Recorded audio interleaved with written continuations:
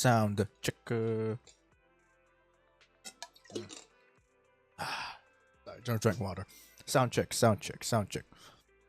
Sound check. 1, 2, 3. Mic test. Okay. I think it's working correctly. Let me just set up my monitoring device. And while I'm doing that, hello everybody. We are back again with another stream this week. And today I'm coming back to Zenless Zone Zero. It has been a while since I went back to ZZZ. I started coming back grinding and shit because I got interested on Orphe and also Alice, but I don't think I'm gonna be able to get Alice because I got Yuzuha by accident, which I did not mean to get, but I got her already, so there's nothing I can do. So yeah, anyway, I've already done my dailies, not the weeklies yet, but yeah, I started to do my daily so that we can head on straight to the main quest. Because yeah, I believe last time we left off, we were doing Hugo and Lycon's story quest. Well, it's mostly about Hugo's, and I believe his sister, which is Vivian, has something to do with it. Yeah, it has been a while. I really want to play through the story now because yeah, the characters are getting interested. I want to go to the next place because I haven't been to the next place. I'm not gonna lie, I haven't gone to the Weifei Peninsula yet. So yeah, going to this now would be game changing for me. All right. Anyway, I've been waiting for you for quite some time. it has been quite some time, Vivian. It has been quite some time. Maybe not quite. Maybe a long time now. But anyway, here we are. Hello, Vivian. Time to start the story now. Ah, yes. We meet again, Master Proxy. I imagine you've already managed to gain some info from the conspirators about some people who wish to use sacrifice to launch an attack on New Eridu. Oh, okay. Oh, okay. Yeah, I'll go with the second one. I've completely forgotten. How did you even know about that? I only just found out myself. Because I've been watching you this entire time. How so? How? Oh yeah, I need to put this in like auto. I know many things. But unlike those hypocrites, I'm willing to share info with you to show my sincere hopes of working together. I need to find Bringer's belongings. Bringer's belongings? Bringer's Okay. belongings. Did he even leave anything behind? Yeah. Oh, I don't think he I have don't think he complete brought confidence anything in my with him intelligence too. network. All the more reason for you to work with me. You've probably already guessed, but what Bringer left behind will be crucial for cracking the alleged sacrifice attack. Find it, and we'll finally know what they are after. Okay, what do you mean by they? What do you mean by they? The Exaltists, of course. They're always lurking whenever something related to sacrifice comes up. Actually, the Exaltists and I, we have a bit of shared history. Is that so? But no more than that until you officially agree to work with me. Okay, is this supposed to be like a commission? Hold on, let me just fix my mic. When I put it on a different angle so that I can see, so that my mic is not actually blocking my view. Okay, hold on. There we go. This should do it. Come on, get up a bit, eh? Come on. Hold on. Shit. Okay. Okay, there we go. This should do well, hopefully. Sound check. Maybe not. Sound check, sound check. This is gonna be a messy one. Okay, maybe this should work. Sound check. Just spin my mic.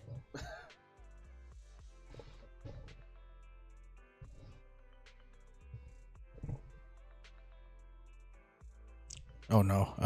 Hold on.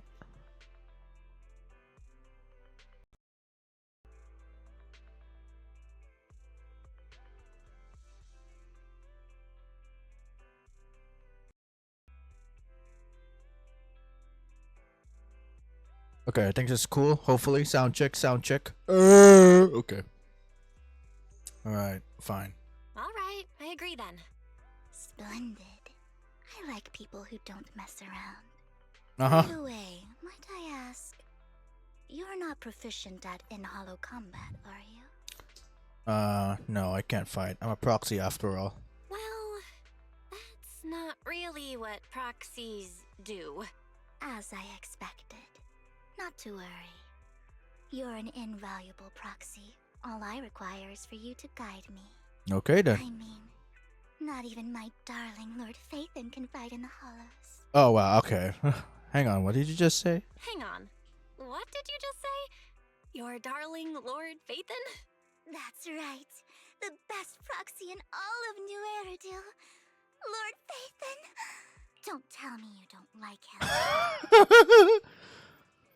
It's not that. Do I spill the beans? Or do I? I don't think she's gonna believe me either way. But yeah, I've been waiting for this like moment of Vivian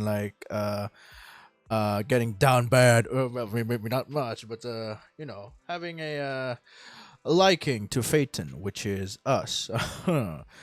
It's not that I don't like him. I mean, let's keep it as I don't like him. It's just, it's a little complicated. Well, if it's not that you don't like him, then that means you do like him, right? And I know exactly how you feel. My love for Lord Phaethon is really complicated too. Oh, okay. Great, you're a fan of Lord Phaethon too. But that makes sense. All of New Eridu ought to be fans of Lord Phaethon. I don't know. My bones just started tingling all of a sudden. I don't know why. I feel uncomfortable. You're right. I'm a fan of Phaeton. Let's keep it a bug. You're right. I'm actually a fan of Lord Phaethon. Then we're fellow fans. Wonderful. I feel so much closer to you now. Okay. Okay. Hold on. After inexplicably joining Vivian's informal fan club, you listen to her go on about her love of Lord Phaeton for nearly an hour. Wow, she kept yapping. Once I start talking about Lord Phaeton, I just can't help myself. Just wasted almost an hour. I suppose that's all for today then. I'll be in touch with more news. Okay, I was so caught up with chatting with a fellow fan that I almost forgot why I'm here. If I found out where the remainder of Bringer's belongings ended up, they should be hidden in a hollow in Outer Ring. I'll need to make some preparations. Let's meet up in Blazewood later. Oh, back in there, okay. Don't worry, I'll protect you, Proxy. I won't let you get hurt. Speaking of, how did you know where we were proxies? Because I gathered information from my intelligence network, of course. Okay, that's definitely Hugo. Okay, I may look this way, but I got a pretty impressive job and I know many secrets. Since if we'd agreed together, what's the deal with you and the Exaltists? I must fail the Exaltist schemes. Whatever they're planning, I'll stop them. This time I absolutely cannot. Look, just think of it as my personal beef with the Exaltists. Whatever the case, we're on the same side here. It's getting late, I need to get back and make some preparations. See you in Blazewood. Okay. Vivian leaves in a hurry. She seems rather reluctant to discuss her relationship with the Exaltists in detail. Well, are you sure you want to head straight into the Hollow? Maybe we can use the old method and connect to Eos instead. That would be the safer option. But if we connect to Eos, Vivian might recognize us. After all, she's a fan. Don't worry, I have you with me. If you insist, Belle. Alright then. But if anything happens, make sure you stay safe. Even though we can stay in touch at any time, I still worry. I'll get myself out if anything happens. Good. If anything happens, I'll get back up for you immediately. Alright. Let's take a break for now and wait for Vivian to contact us. Okay. After some time, a message from Vivian arrives. Time to head to Blazewood and meet her. Okay then. Well, off we go. Can I just like do the map? Yep, there we go. Oh wow, there's a lot of side quests in here. Oh boy. Okay. Cheesetopia. This is like the only event I've done in this game that I've completely finished. And the rest I haven't even like started yet. I haven't even done the cinema one, which I really want to try, but maybe not today. For now, I'm going to catch up first before I go to the events. Okay, please don't take a while to load. Don't be like Genshin Impact. It's not even that big of a world anyway, come on.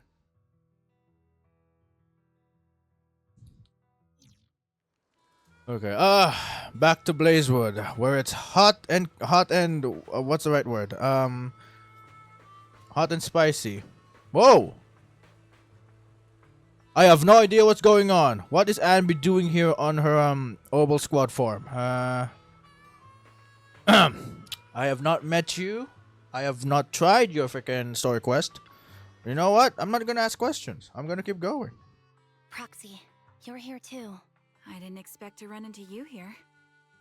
What are you two doing here? What are you two doing here?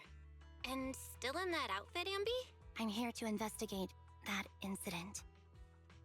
You recall the incident experienced ambient trigger. Development details have been recorded as tapes and logged into the video archive. If you have time, you should go and refresh your memories with them. I haven't even done it! We dug up some clues about the person behind the operation, but my key contact is ultra cautious and keeps demanding me to prove my identity. So, to gain her trust, I decided to meet her dressed like this, now that everything is completely finished. This uniform doesn't really represent anything in particular. For me, it's just another outfit now. We all have to move on someday. I'm helping her. I want to make sure whoever's behind all this is caught. Ah, and who's this young lady? Oh, it's that Vivian. Her name's Vivian. She's my friend. Her name's Vivian. She's my friend. We're here investigating a few things ourselves. Ambi, one of the Cunning Hair's most powerful members. And Trigger, an Opal Squad sniper. It's an honor to make your acquaintance. Wow, okay. She knows that not much, huh? You know us? Looks like someone's done her homework. Is it because of the proxy? You two are practically celebrities. And because of my work, I've got loads of info when it comes to anyone with a name around New Eridu. I see. Seems you're handling your work well. Let's prepare to enter the Hollow. Unless you have any further questions, we'll be taking our leave now. You're going into a hollow? Proxy, you plan on going in like that? Oh, yeah, that's right. Yeah, that's right. I've recovered quite a bit lately, so I don't need any protective equipment in the hollows. Okay, you shoot a wink at Enemy Trigger. We both notice your signal. Don't ask any more questions. Right at that moment, a rather familiar-looking lady appears. Oh no, she's gonna spill the beans. Let me guess. It's never mind. Aren't you that lady from before at the auction? Hello. I didn't expect to see you again, young lady. Okay.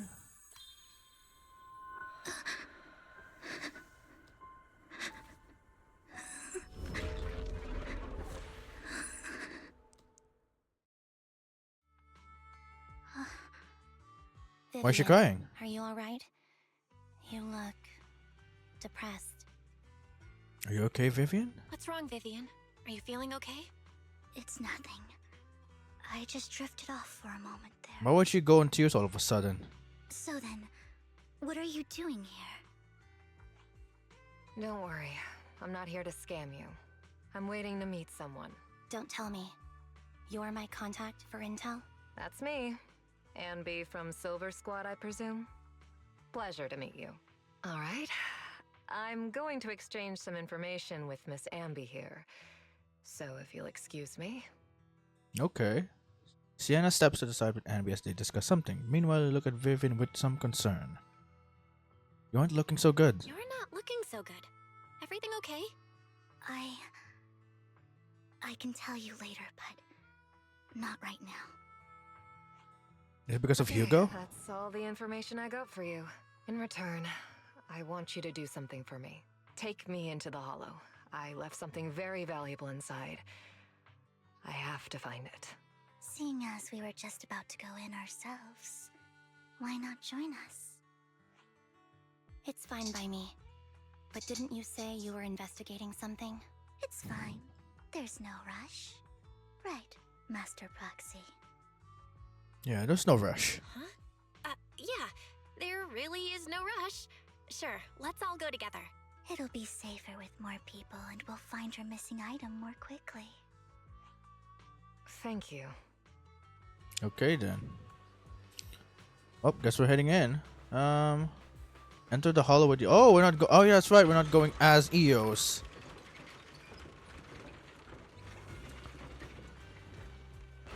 Okay, man, this place has like really changed up a bit. Oh my. Or is it just my imagination? I don't know. Alright then, here we go. Why did you suddenly decide to help Sienna? Proxy, do you believe in fate? I believe what you said before about the chosen one. You still remember that? That was about something else. Proxy, I actually... No, it's nothing. Let's hurry and head into the hollow.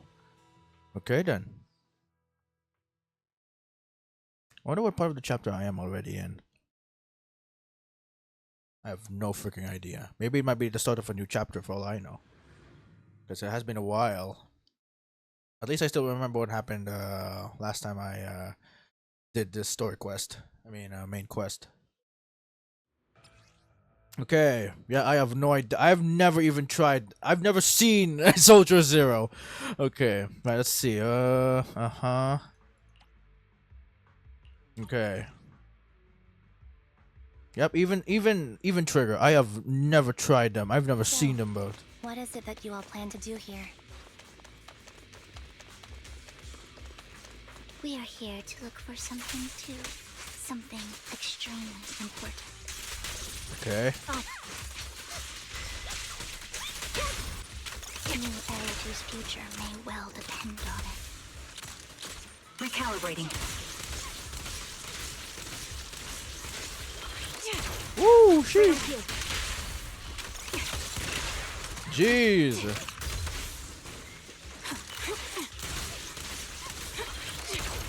Damn, son. You're too far away. Okay, there's more. Show no mercy. Okay.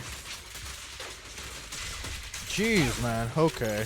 You're a bit too OP. Man, that's some croc shot. Holy crap. Holding position. Time to pin them down. Now Sheesh. it's my turn to ask questions. What exactly is it that you're investigating?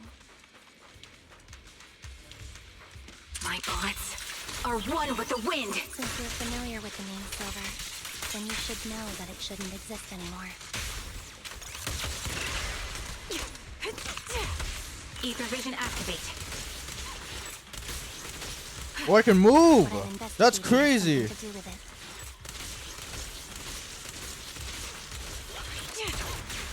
The melody. Wait, hold this. Roger. Okay, I think I missed. He won't back Let's down. see. Sheesh, okay.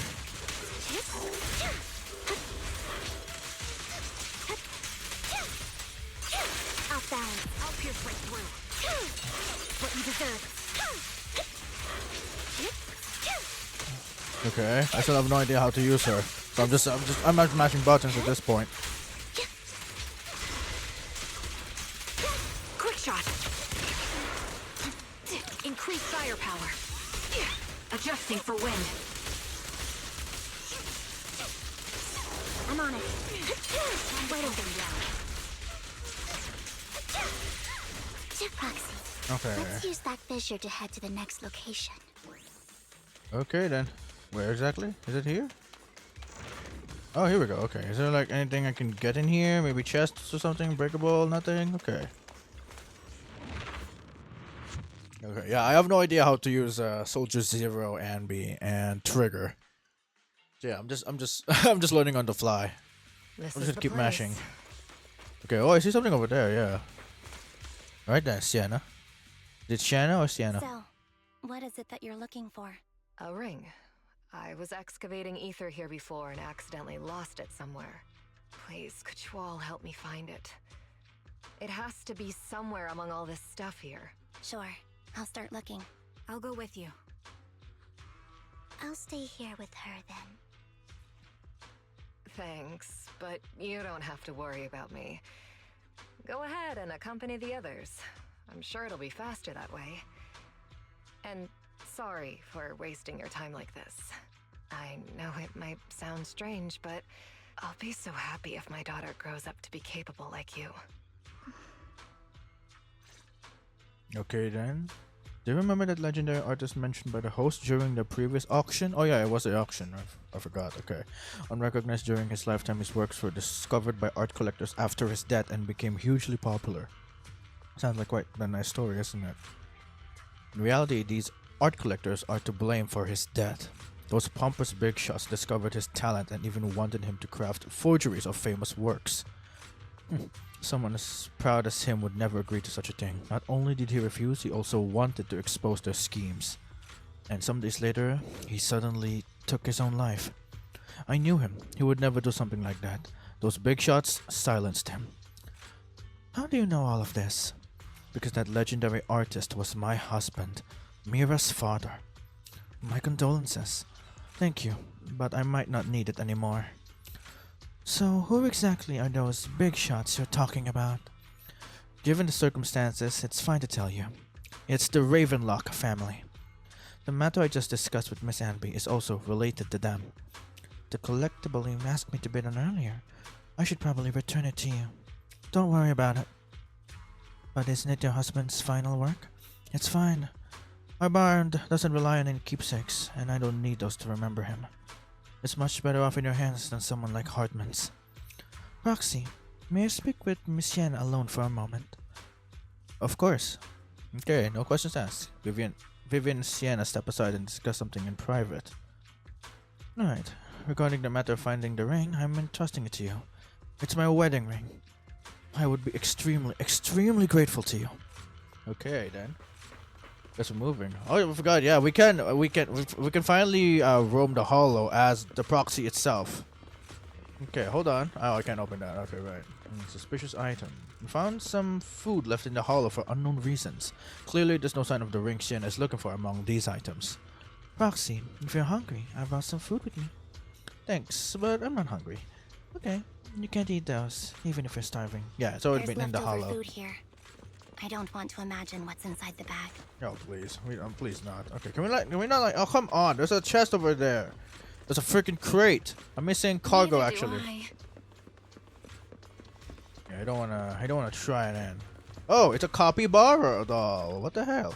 You find a plush toy. After squeezing and kneading it thoroughly, you realize it doesn't have what you're looking for.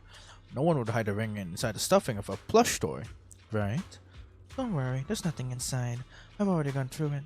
A toy that seems emotionally stable. There shouldn't be a ring hidden in it. No, there's a chest here even. Okay, that's cool. Okay, come on. Alright. Come on. It's pretty cute. Okay, Vivian, come on. There we go. Don't have to be an idiot, come on. Oh, what's this? Okay. You found a lunchbox. After bracing yourself, you crack it open and peek inside. Whether lucky or unlucky, the box is empty. No one would put a ring in a lunchbox. It would spoil the taste. You wouldn't eat the freaking thing. Is that the main concern? Yeah, that's not the main concern. A fancy lunchbox? I wonder if its owner is safe and sound. I guess Vivian wouldn't care either. Okay, let's see what's over here. This looks like a place it could be in. You found some scattered oil barrels. After careful searching, you find something resembling the ring inside them. Does Sienna actually want to find this so-called ring? What do you mean? She said she's looking for the wedding ring, but she also said she doesn't need any objects to remember her husband. We've been searching here for so long and found nothing at all. Maybe the ring never existed in the first place. It was just an excuse. Let's go back. Okay. I kind of suspected that too. What's wrong, Vivian? You've seemed worried for a while now.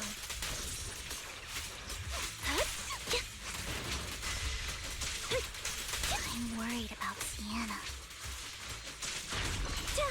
My location should still be safe. Monster! There we go. I hope so.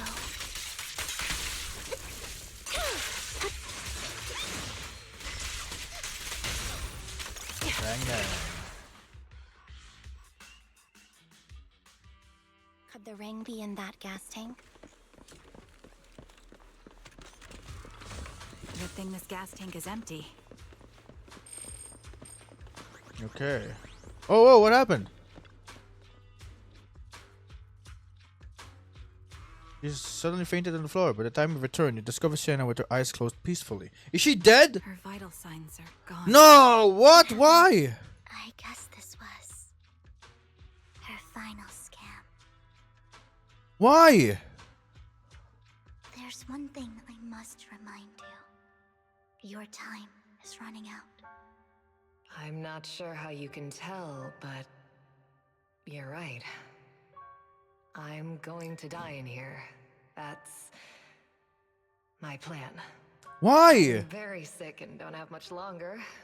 If I try to get treatment, it'll just be a burden on my daughter. What about your daughter? Oh, come on. So I scam my way through a bunch of physical exams and managed to take out a hollow corruption policy through Ravenlock Insurance. Okay. Once some time has passed, could you please take my corrupted body out of the hollow? That will secure a generous compensation package for my daughter. It's only what the Ravenlocks owe me. A pity, yes. But it's the only way I can squeeze it out of them. What makes you think that will help you? I just trust you will. I'm just awfully sorry you had to get involved in this. But it's something I must do. I have to leave something behind for my girl. Oh, come on. to give That's her a not chance at something. life. She'd rather have you. Oh, my. If it's okay, could you also please pass a message to Mira for me? Tell her, don't worry. Even if Mommy's body is corrupted, withers away, and turns to dust, my love for you will always be there. Thank you. You're a good kid.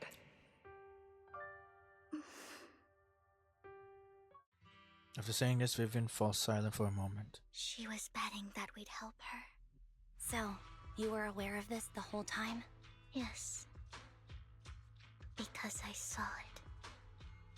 Oh, Vivian falls silent for a moment as if recalling the memory of back when she shed tears in front of Sienna. You might not believe me, but I've had this ability to see the future since I was a little girl. But the things I see are always something bad. Plagues, deaths, disasters. That's all I've ever been able to see. It's all that kid's fault! She's seriously jinxed. Oh, come on. I Don't always bring try no, to avoid don't her. bring in the freaking What arcane might here. your Oh faith my be gosh. rotten that ends up coming true again? Prophecies, she says. Like she's not the one bringing the bad luck upon us. It wasn't me. I didn't do anything. Okay, hold on. Let me just see. What is this like? Oh, okay, interesting. Okay, let me just put in my snipping tool. Finally, well, do I really need to? Because I can, like, come back here anyway. Hold on. No. That's not right. Okay. Okay, there we go. Sorry. I'm sorry. What good is saying you're sorry? Things like this keep happening every time you open your mouth! How unlucky. She shouldn't be here. Nobody wants her around. If only she would just disappear. I just wanted to warn you all. I'm sorry. After recounting the stories of her past, Vivian stays silent for a long time, as if struggling to break free from the shackles of those dark memories. Every time. Every time it's the same. In the end, there's nothing I can change. Sometimes I even wonder whether it's me predicting these things, or if my very existence is manifesting these calamities. It's not your fault. Vivian, it's not your fault. You were just trying to be kind and warn them about impending disasters.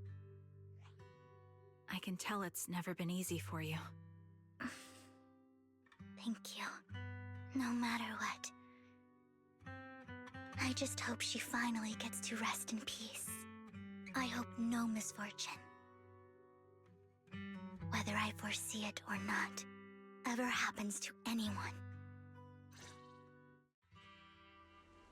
So, Miss Vivian, do you always cry when you have a prophecy? Yes. Every time a prophecy appears, I can't help but shed tears.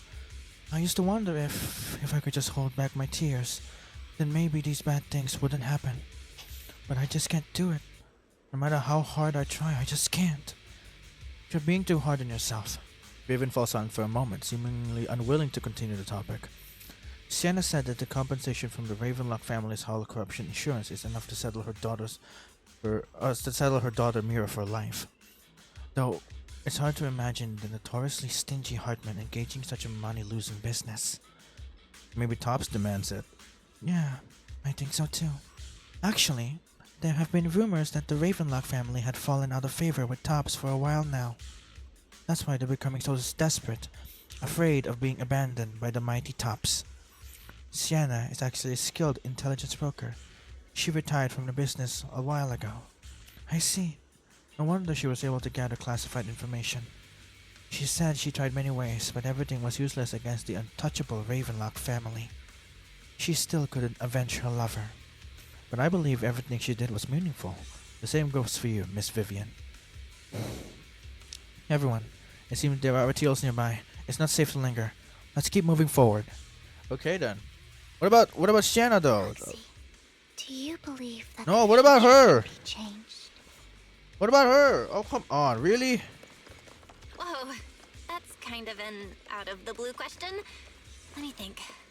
In my memory, this has happened countless times already. Why can I only see these misfortunes? Why can't I even have a sliver of happiness?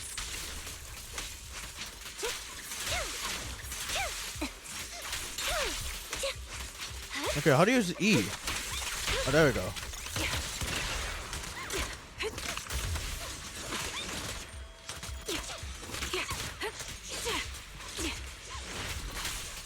Okay, come on.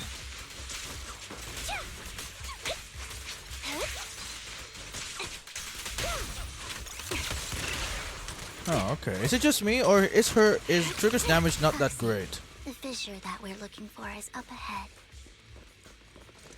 Okay, so I don't understand how her. I'm not sure if it's just me, or I'm not seeing like I'm not seeing good damage input in Trigger's trial one. So maybe maybe it might have been best not to get Trigger though. Yeah. Target locked.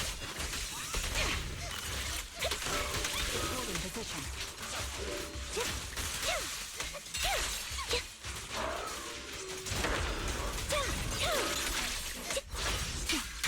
Loyalty. Bada bing, bada boom. Now you pay.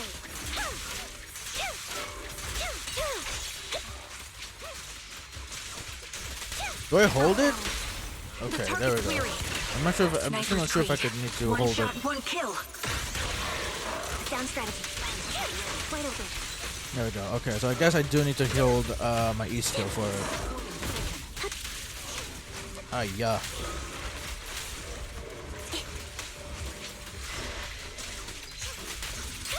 Outbound. Quick shot. Increase firepower. Yeah, I guess Trigger's more of a support.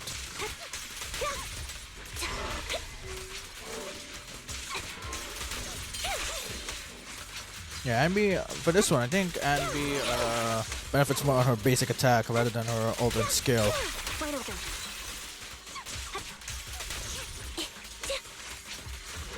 Alright.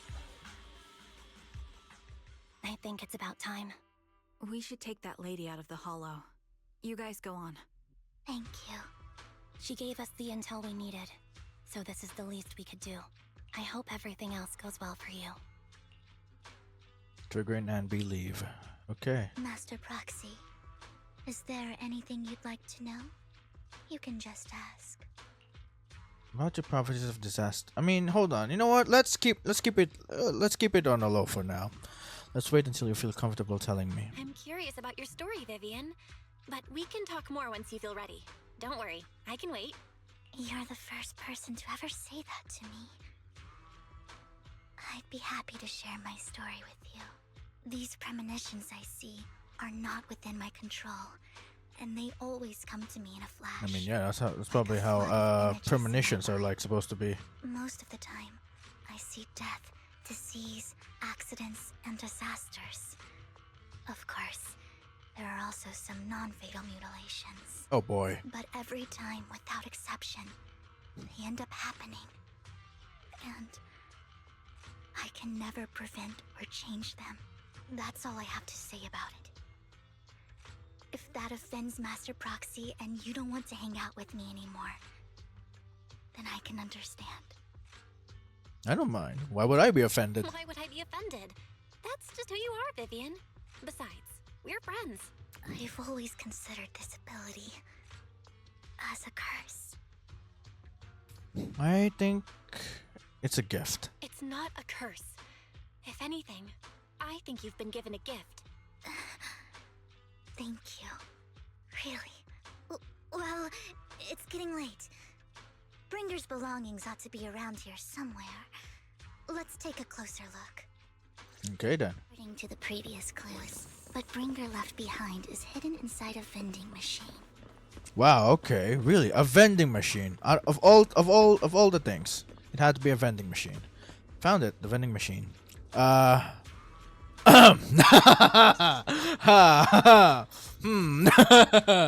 What the? Oh, okay. What is going on? Okay. Bringer's belongings probably stashed away in there. Why the vending machine? That's the intelligence I got. Maybe Bringer thought this was a good spot? Anyway, let's take a look around first. We searched the vending machine up and down, but found nothing. Looks like it isn't in here. Maybe not this vending machine. I'm also curious, like, what the hell had just happened? I was just above you all of a sudden. Let's try this vending machine. It might be the one we're looking for. Okay, I mean, this too. I knew. What are you doing, Vivian? Why are you going on us? Huh? I knew it. There must be other vending machines nearby. This should be the one. Bringer's belongings. What could they be? You searched the vending machine in front of you thoroughly. Still nothing. Strange. There's nothing in here. Okay. This vending machine looks a little suspicious too. A little sus, if I do say so myself. You know, I'm gonna go. I have a feeling it might be inside this Okay, one. Vivian. If I start interacting with this, you better not go below me again. Okay. Proxy, I have a feeling. Bringer's belongings are definitely inside this vending machine in front of us.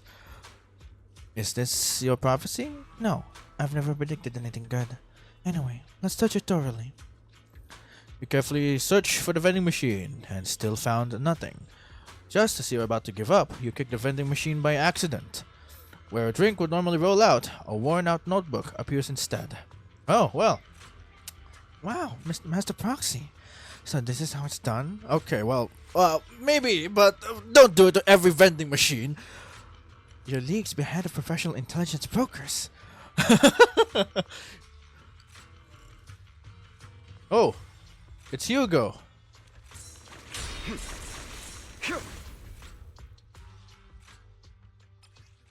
Okay, Bringer's notebook. Bringer's notebook, an old and worn looking. Seems to have a lot of locations of interest marked down.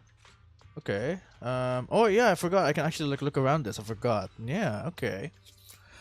Man, I could have done this like any other stuff too. I could have like done this and tried to like look at it and you know, I guess like I don't know, inspect it like Resident Evil style.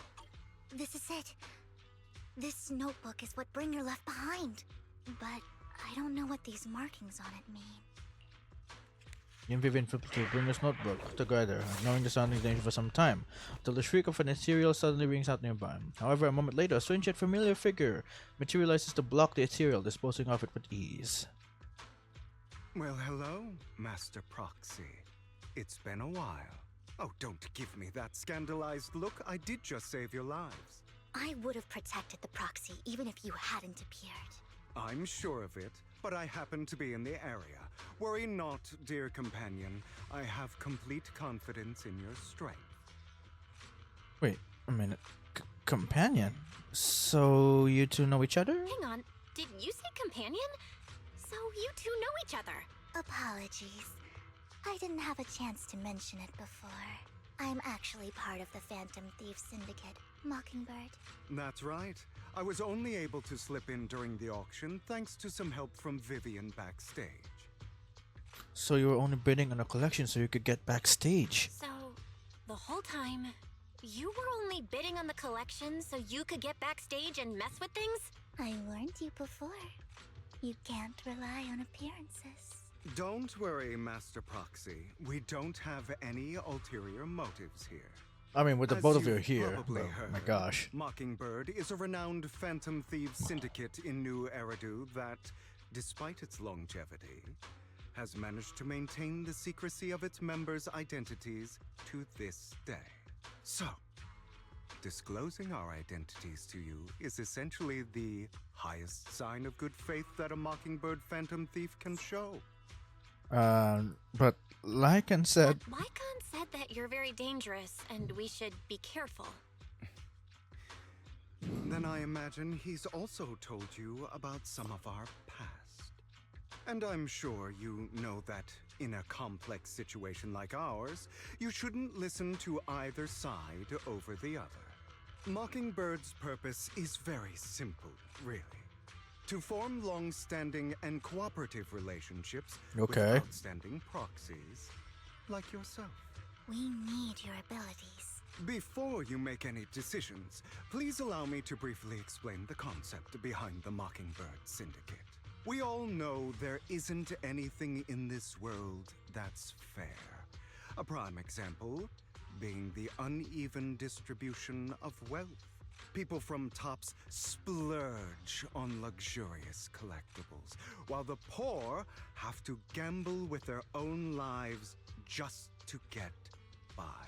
Of course, besides wealth, there's also an unequal distribution in this world of happiness and suffering, hope and despair, love and hate. It's all just so unfair. Somebody has to do something to tilt the balance of the scales. And thus Mockingbird was born. We Okay. take from those who have far more than they deserve and give it to those who deserve to have more. If you ask me, that's enough to be considered a form of justice. You know what? I'm sorry. I mean, I guess not every poor would want to be rich, and of course, the other one go ways around, and probably the rich wouldn't want to get poor. But still, it's not that they want to get richer. Like, bruh, I disagree. I don't really agree with this form of Yeah. justice. No matter. There's a Words reason why there's inherently status. come with Not just because it's limitations. to be abused, but it's I to intend to let my actions do it's a all the responsibility even, whatever status you have. Aside from these philosophical considerations, we also have a crisis on our hands to deal with. As you know, the Exaltists are plotting to use the power of sacrifice to launch an attack on all of New Eridu. We can provide you with all the latest intel, just like that notebook you found. Something those pompous housekeepers would never be willing to do. And the most crucial part of this whole game, the sacrifice core, is currently in my possession. I think that Okay. makes this a highly competitive deal. We share the same goal for the moment, stopping the impending disaster from playing out. I need some time to think about it. Yeah. I need some time to think about it. How about this? If you still have misgivings about our upcoming cooperation, then why don't you bring Lycon along with you? Oh, He's okay. got the support of the mayor's office behind him, and his presence alone is enough to keep me in check. That would put you more at ease, right? Of Huh. course, you're welcome to bring some other friends along, provided they aren't from public security or HSO.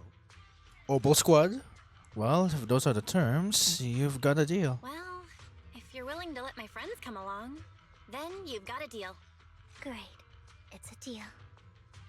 By the way, Proxy, this is for you.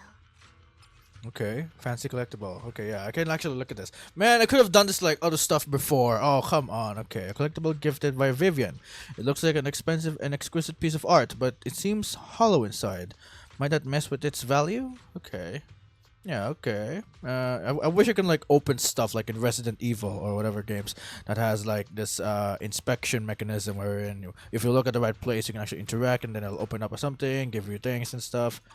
Yeah. Consider it a souvenir commemorating our first time working together. For now, we'll carefully look through the contents of that notebook.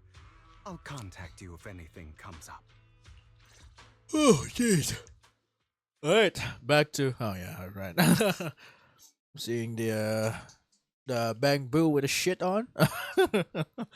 Why is that a thing? Why is that like a public display? What is that supposed to be saying? Holy crap. Turns up! After leaving the hollow, Hugo and the others return to the video store. Oh, here we are. Okay. We're Hugo. Man, you really are Hugo. Okay. Okay. Ooh, is that like actually a pocket? Holy crap. Yeah, it really is like a pocket. Okay. Since we're already at the video store, should we ask Master Prosky to recommend some films? My apologies, everyone, but I need to take my leave and go to take care of my art gallery now. So you actually own a gallery? I also need a convenient social identity for various reasons.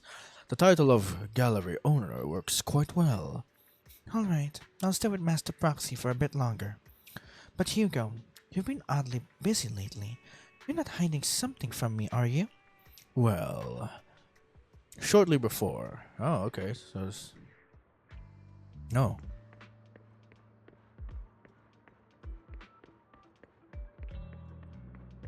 Okie find the intermediary Casey. Oh, okay. Well, if it isn't our dear collector, Mr. Hugo. Long time no see. I assume you've finished the task I asked you to do, yes? Done as promised. I've already found buyers for the goods you gave me. No shortage of big names among them. Of course, I've also recommended your gallery to them as instructed, and spread a word about it in the circle. But getting rid of all this exquisite stuff so suddenly, you're not in trouble, are you? If you have funding issues, I'm also your guy. I've got friends who offer loan services. Thank you for your concern, but my cash flow is very healthy, and I have more than just you as my middleman. In essence, I'm just looking to boost my gallery's reputation in the scene. I see. Those rare pieces in your collection definitely caught a few eyes. I'm sure they're all looking forward to collaborating with you. Thank you for the kind words. Alright, it's getting late. I should head off now. See you next time. Now, time to find that guy. I remember him mentioning that he would dress up in something more presentable this time. Okay, that guy. Who's that guy? Okay, Lumina Square. Okay.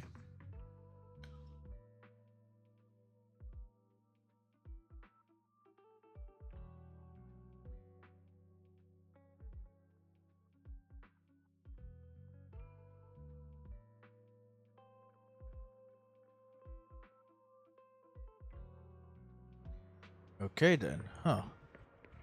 Okay, fashionable. I don't know it's you. I don't think it's him either, but it might be this guy since he's fashionable. When the musician starts during break. Okay, when the musician starts during breaks, the gatekeeper whispers to me, in which hand hides the coin for the underworld ferryman. The left hand holds death, the right hand holds deception. But the raven has already flown away with the answer.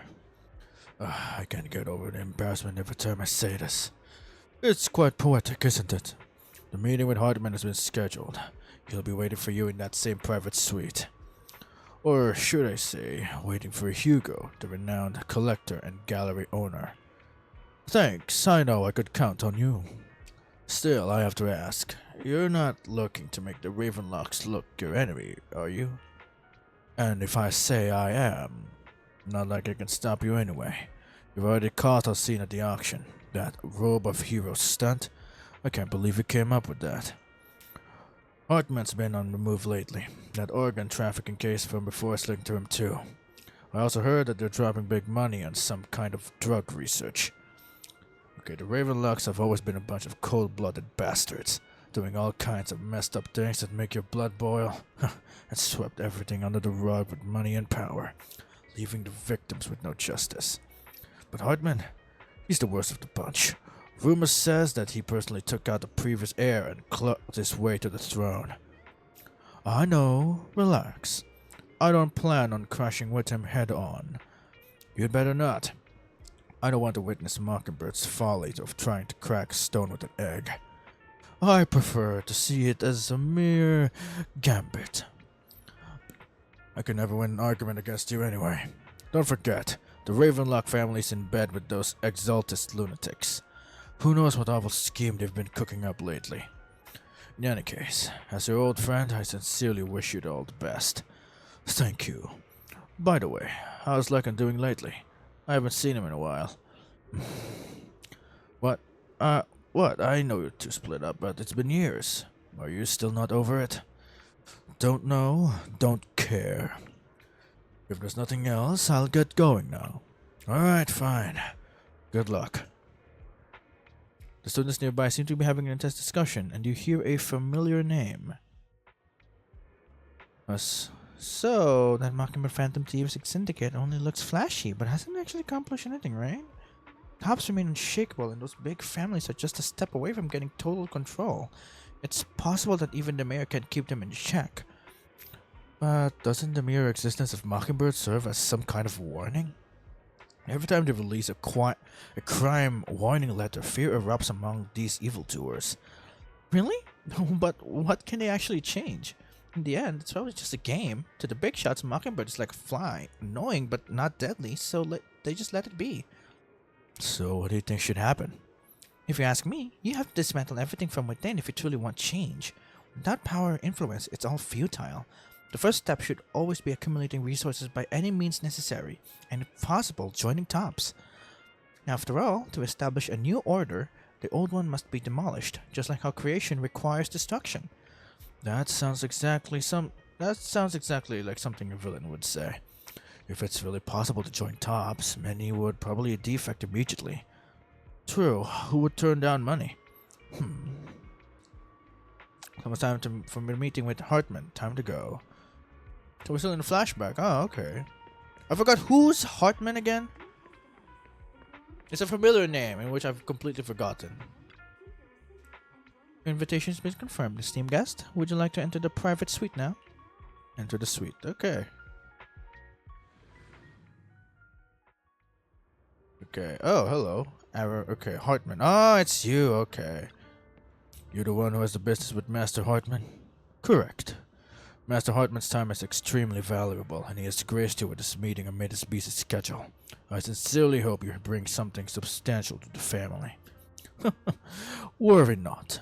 I stand here precisely because I have enough leverage. You better have. How about it? Will you work with me? Correct. Let me be honest with you. I have the sacrifice core that you're after. I am Mockingbird. So it's you. I never thought you'd be so bold as to come see me alone. Relax, my friend. As you know, if I can sneak into such a heavily guarded auction, then naturally, I can just as easily slip away right now. I'm here with the sincere intention to seek cooperation. I can give you that sacrifice core. And what do you want in return? Wealth, glory, power. The things everyone else in the world wants, I want them too. And I'm confident that as the current heir to the Ravenlock family, those are all things you can give me. Okay. Then you've certainly But come why, to the though? right place. My family is working on a big project. If things come to fruition, Ravenlock's status in tops will significantly improve. At which point, I'll be sure to leave a spot for you. Naturally, as an outsider, you're precluded from handling any of our core business. But profits from the scraps alone will be enough to set you up for life. Mr. Hartman, I think you've misunderstood me. I have no intention of joining the Ravenlock family. In fact, I have an art gallery under my name that does pretty well for itself. I was hoping you could recommend me for tops. You want to join tops? That's easier said than done. Even for a family like ours, it would still require significant effort and... Just answer me yes or no. I don't think either of us can afford to waste time. I understand. Yes, you have my word. But in exchange, you'll have to give me the sacrifice core first. I'm sorry, but I'm afraid I can't. I've already hidden it somewhere safe, a place nobody else but me knows. You don't want to put all your chips on the table when dealing with tops. I know that far too well. Then that means I also need to keep an eye out when working with the infamous Mockingbird, right? Mr. Hartman, I should remind you that I stand before you undisguised. Coming from a phantom thief who's never publicly revealed his identity, shouldn't that be sufficient assurance? If I betray you, then you merely need to lift a finger to wipe me from the face of this world. You do make a valid point there. In that case, you have a deal. I appreciate your trust. Why don't we celebrate our new partnership with a toast? Okay, Hartman calls over the waiter and pours out 2 glasses of some expensive-looking deep crimson liquid. He lifts his glass and nods to Hugo before draining it one gulp. Hugo flashes a smug grin as he follows suit and takes a gulp. Having a drink before undertaking anything important is a family tradition. It's good luck. As an outsider, it's a real honor. By the way, you aren't the only member of your organization, are you? Shouldn't all your companions agree to this deal first? You don't have to worry about that. I'll make sure she agrees. Otherwise, I'll get rid of her too. Seems you'll do whatever it takes to get things done. Great things lie ahead for someone like you. All right, let's leave it at that for today. I'll contact you about what to do next. Okay, so that's what she's been doing. That's him! He's the one who killed Serena! She was the only one who was ever any good to him, right? That's how he repays her? Okay, what's this about? Okay, also, I'm gonna take a screenshot of this for sure. I don't intend to like come back to like a story and take a screenshot of it when I can just do it now, as I'm in it. That's why they say once a mongrel, always a mongrel. Just look into his eyes. Father! We have to punish him! Serena had been ranking ahead of him. Hugo must have poisoned her water so he could pass her. Pure evil. Typical for an impure bloodline. You should have been kicked out ages ago. Hugo, did you do all this? Yes, it was me. I killed her. Whoa, what? Did it? Father, he must be expelled. He has no right to live under the same roof as us. Why don't we reunite him with Serena then? Nobody would ever know. Hugo, well done. My children, how many times have I told you before? In this world, only the most ruthless, cruel, and unscrupulous of people ever make it to the top. Like Hugo here, who was willing to murder his only true loved one without a second thought. Only someone with the means and the gumption to do that Wow, is okay. qualified to be my heir. But I... It's all over now, and the results are obvious.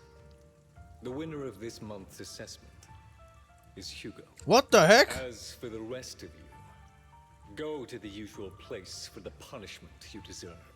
But Father, before this, I was number 1. As I've told you before, there's only room for one winner in this family. You're still a loser, even if it's by the smallest margin.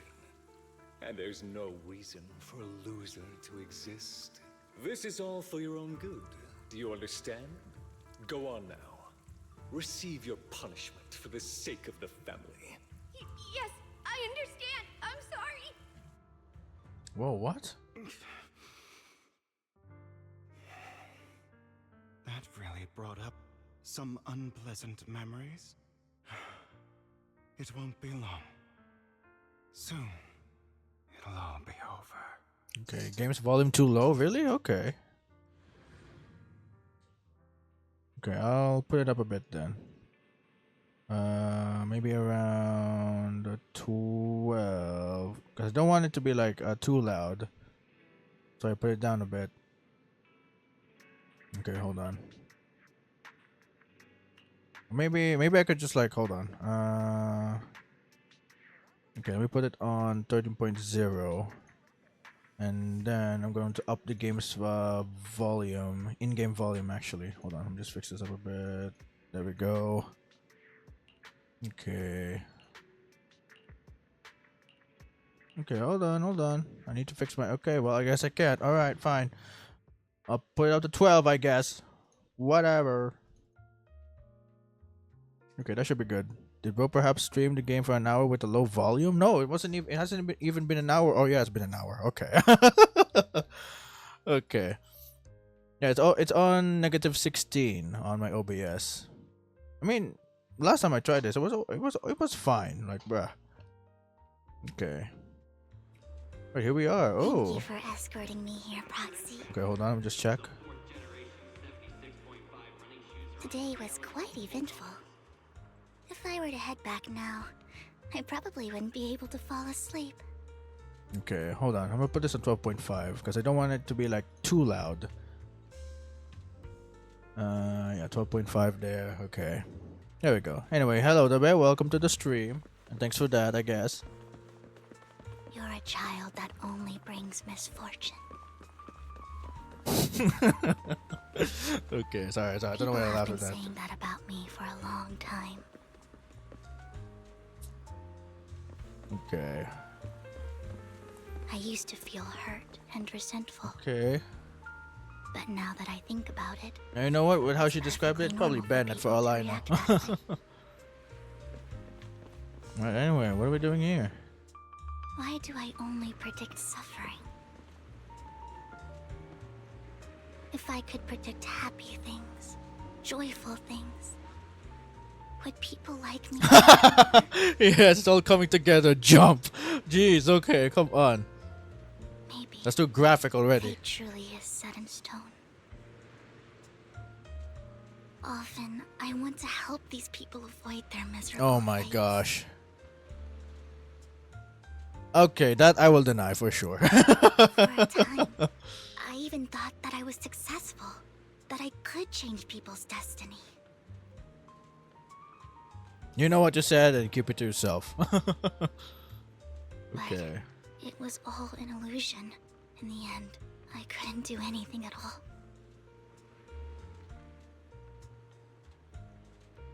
Okay, yes, I will KMS. I Oh was my really gosh. happy when you said that my abilities weren't a curse, but a gift. Okay, it is taking a while. I wish I could like skip the dialogues a bit. BRB gonna KMS, so please don't. But yeah, please do come back if you can. I'm so glad to have met you.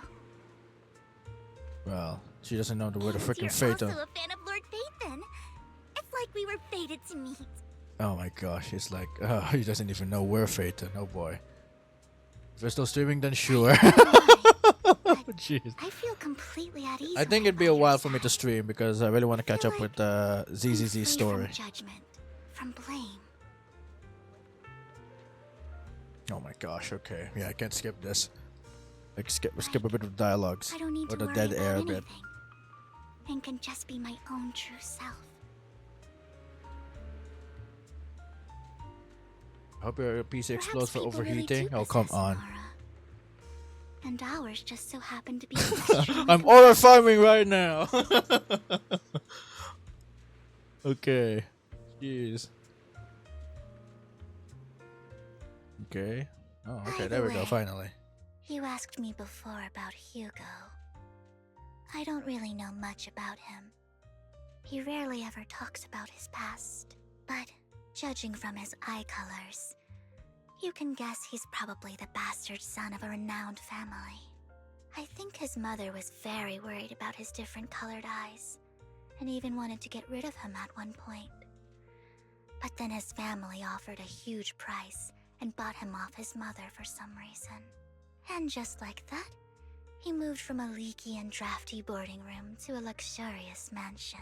Okay. But he's also mentioned that the extravagant home is actually like hell for him.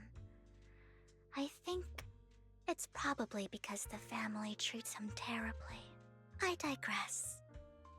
He ran away and ended up meeting Lycon and his master. After that, they formed Mockingbird together and experienced a rare period of happiness. Until Lycon's betrayal. What's your take on Hugo? So, what's your take on Hugo? I imagine I would still be wandering around now if I had never met him. To me, Hugo is just like an older brother. I've always felt as though he's carrying some heavy burden with him. But that's a secret he's kept to himself. Something he'll never tell me. Sometimes when I look into his eyes, I can feel that he's really struggling with something. Yeah, with those eye bags Even for sure. though he may say some extreme things, Hugo really isn't a bad person. I think one day he'll tell me his secret. Until then, I just have to wait. Wait and trust him. After chatting for a while, they say goodnight to Vivian. It's getting late. Time to head back to the video store and get some proper rest. Oh yeah. Back to the video store. So, what is our current agenda? Okay. We're talking to Wise again. Why is that? Well, you came home late today. I had a long chat with Vivian. I see. It's getting late, so let's call it a day. Once Vivian and the others get in touch, we'll have a lot to investigate. Alright, there we go. Belle, Vivian has contacted us. She said you'll be investigating the Hollow tomorrow. In addition to her, Hugo and Lycon, Anby, whom we recommended before, will also join the operation. She'll explain the details when she comes to pick you up at the video store tomorrow. But are you still planning on heading straight into the Hollow like you did the last few times? I'm used to it. Alright, with so many friends around this time, there shouldn't be as much risk.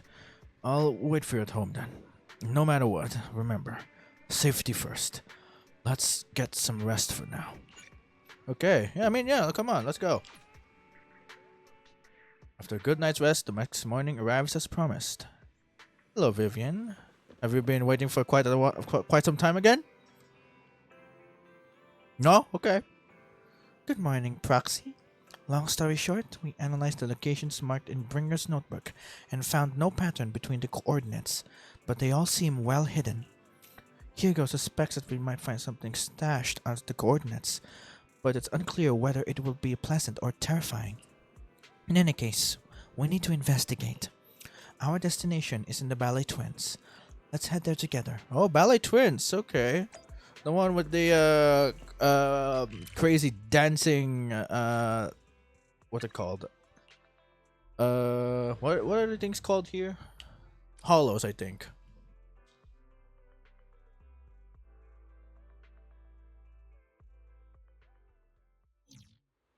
Hello. So Lycan and Hugo are together. Okay. Again. They're gonna have some beef with each other, huh? It appears we're the first to arrive. I thought we were running late. This might sound weird, but it's nice to think about getting to work with you from now on. I don't really know why that makes me feel so happy. Oh, it's because we're fellow fans! Anyone who likes Lord Phaethon can't be a bad guy. You're right. For sure. Of course, Okay. Lord Phaethon is the greatest there will ever be, but you're definitely the best Proxy I've ever met in person. Hugo told me before that you're really skilled, and he said we'd get along great. I never expected he'd be so right. Wow, okay. Oh, by the way, would you like to come by my place if you have time later?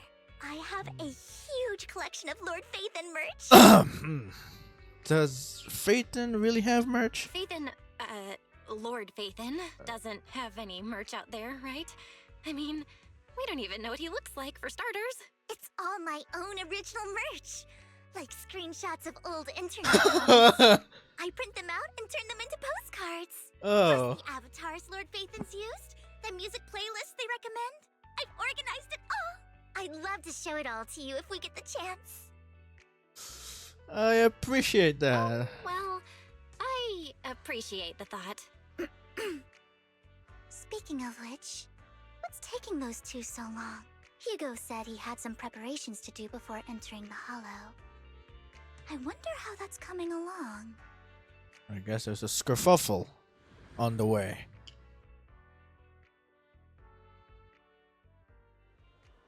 Okay, meanwhile, Hugo is preparing for the upcoming operation in another part of Lumina. Same old routine. Shopping first. About time to stock up on chocolate anyway. Oh, he loves chocolate. Ah, chocolate lover, eh? I do love chocolate myself. Of course, one that I do want though. Rations, bottled water, and those chocolate coins.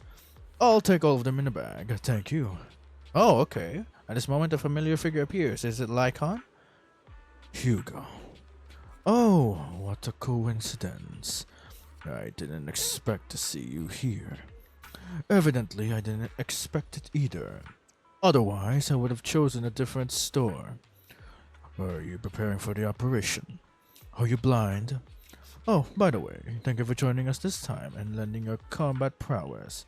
If you could also refrain from revealing our secrets to your dear master, that would be perfect. The manager went over this with me. You have my word that as long as our actions do not cause harm, I will keep everything secret. How awfully kind to you. Alright, I'm short on time, so I'll be off now. Enjoy your shopping. Okay. Got some emergency meds from the pharmacy. Oh, wow, okay, he's really preparing for this. Emergency medications need restocking too. Guess I'll stick to the ones I'm used to. At this moment, a familiar figure appears once again. Oh, please don't tell me. You know what, Lycon? If I were in your shoes and foresaw an awkward encounter with a former partner, I'd choose to go away. Time is short, and this is the only pharmacy around. Besides, I don't see any need to avoid you. Okay, well, it seems like we're gonna go back and forth on the shopping. He's here as well. Okay. This is getting to be more than just a coincidence, don't you think? Or perhaps you are actually stalking me. If I was stalking you, you wouldn't ever know. Overconfident as always. You haven't changed at all. We just make it a habit to check the state of our weapons prior to combat. Thanks for that little reminder. I almost forgot. I didn't expect you to let me join. What else could I do? Master Proxy would have insisted on having you join us. I never expected for us to have a chance to enjoy some pleasant conversation like this. Without our weapons drawn, that is. It really has been too long. I still remember when we first established Mockingbird. Indeed. That was a long time ago. Thankfully, Jack went in peace. He must have known about his condition for some time. He even left us with instructions. Passing peacefully in your sleep is the most natural way to go. I'm happy for him. By the way, Lycon, have you given it any thought yet? Okay, hold on. Before you give your answer, let me just take a screenshot of this. I do love these like digitally drawn renders. Our guild for Phantom Thieves? Yeah. It's time for us to build an organization of our own. Jack always supported the idea, didn't he? I don't have any objections. But what should we call it then? How about Mockingbird? It's a bird known for mimicking the calls of others to blend in. The same way we don high society roles for ourselves when we're out on a mission. Oh, oops. I nearly forgot. You're a terrible actor, and you're always flubbing your lines. I guess we can rule out that name then. No, call it Mockingbird. We're always just putting on an act, aren't we? I won't slip up on our next mission. Besides, we still ran missions together even when we didn't have a name. Having one now won't really make a difference. No. It does make a difference, Lycon. And I don't just want a name.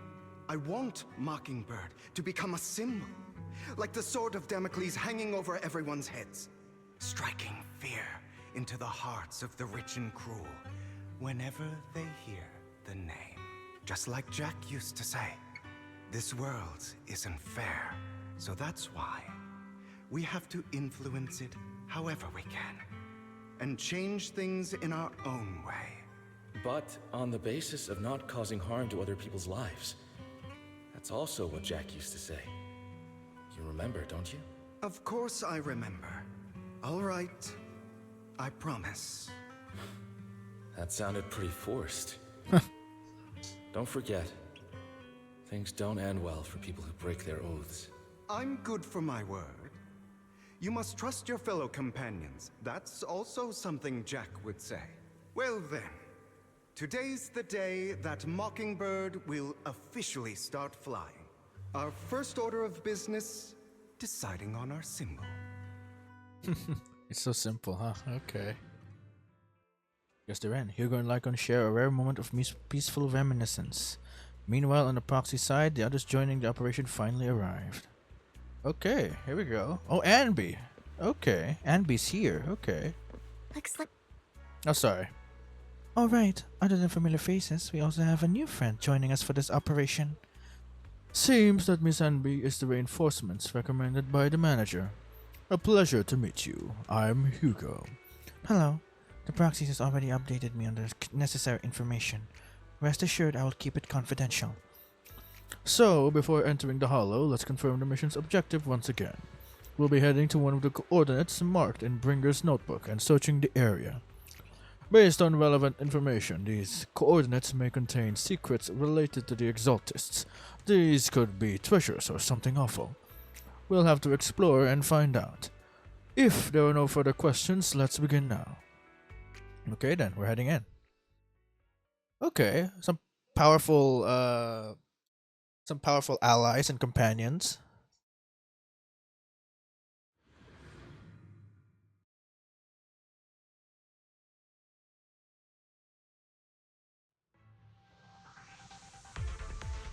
Okay then, looks like I didn't expect the coordinates in Bringer's notes to lead here.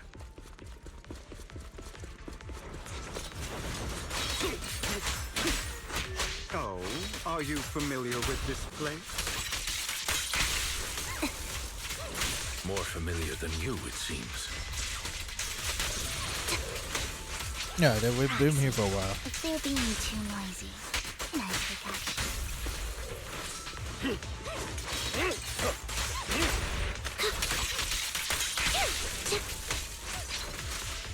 Okay then, let's go. Okay, oh wait, how do we go? Okay, we're going down, okay.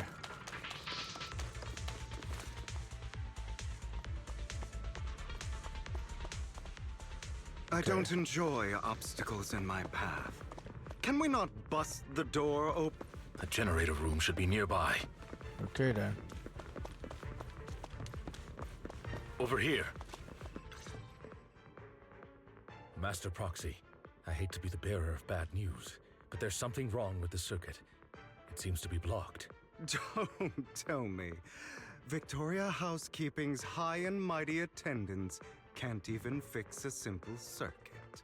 I can fix it, but I'll need a circuit diagram before I can do anything. I've seen diagrams for this type of circuit before. It's a pity that we're unable to connect to the outside world from inside the Hollow. Just leave that problem to me. Just leave that problem to me. Belle, I just sent an image of a circuit diagram to your phone. Check if you received it. Thank you very much, Master Proxy. Now then, let's start repairing this circuit. Okay then, Master Proxy have organized the circuit-related modules. We just need to connect them the same way as you've done before. Before? You've done this before? Oh, hello. Well, this is a lot easier than I thought. The music just suddenly stopped playing. Okay, well. Okay then. Gonna go easy. Why is there no music? The circuit is fixed. We should now be able to open that door. Wait up. Wait a second. Something just doesn't add up. Okay, what? It's all coming together now. Communicating with Oh, the no. outside world from within a hollow. And getting that circuit what? diagram. In theory, there's only one person who could ever do that. Could it be your Lord Phaethon? Impossible. There's no way. But then again, only Phaethon could have done that. I mean, you're an incredible proxy, sure. And you're a good person. But could you really be Lord Phaethon? Do I lie? Do I try to lie? Will it even? I mean, you know what? Let's try. I mean, I'm kind of getting uncomfortable, not gonna lie. So I'm gonna go with the second. You've got the wrong person. Really? But my instincts are telling me that you have to be Phaethon. Unbelievable. Lord Phaethon, I've been your biggest fan for years now. Goodness me, Lord Phaethon was right in front of me all along, and I had no idea. This is like a dream. Could you, I mean, if you're willing, could you please give me an autograph and a group photo and... Let's wait until we're out of the hollow first. Anything you want.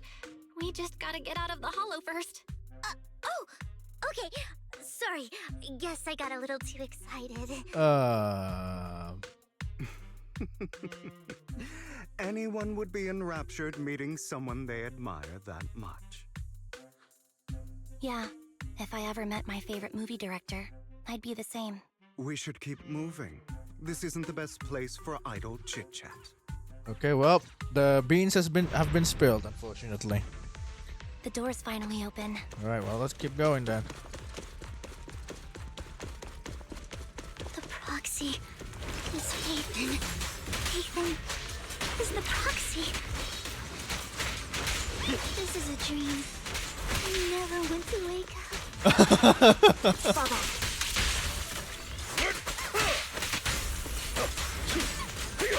Copy.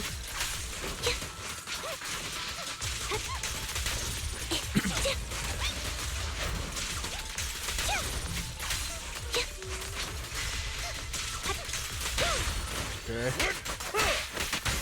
The fissure over there should lead to our destination. Alright. Well, now she knows. I can't help but have like secondhand embarrassment on this one. There are more ethereals around. Okay. Anything else to say? Please be... Lycon, your fighting style wasn't so reserved in the past. I've matured. You call this mature? You're just being pretentious.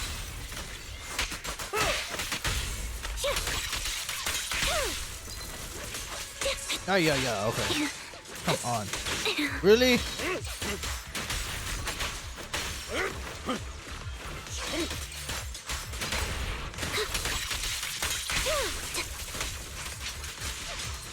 There we go. Alright. Now we gotta go this way. Oh, wait, no, that's the other way. Okay.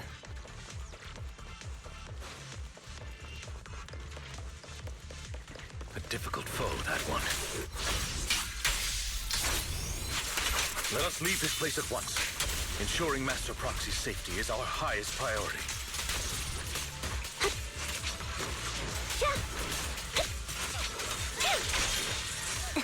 Okay. Oh. Anything happen to you, Lord Phaethon? Okay. Oh yeah, I forgot. I need to hold this. Okay.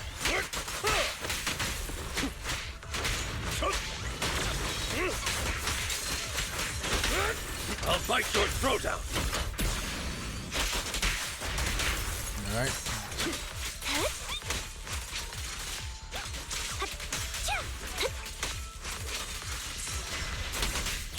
There we go. Lord Phaethon, how are you feeling? I'm okay. Look, it's all right. Just keep it to yourself. Are you tired? Do you need a break? Some food? Water? Oh my gosh. This is what I didn't want. Oh my gosh. Okay. Thank you for your concern. Anything else in here? Hold on. Let me just look around a bit. Fine. Any chest? Nope, doesn't seem like there is. Okay, anyway.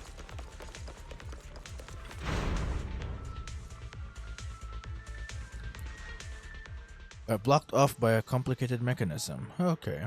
Master, a complex mechanism has been detected ahead.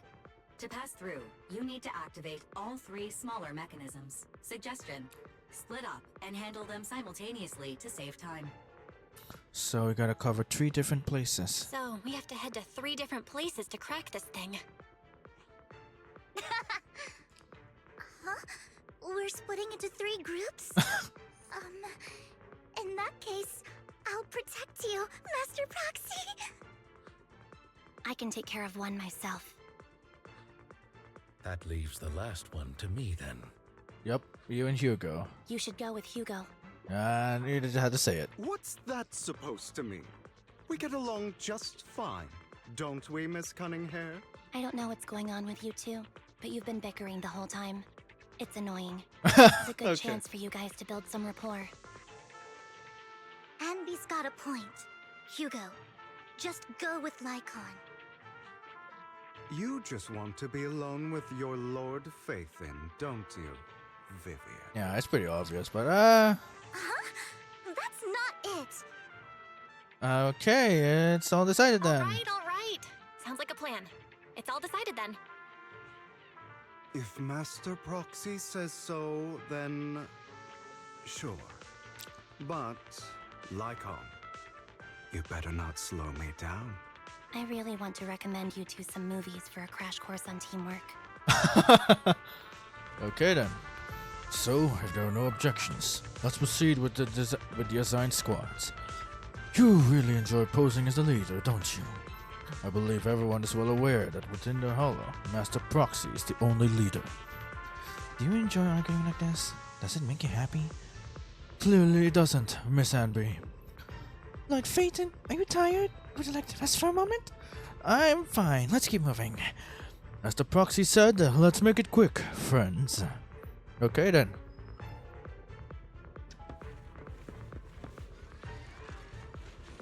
Oh, what? Lord Phaeton, there are too many ethereals here. Okay, anything else to say? We... Oh my gosh. Oh, what's this? What do I do? What do I like? Do I just do it like this? Okay. I guess I did it. Come on. Thank you, alright.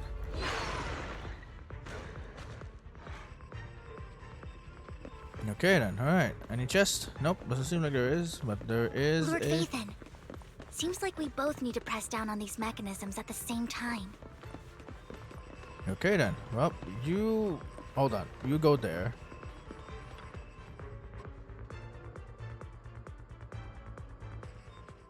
Sure enough, Lord Phaeton and I share a deeper connection. Okay. Sorry, I hope I'm not being too forward. Goodness me, somehow I'm fighting alongside Lord Phaeton. It's like all my dreams are coming true. I'm going to wake up any second now, aren't I? I'm real. No, this isn't a dream. I'm real, see? You can even hold my hand. Not only is Lord Phaeton incredible, but super kind. That's it.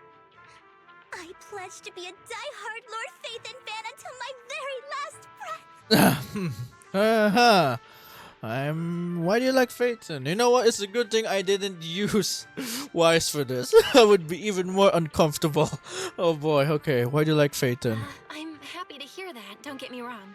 Okay. Why do you like Phaeton so much, Vivian? Lord Phaeton is my light, the one who saved me in my darkest, most desperate times.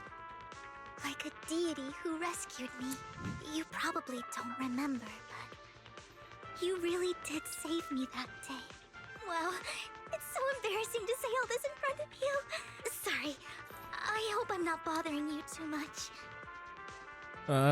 Not a bother. Oh, bullshit! I'm bothered. I'm bothered as fuck.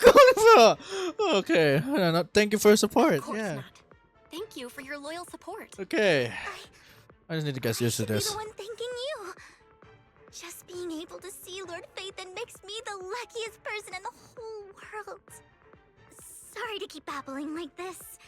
I wonder how the others are doing. Yeah, you don't care I'm what the sure others are Anby thinking. will be able to manage.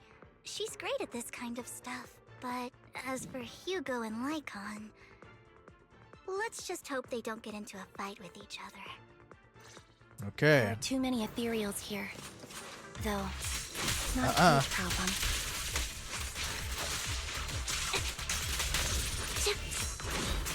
Ay, yeah.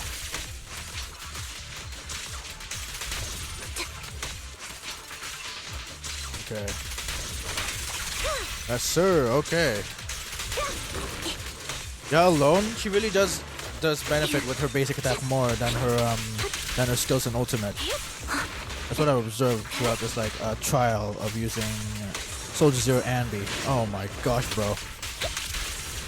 Oh shit. Wide open. Okay.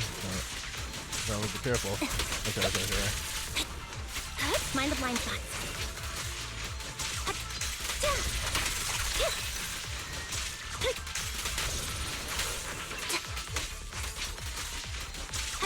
Okay, come on.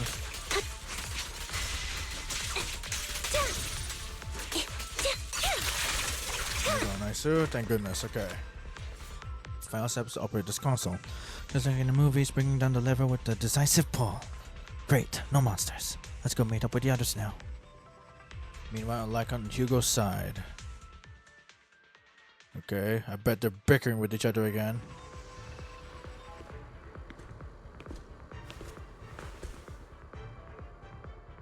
Okay, well, I guess they're done. We're done too. So, we have to cooperate to solve this problem. That's a real shame. I have no intention of arguing with you right now. Master Proxy and Miss Vivian are elsewhere, and we must rendezvous with them post-haste. What a coincidence. That's exactly what I was thinking. Just this once, we should trust each other. For the Proxy. I have no objections. Very well. Then you'd better keep your word. I know you've never fully trusted me, Lycon, even before it all fell apart. Not gonna stand for quite a while. Seeming to be caught in some memories from long ago. You wanted to speak to me alone? I know you and Hugo are as thick as thieves and don't hide anything from one another. But you can't tell him what I'm about to tell you. Did something happen with him? Hugo is an intelligent and gifted child. He learns everything I teach with ease. In time, he'll grow beyond me. Reach a place where people will marvel and look up to him as a beacon. Yeah. As much as I hate to admit it, he always picks things up just a teeny bit quicker than me. But none of that matters, because I can overpower him easy. I don't think being gifted is a good thing for him. What do you mean? He bears a dark and painful past. What he was taught, the hatred he was faced with, everything he picked up. It's all become an integral, inseparable part of him. Yeah, come on. I believe that beautiful flowers can blossom even in the darkest abyss. But the roots of that flower would draw from evil instead of good. Hatred instead of love. It's a curse that flows through his lineage. A curse that fate branded him with. I've seen far too many people like that throughout this long life of mine. They struggle with this curse their whole lives. But they all end up failing in the end. The path of light is narrow and fleeting.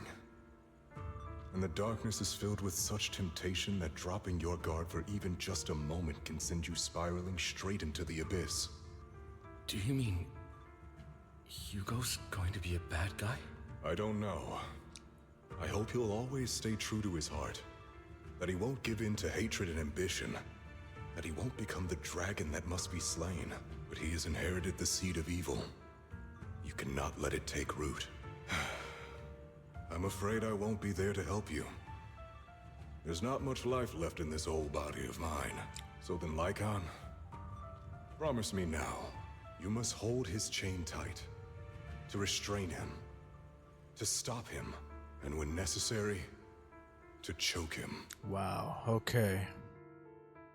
Back to the present, after a bout of not-so-happy cooperation, Lycon and Hugo finally managed to deal with the mechanism. You've become slow. Okay, oh. You've been on guard against me this whole time, and that's what's slowing you down. Okay, hold on. I'm gonna take a screenshot of this too.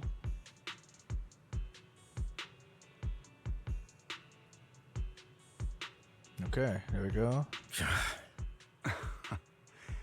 Looks like I was right. Lycon. I hope you're aware that the one who betrayed Mockingbird and went to work for the Mayflowers was you. Not me. I would never betray my companion. I don't wish to repeat myself, but you should not break our oath. That's the path I've chosen, and I'm going to stick to it. But you know that path will lead you the wrong way.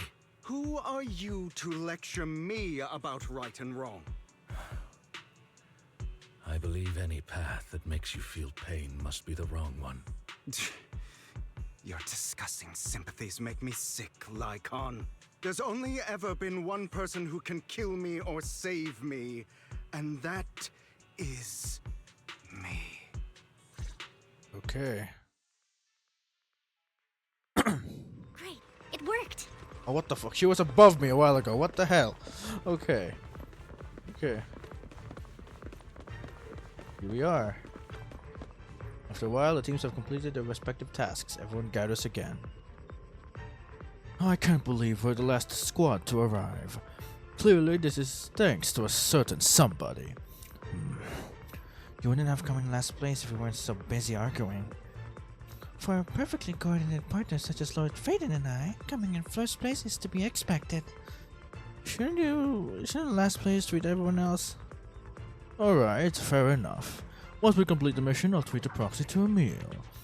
Since when did we agree to a race? Everyone, the location marked in Bringer's notebook is not far from here. Let's move out. Okay. Hear strange noises coming from ahead. That was loud. What's happening up ahead? Hold on, everyone. I'll go check it out. It's probably multiple ethereals attacking. Just in case, I'll go with you. Vivian, you should go with them too. Keep an eye on Lycon, will you? I'm worried he might sell us out to the mayor when he gets the chance. I'd never do that. But if Miss Vivian wishes to join us, she's more than welcome. Okay. Then I'll go with you. Why do you look so nervous? Why do you look so nervous? I've spent so much time by your side already. I need to get away from Lord Phaethon for a little bit, or I might die from this overwhelming happiness. Okay. If that's the case, Miss Vivian, feel free to come along with me. Okay. Alright. Vivian stumbles off with Lycon as if in a daze. So, how does it feel to be worshipped, Lord Phaethon? Oh, stop it. Oh, you had that figured out a while ago, didn't you? You had that figured out a while ago, didn't you? Sharp as always. But of course, I couldn't spoil it for her. She has to figure it out on her own. That's what makes it special. You asked Lycon and Vivian to leave for a reason.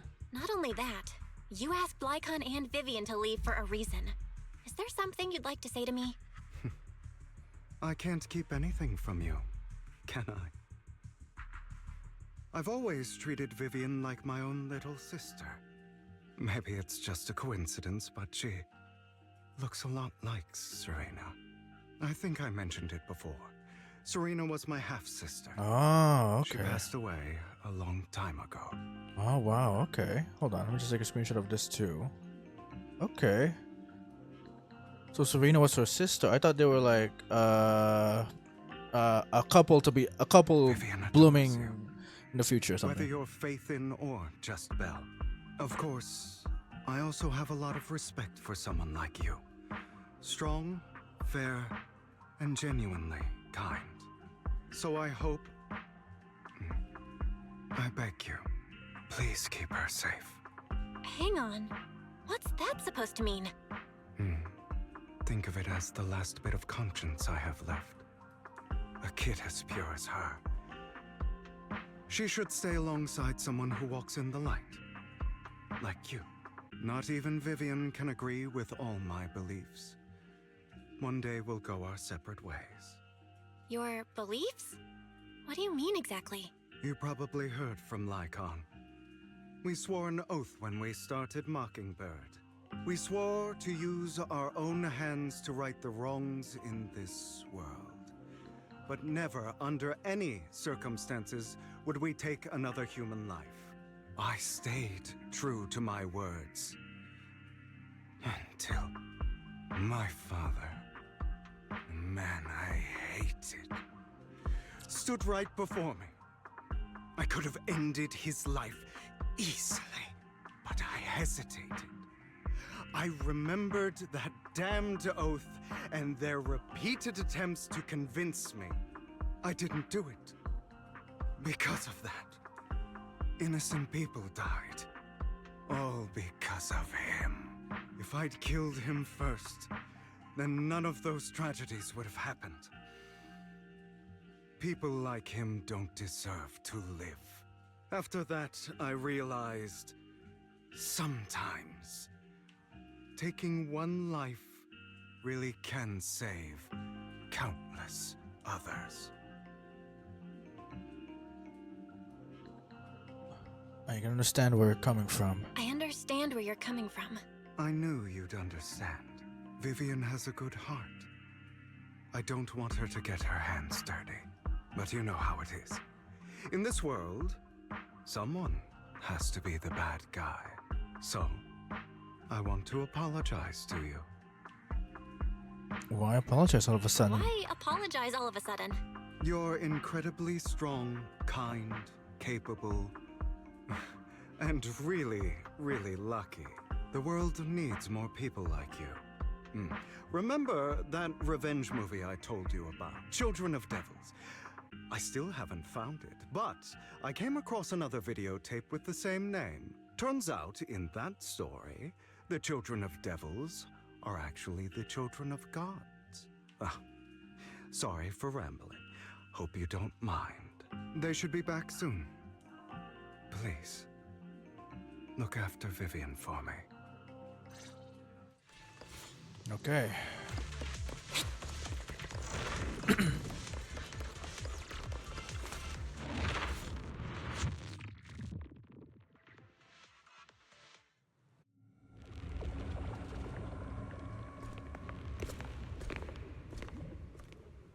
What is that?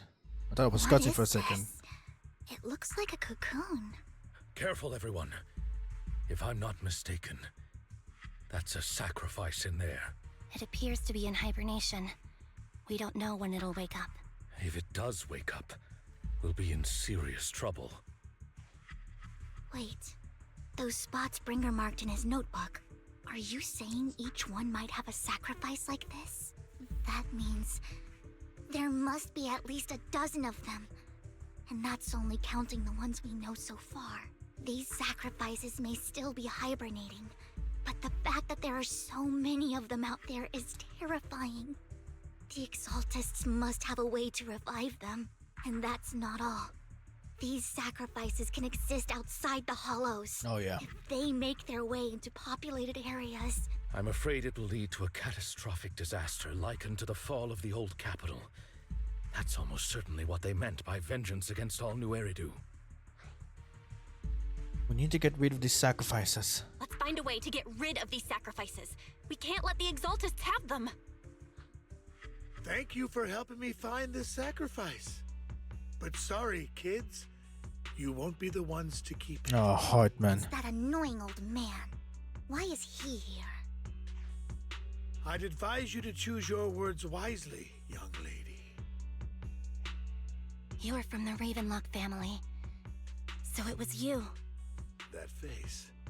Oh, I know you. I heard about what happened to your friend. Truly unfortunate. I have not done a If freaking only thing. she'd been smarter. It seems your goal was this sacrifice all along.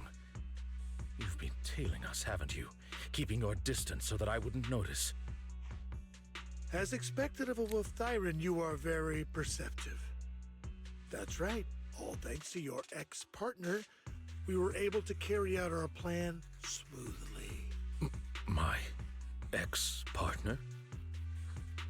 I'm not exactly happy being called that, but what he said is true. Hugo takes one step forward and walks over to Hartman's side. Wait, Hugo, what do you mean? I made a deal with Mr. Hartman in advance. So, would you kindly step aside and let us have this sacrifice? Of course, you can choose to refuse, but if you do, then I'll have to take coercive measures. What did you offer him? What did you offer him? Everything we know about the sacrifices plus the core itself. But why? It's simple. I want to climb higher. Mr. Hartman offered me a chance to join Tops. Who could say no to that?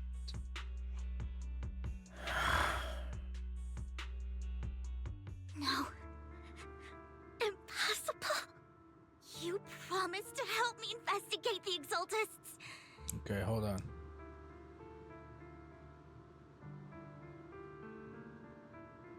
And okay, there we go. Okay, just in time. You told me the whole point of Mockingbird was to do anything it takes to bring a little justice to this world. Was all of that just a lie? You're just too gullible, Vivian. I also told you, everybody lies. To hide their true intentions, people lie so smoothly, they don't even bat an eye. You... What a wonderful show of betrayal and backstabbing! Bravo! I've got no interest in your little feud. But would you all be so kind as to step aside? My men still have some delicate handiwork to do.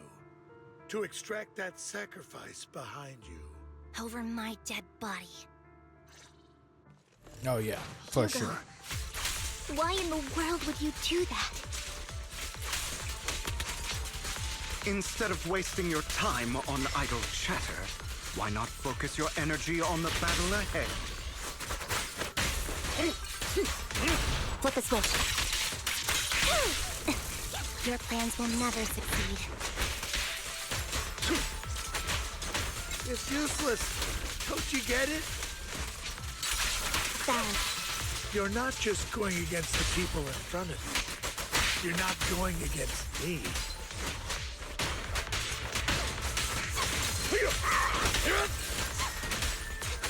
Rather, the entire Ravenlock family, even the whole of Tops. Wide open. There's no chance of victory for you. Damn, Stu. With this power...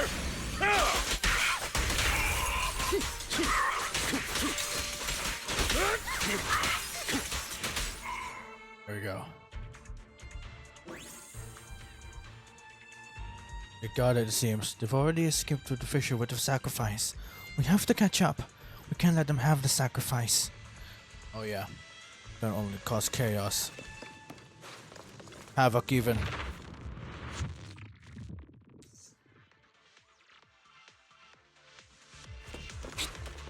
No, what the hell? Okay. Hugo, don't make a choice you'll regret.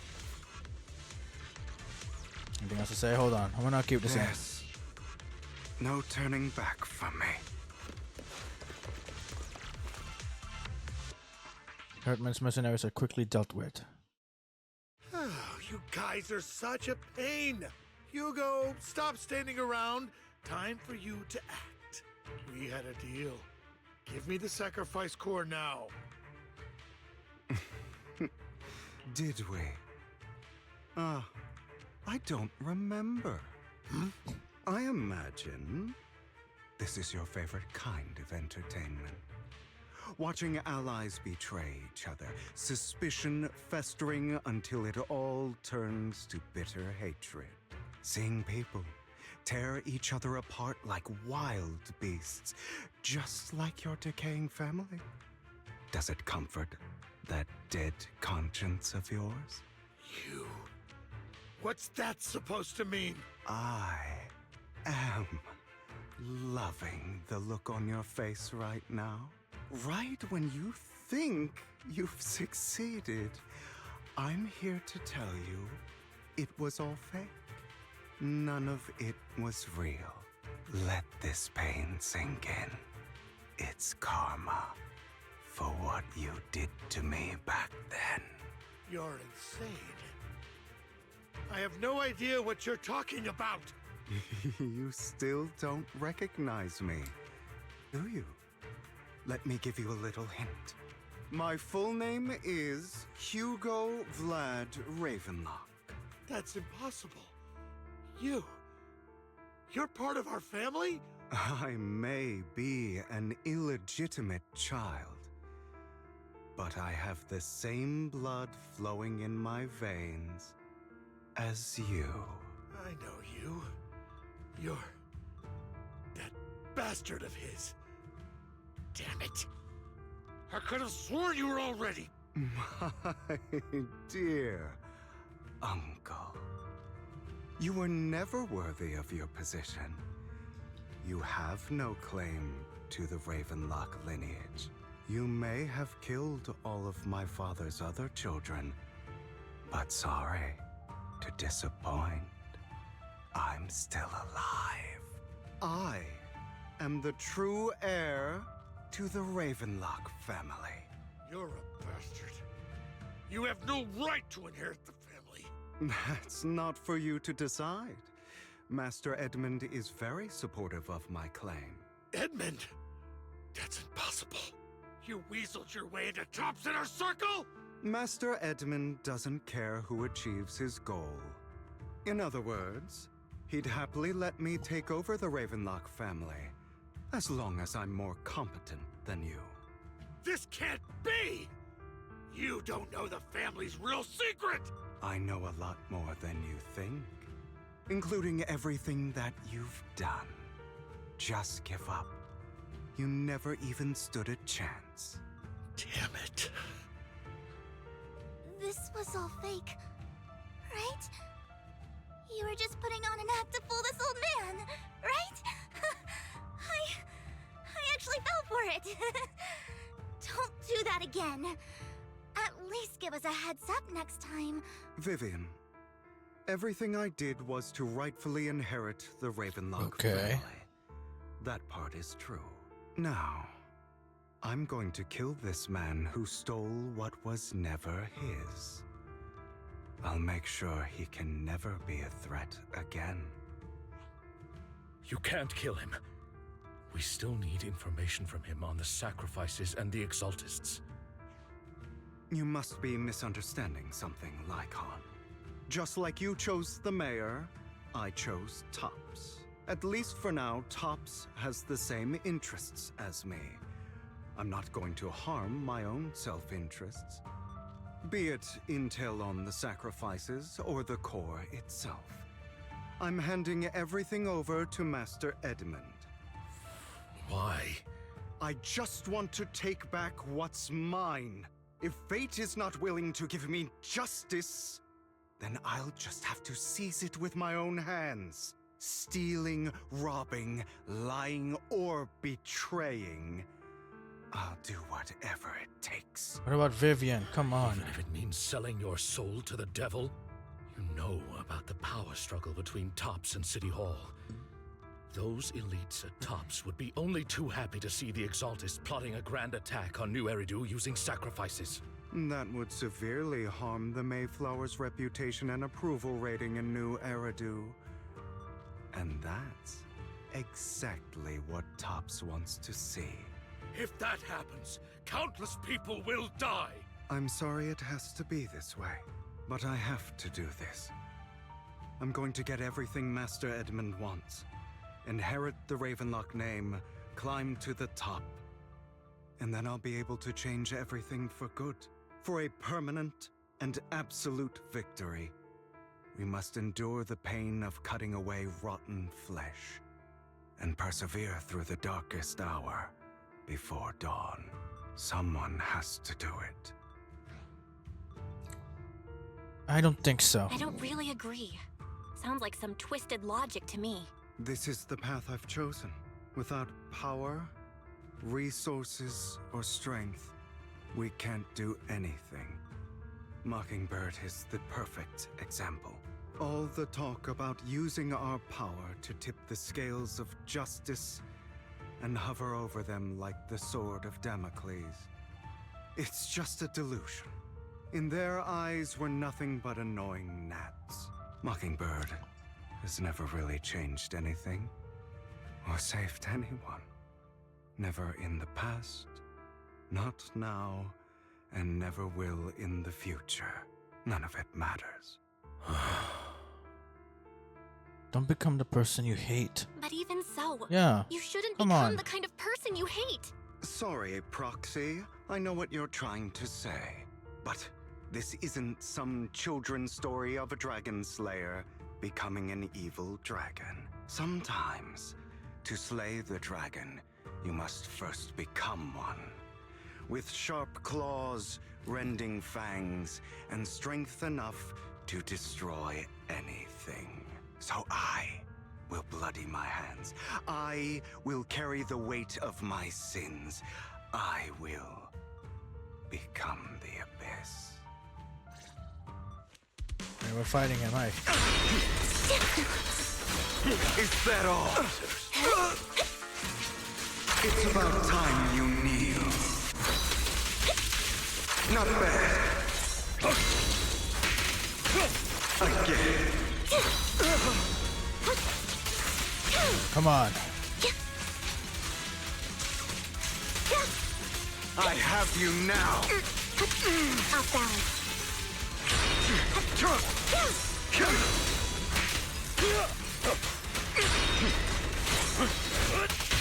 A perfect conduit. Sue.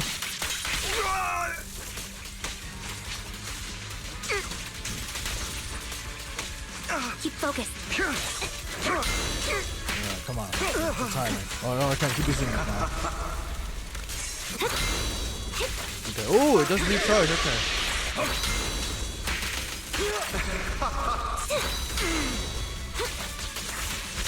Everything you just said. Is that what you truly believe?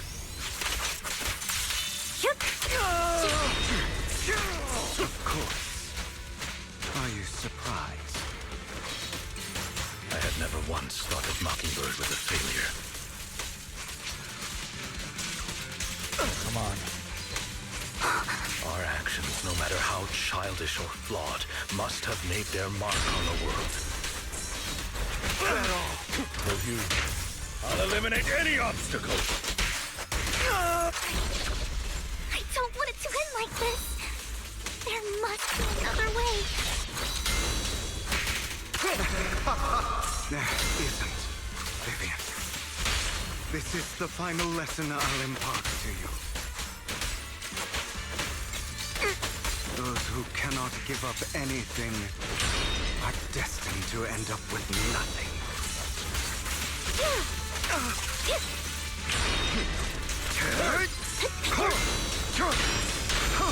Whoa, holy shit, okay.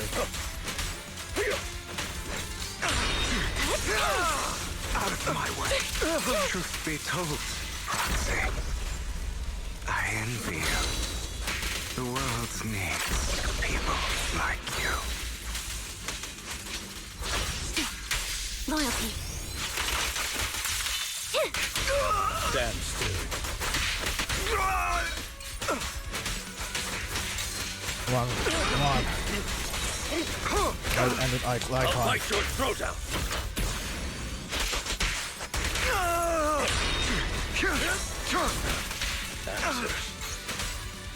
Come on. The Lycon ended. The Lycon ended.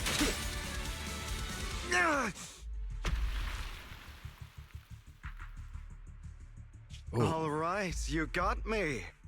But too bad. I have my own methods. No, not us! Come on! What are you doing? Well then, make your choice. The sacrifice core, or your precious faith in.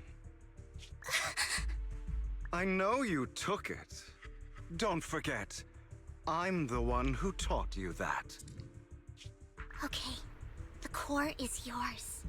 Just leave Lord Phaethon alone. What a shame. Did you really think I'd keep my promise? That's right. This is the real me. What's the matter? Thinking of killing me? Didn't you say all life is precious? Drop your foolish facade. I knew it. You... He has inherited the seed of evil. Do not let it take root. When the time comes, you must be the one.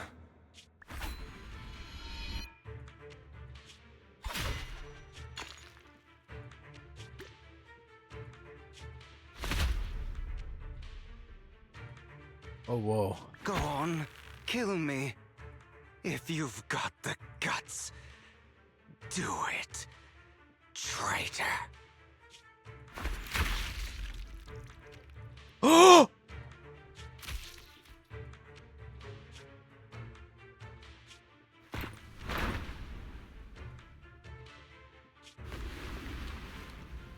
No way, he really did it?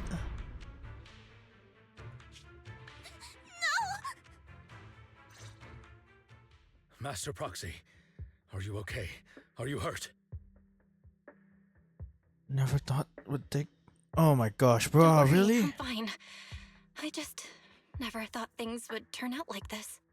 Lord Phaethon, I'm sorry. I had no idea Hugo would do that to you. I'm so sorry.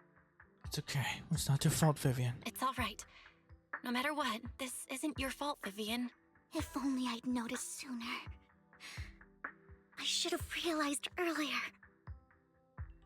Vivian quietly walks to the edge of the rooftop. She hesitates for a long time and finally looks down. Naturally, nothing's there. Hugo, He's alive. There's a hollow down there. If you need, I can arrange for He's someone probably to go alive in. for sure. Search for his body. that isn't necessary. To be frank, I thought you'd hate him for his betrayal, Miss Vivian.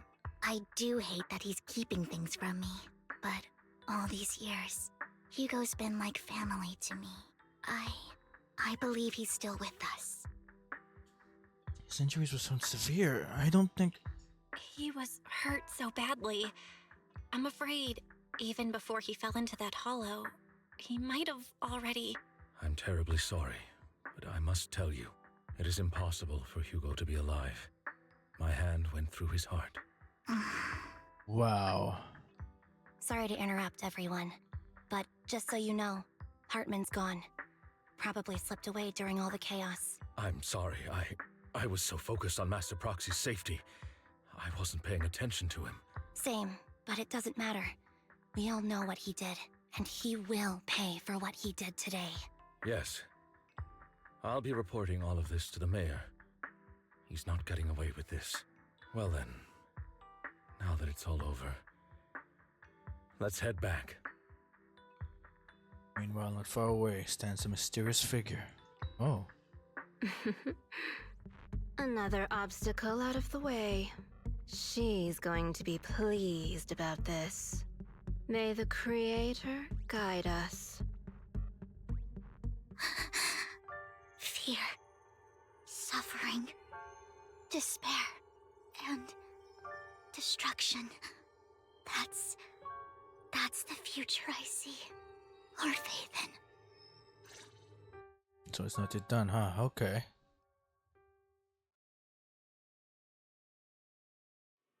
After exiting the hollow, Lycon takes his leave while Vivian returns to the village store with us.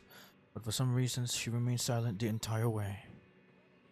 Are you okay, Vivian? Lord Phaethon, I'm fine. Just a little distracted. After what happened, you deserve some rest. Yeah, I need more time to think about Hugo and the Exalt tests. From what I know about Hugo, he could have easily taken down someone like Hartman. There was no need for him to put on such a show. And to deliberately use you as a hostage But I don't think he ever intended to harm you. What Hugo said in the end, I don't know. Something feels off. And that business with the sacrifice core, maybe there's some deeper, more terrible secret behind all this. I have a small request. It might sound a bit strange, but Lord Phaeton, can I stay at the Vader store for a few days? I just don't want to be alone right now. Sure, of course, if you need it. Yeah, we're not comfortable with leaving you alone like this anyway. Thank you. I'll sleep on the couch. I won't disturb Lord Phaeton at all. If I wake up and find that everything was just a dream, how wonderful would that be? Oh man. Yeah, okay, so what's the next thing we gotta do? Oh, I guess we gotta go up then, okay. Put your bed and get some rest. Okay. One bad, so much has happened, my head is a mess. Better get some rest first, yeah. Oh, okay.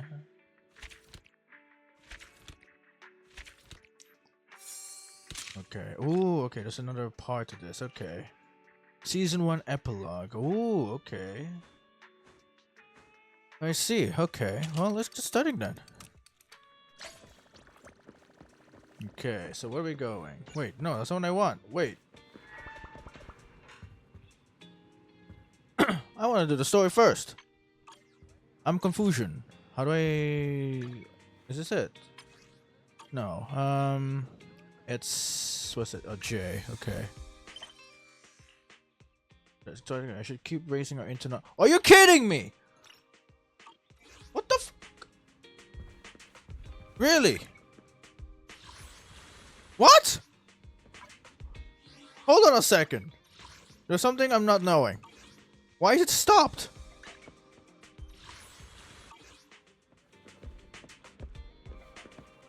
Huh?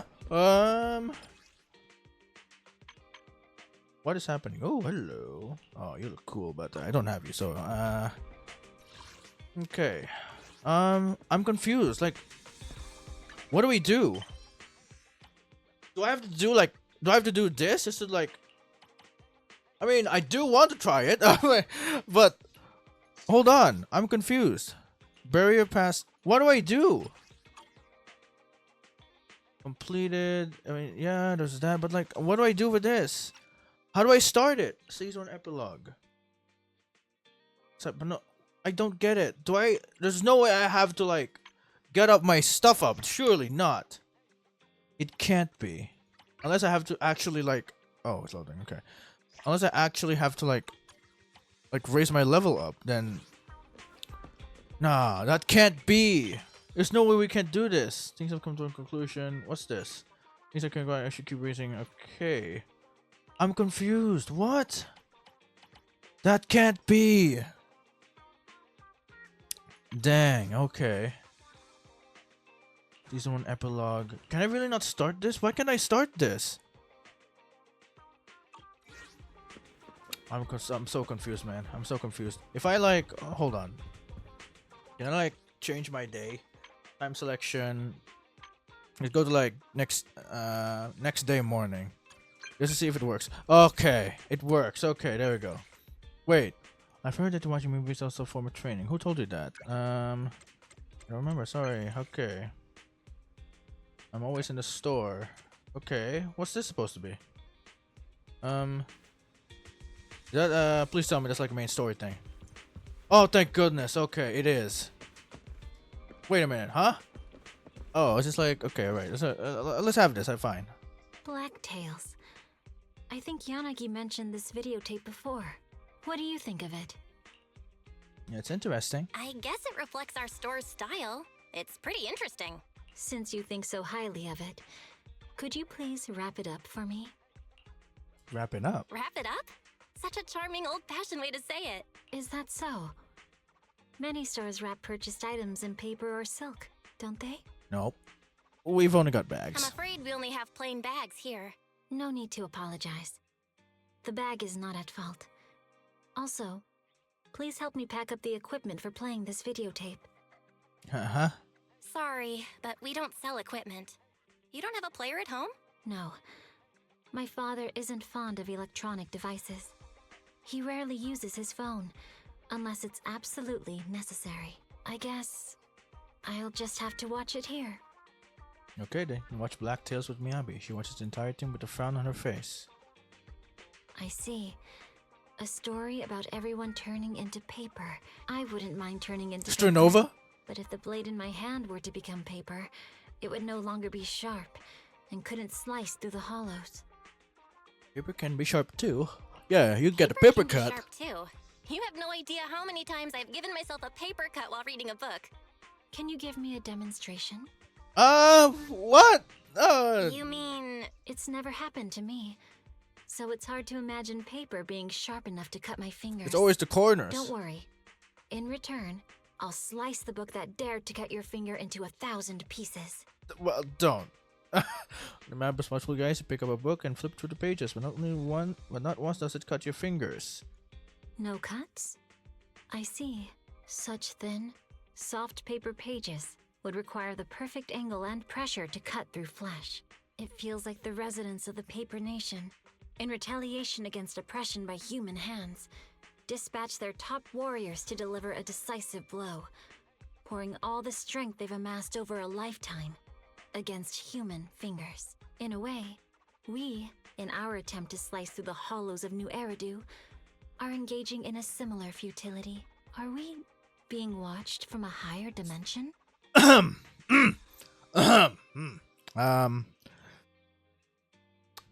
feel like that was like a subtle breaking of the fourth wall. Watching videotapes is indeed an effective form of training. I feel a greater sense of calm now. No. Maybe I'm too calm. Don't yawn. You'll have to excuse me. No, I'm Your not sofa yawning. seems to possess a mysterious power that makes one feel No, sleepy I'm not as yawning, soon as no. they sit down. Has anyone else ever sat on your sofa? Did they have the same feeling? Okay then, well, thank you for that. Okay, so now Miyabi can actually do that now. So, please tell me I can actually do now. Oh, thank goodness. Oh my gosh, bro. I was worried like, wait, do I have to do something? Because it was just a temporary thing. Okay, so where is he anyway? No, he's at wait. He's at he's at the video store. So where exactly in the video store is he at? Is he upstairs maybe? Wise? Nope, he's not there. He's here. Go. Oh, it's at 6th Street. Okay, never mind. What the What are you talking about? Where is Wise? I am confusion. This is the video store, right? He's not upstairs, that's for sure. What the hell is this corner? Is this? There's nothing there! What the fuck? Are you kidding me? Is he like in here? Hello? Are you behind this? What is going on? I'm confused. Oh my gosh, bruh. Unbelievable. Okay. What the heck's going on? What the fuck? Where is he? Stop tracking? Let's go there again. What are you talking about? He's not even here. Is he outside? Where? Oh, sorry, I haven't done this actually. Let me do this as well. Hold on. Okay. Okay. No, okay. Yeah, I got that. Okay. I'm so confused. This is just giving me more confusion than answers. Like, what the heck? Unless it's because I did that first.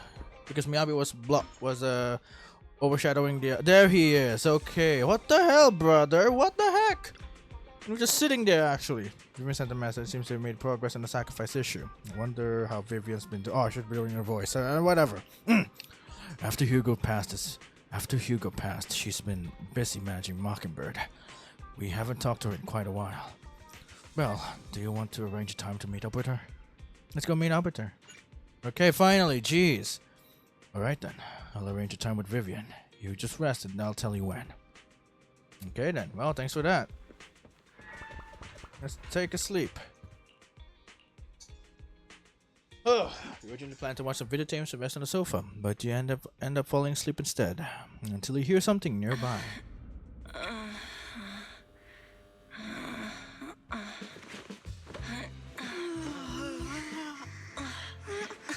Lord Phaethon, this time let me. Vivian? Vivian?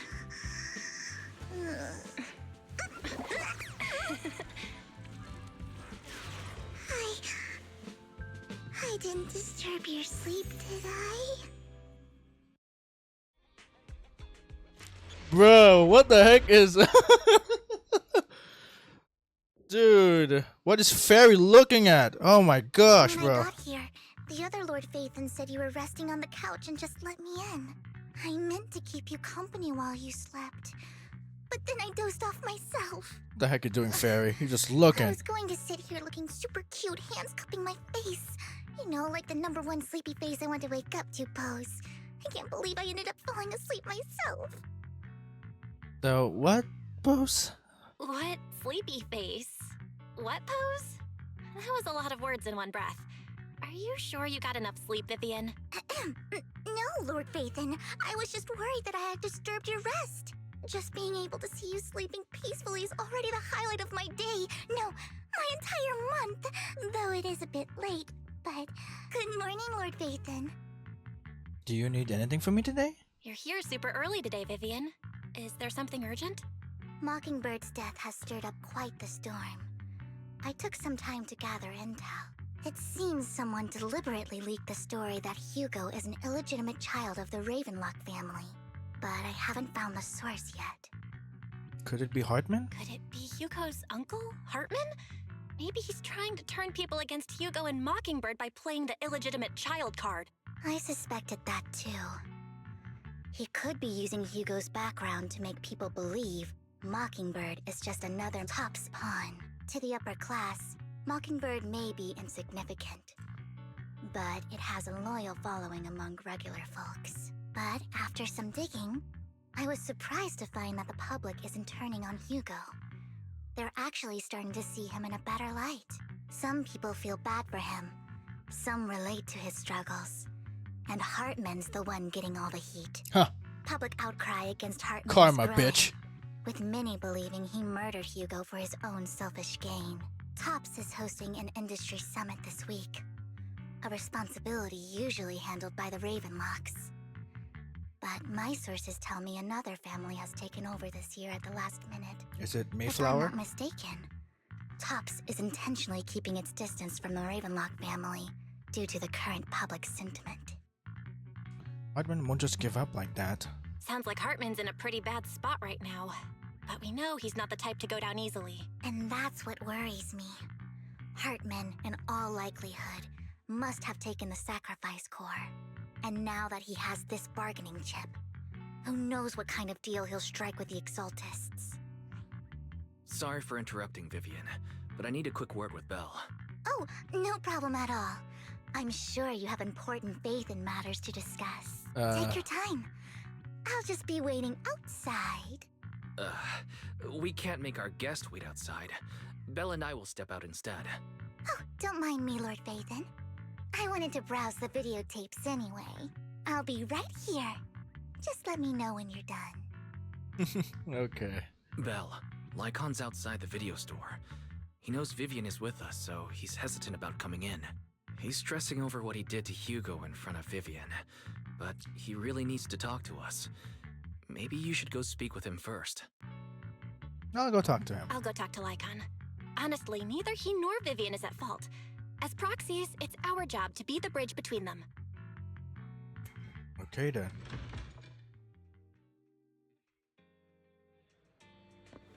Man, okay. Huh? Good morning, Master Proxy. What is he talking about? Good morning. Good morning, Lycon. Wise mentioned you wanted to talk to us and Vivian about something? Yes. It's an urgent request from the mayor, one that directly affects New Eridu's safety. However, before we get into the details, as a former member of Mockingbird, I'm concerned about Miss Vivian. Hugo made many mistakes and betrayed the principles of Mockingbird, but I'm certain he didn't intend to put Miss Vivian or you in danger.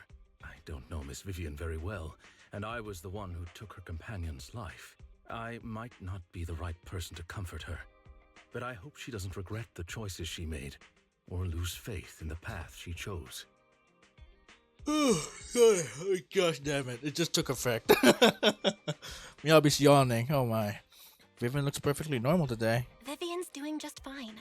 She's actually been gathering intel and has a clear understanding of where things are headed. She might be tougher than you think. If you're really concerned, why not just talk to her directly? If you'd like to apologize, it should be face to face, right? That's reassuring to hear. I trust your judgment. You've always had a sharp eye for people. Would you mind coming in with me? I'd like to apologize to Miss Vivian in person. Oh, okay. No problem. But I'll be staying neutral. Everyone has their own stance on this, and I get where both of you are coming from. As a proxy, I'm just here to make sure you have an open conversation. I'm not taking sides. I respect that. Thank you. Okay, you return to the video store with Lycon. Vivian doesn't seem to have much of a reaction to Lycon's arrival. Miss Vivian, I'm very sorry about Hugo. You don't have to explain anything. I'm also part of Mockingbird. Mockingbird stands on more than just gain, so it won't fall when fortunes shift. Hugo had his fixations and ambitions. I also have things I must see through. I'm determined to get to the bottom of the Exaltists and the sacrifices. Miss Vivian, as a former member of Mockingbird, you have my deepest respect. You have my word, whatever comes next. I would never harm you or Master Proxy. As for Hugo, please accept my condolences. Condolences? That's not necessary. Mockingbird has plenty of tricks up its sleeves. This isn't the kind of act that ends so easily. Wouldn't you agree? You're right. Huh? Huh? That's it? You two just figured it out? Oh, that was fast. Master Proxy, I believe we all share the same goal. Uncover the truth of the Okay. Exaltists and the sacrifices. The mayor has tasked me with inviting you to take on this mission, and hopes we can work together moving forward. If the mayor wants to work with us, I trust he will demonstrate his sincerity and kind. Mockingbird will not serve as a pawn for the powerful. That will never change. Of course. While the mayor cannot handle this personally, he will make sure we have all the intel and support we need. Miss Vivian, I know you have your own intelligence network, but for some high-profile shady dealings, perhaps the mayor can provide you a different perspective. Please, take your time to discuss. If you're open to collaborating, I'll set up a call with the mayor so he can speak with you both directly. Well, think about it. I need to discuss this with Wise and Vivian. With so many people involved in this, we need to be very careful. Of course, I completely understand. When you've made up your minds, you can find me at the Ballet Twins. Okay then. Well, what do you think about Lycon's suggestion to work with the mayor? The sacrifices are still a threat. True, at the moment, our only intel on the sacrifices is what Bringer left behind. We can get someone to help investigate, but it'll take a significant amount of time. And time is something we can't afford to waste. So working with the mayor is a good option. What do you think, Vivian? Mockingbird has always gone against authority. Would it be against your values to work with the mayor? Mockingbird isn't just about going against authority. Mockingbird hopes that all people can be given equal opportunities and treatment. I don't exactly trust the mayor, but I believe he's someone you can work with, at the moment at least. Then let's go see Lycon. Alright then, let's go. Going here. Okay. How long have I been streaming? We're streaming for 2.5 hours, I think. Alright. It seems you and Miss Vivian have made your decision. Let's talk to the mayor. Of course, please rest assured. When it comes to sacrifices, the mayor's interests align with yours. Or rather, we both want to protect the people of New Eridu. I'll connect the call to the mayor now. My dear friends, I'm glad you're willing to keep working with me. I'm truly sorry about what happened to Mr. Hugo Vlad. I didn't anticipate things would turn out this way. As mayor, I can't fully condone Mockingbird's actions, but personally, I had a lot of respect for Mr. Hugo Vlad. I looked further into Bringer's map. The sacrifices were created by an exaltist named Landon, who was active in Janus Quarter. Mr. Landon passed away in an accident a few years ago. Before he died, he was researching sacrifices and was said to have created a batch of serum that could turn living people into sacrifices. The problem was, the serum wasn't stable, and after his death, the recipe was lost. No one knows what happened to the exaltist in Janus Quarter back then. Okay. But it's clear that after the leader died, there haven't been major exaltist activities in the area. Bringer's map marks the locations where the exaltists' most successful attempts at creating sacrifices were. Already passed away. Since this person has already passed away, and the exaltists haven't been active around here for a while, then could it be that this is just Hartman acting on his own? Unfortunately, that's not the case. My sources confirmed that Hartman had been secretly in contact with someone, and they only meet inside the Hollow. Someone from Tops. Is it possible it's someone from Tops? Tops is a huge alliance of corporations. They wouldn't bother getting their hands dirty. Instead, they just sit back and reap the rewards. Everything Hartman is doing is to secure his place in Tops and strengthen his power within the Ravenlock family. If my guess is correct, Hartman has gotten in touch with the remaining members of the Exaltists that used to follow Landon, helping them create new sacrifices. Well, but what's in it for Tops? I drank. But what's in it for Tops? There's no way the Exaltists would just hand over their secrets about sacrifices to Hartman, right? A sacrifice outbreak would throw the city into chaos. And that's when Tops steps in, taking control of the situation on their terms. The public will see the mayor as incompetent, while Tops comes off as the real protectors of the city. And when that happens, public trust will shift towards Tops. And Mr. Mayor, you might find yourself in an unfavorable situation. Still sharp as ever, Miss Vivian. So, what exactly do we stand to gain from partnering with you? Please don't tell me you're doing this out of some noble concern for your citizens. I'm not some hero of justice. And I don't believe in lofty ideals or empty promises. We have a common enemy. While our ideologies may differ, we can work together on this. And as proof of good faith, I may not know exactly where Hartman is, but I can fan the flames over Mockingbird's death and escalate conflicts within the Ravenlock family. So it was you behind the rumors. No wonder I couldn't trace the source of the public outcry. I'm not the one who started the rumors. I just helped them spread faster after they leaked. And I pulled a few strings to make sure the story painted Mr. Hugo Vlad as a heroic figure who was unfairly persecuted. As I said before, I had a lot of respect for him, and I'd be happy to clear his name. Now let me lay out my terms for collaboration. Okay then. After looking into it, I found that the dormant sacrifice you discovered wasn't the only one. There are more places where sacrifices might be lying dormant. Too many eyes are on me right now, so I can't send my own men to deep. I'd like to ask you to retrieve the sacrifices from those locations. I'll make sure to dispose of them once you do, so no one will be able to use them again.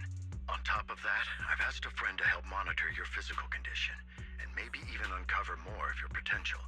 Her research overlaps with your teacher's work. You don't need to worry about her capabilities. She's a Void Hunter rank special investigator. Oh, okay. Our teacher's research. Really? A Void Hunter rank special investigator is going to be assisting us? And she's involved in our teacher's research? That's right.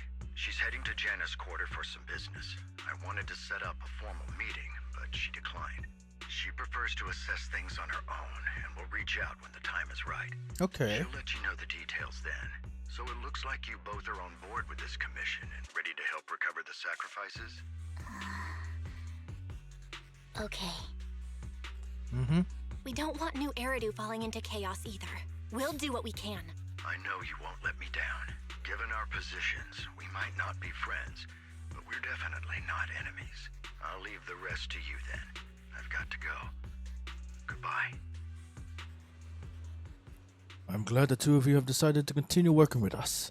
With your help, we are sure to successfully recover the sacrifice.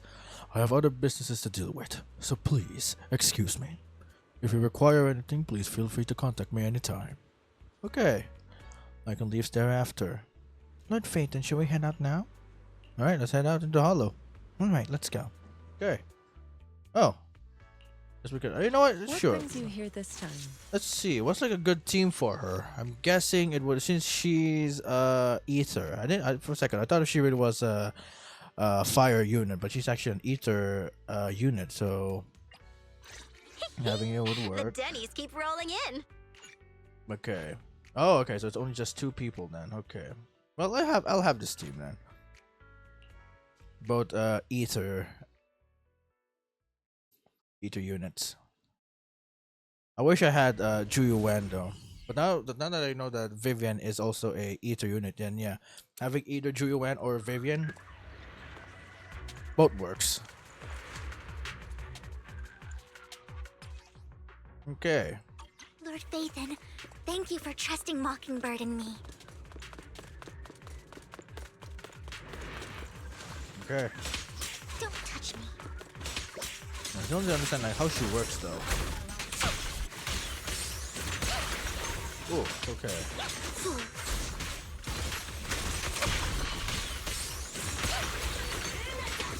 Do I like hold this? What do I do? I think I need to hold my special E skill though. I think that's what I do. Let's see. Oh yeah, I do. Oh, for Lord Phaethon.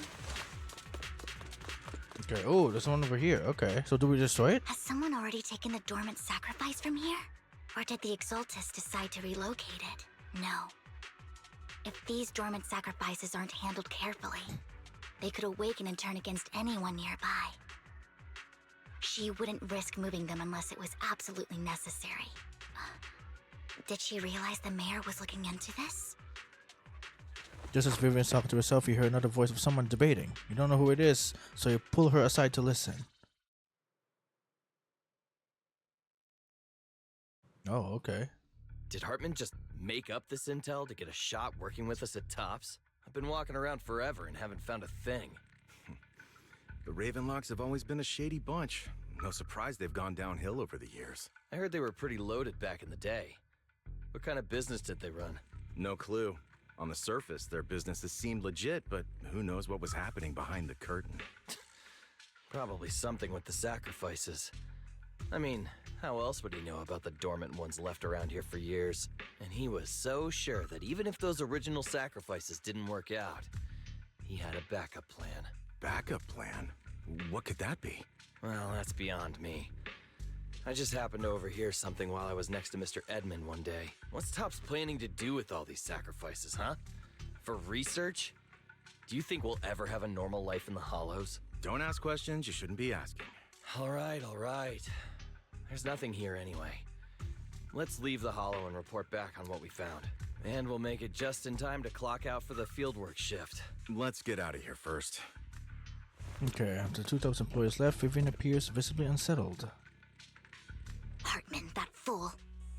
He'll do anything to get into Tops, even if it means playing with fire. She's an Exaltist. Human lives have never mattered to her. The more people get dragged in, the greater Who's the her? danger. What is this? Who is this she you're talking about? Yeah. Vivian, I've been dying to know. Who is this she you keep mentioning?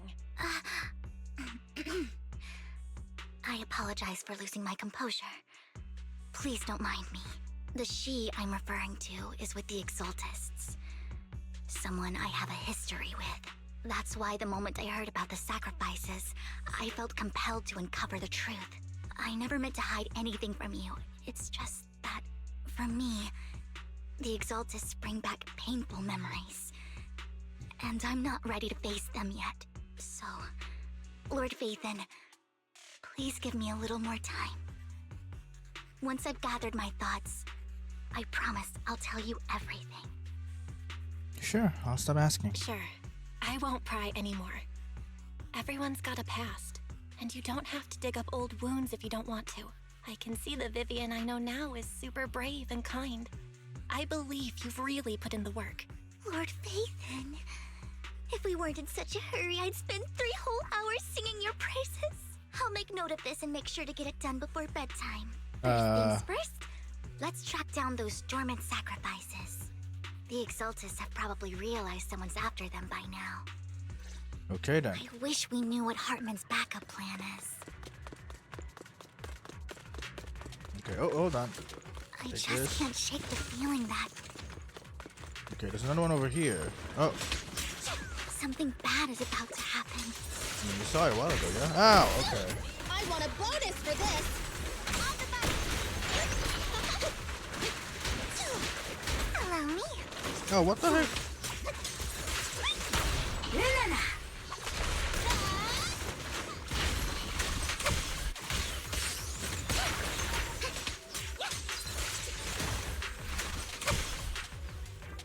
The Dormant Sacrifice is gone too. Who could it be? And how did they know the locations of the Dormant Sacrifices? Let's check the next location. I hope this doesn't become a nightmare for Enu Eridu. Hugo may have done terrible things, but he had his reasons. Mockingbird might be seen as the bad guys by a lot of people, but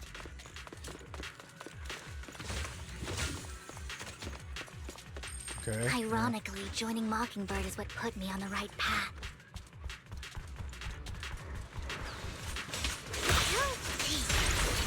For the first time, I'm needed for more than just my curse. Look around!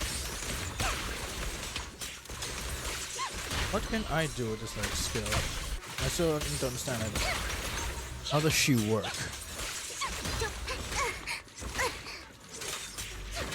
Ow, okay, come on. Leave it to me! Behave yourself! Don't underestimate me. Nothing here either. Okay. Are we too late?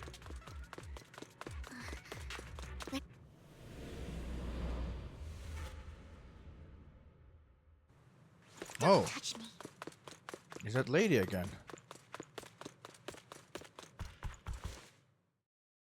I knew it was you, Vivian. Camille, what are you doing here, sis? Are you destroying the Dormant Sacrifice? Vivian, don't call me sis. I'm not your sister. Are you trying to stop the Exaltists? I never left the Exaltists. You know what Landon did back then. Lord Landon did it for the Creator. His methods may have been extreme, but they were necessary. Back then, you walked away. You should do the same now. We didn't meet today. Take your friends and leave. What's wrong? Are you being forced into this? I can help you. Help me? Like how you helped her? Vivian, you're crying. You see me, don't you? No, You haven't changed a bit, Vivian. No Okay. need to hide your tears. I know exactly what's ahead for me. You've made your choice. And I've made mine. One last piece of advice. Stay out of this. She loathes you. I won't tell her we met today. Don't show yourself around us again. Camille! Camille gives Vivian one last glance and throws a smoke bomb to the ground. The noise attracts some materials, even though you have many questions. Dealing with the imminent threat feels like the right choice right now. Lord Mason, watch out! I'll tell you what that was Oh. about later. Let's take care of the ethereals first. Oh shoot, okay, come on. Notice me, Lord Mason. Okay.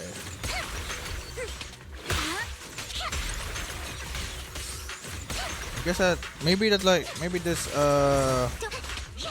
maybe a bar is like some kind of like increase of damage output perhaps. So far you guys are doing bad, holy crap. You asked for it!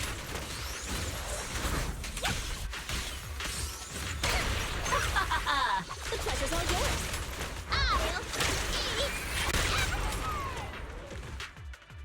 Okay, finding up details, we search for a long time but don't find any dormant sacrifices. After deliberating with Vivian, you decide to leave the hollow for now and figure out the next move. Just then the phone rings, okay.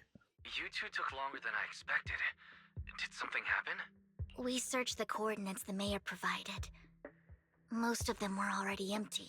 No dormant sacrifices. Camille, the Exaltists have been actively Okay. destroying Oh, he's the still keeping it up. sacrifices. Okay. The Exaltists? There's no reason for them to go after the sacrifices, right? Okay. Hold on. Sorry, I'm checking something on my Discord. Okay. Is that already okay? All right. I think everything's okay. Excuse me. Oh boy, I saw it too. Vivian is telling the truth. I saw it too. Jeez. And one of them is someone I once knew. I thought she would leave the Exaltists after Landon's death, but she stayed. Do you have a history with the Exaltists, Vivian? When I was a child, I stayed with the Exaltists for a while. Back then, Landon was one of the most respected figures among the Exaltists in this region. A lot happened, and after Landon died, I left. I can't turn a blind eye to the sacrifices. I know all too well how many lives have been lost bringing them into existence. Ever since I learned a sacrifice had appeared in Janus Quarter, I haven't been able to stop worrying. I won't let history repeat itself. That's why I asked Hugo to investigate, starting with the Sacrifice Corps. Vivian. Please stop. I'm not looking for comfort. I'm just recounting the story for you to understand the situation. We've got bigger things to focus on. But when I do need comforting, I'll come straight to you. I hope you'll make time for me, Lord Vathan. Just so you know, I'm not the easiest to console. Okay. All right. No worries. The way you described totally it, have it's your like back you, until you're it's like you feeling wanted it to be hard. Okay. Back to the matter at hand. That conversation between those two TOPS employees back in the Hollow is still bothering me. They said Hartman had a backup plan, and that got me thinking about some news that was quietly swept under the rug. Lately, there have been mining accidents in Ravenlock-controlled areas. Many workers have died. The families were paid off with huge settlements, way more than usual. No protests, no controversy, and the issue was buried. Okay. But considering the Ravenlock's financial position, why would they be so generous with payouts? Sounds sketchy. That sounds sketchy. Are you saying they made up the accidents and the workers' deaths? Precisely. I don't think those workers died in mining accidents. I'm planning to reach out to some old friends, see if they've heard anything about this. Do you have time, Lord Vathan? My contacts are just near 6th Street. Care to join me? Okay, let's go together. I'm in. Let's go together. Okay. How long has it been? Holy crap. It's been... Oh, wow. I thought it was been like 3 hours now. Although it's almost 3 hours now. You arrive at Luminous Square with Vivian to meet her old friend. Okay. Lord Phaeton, let's head out as soon as you're ready. I mean, yeah, let's go now. Let's head out. An Who old might friend this of be? mine said she has some new intel.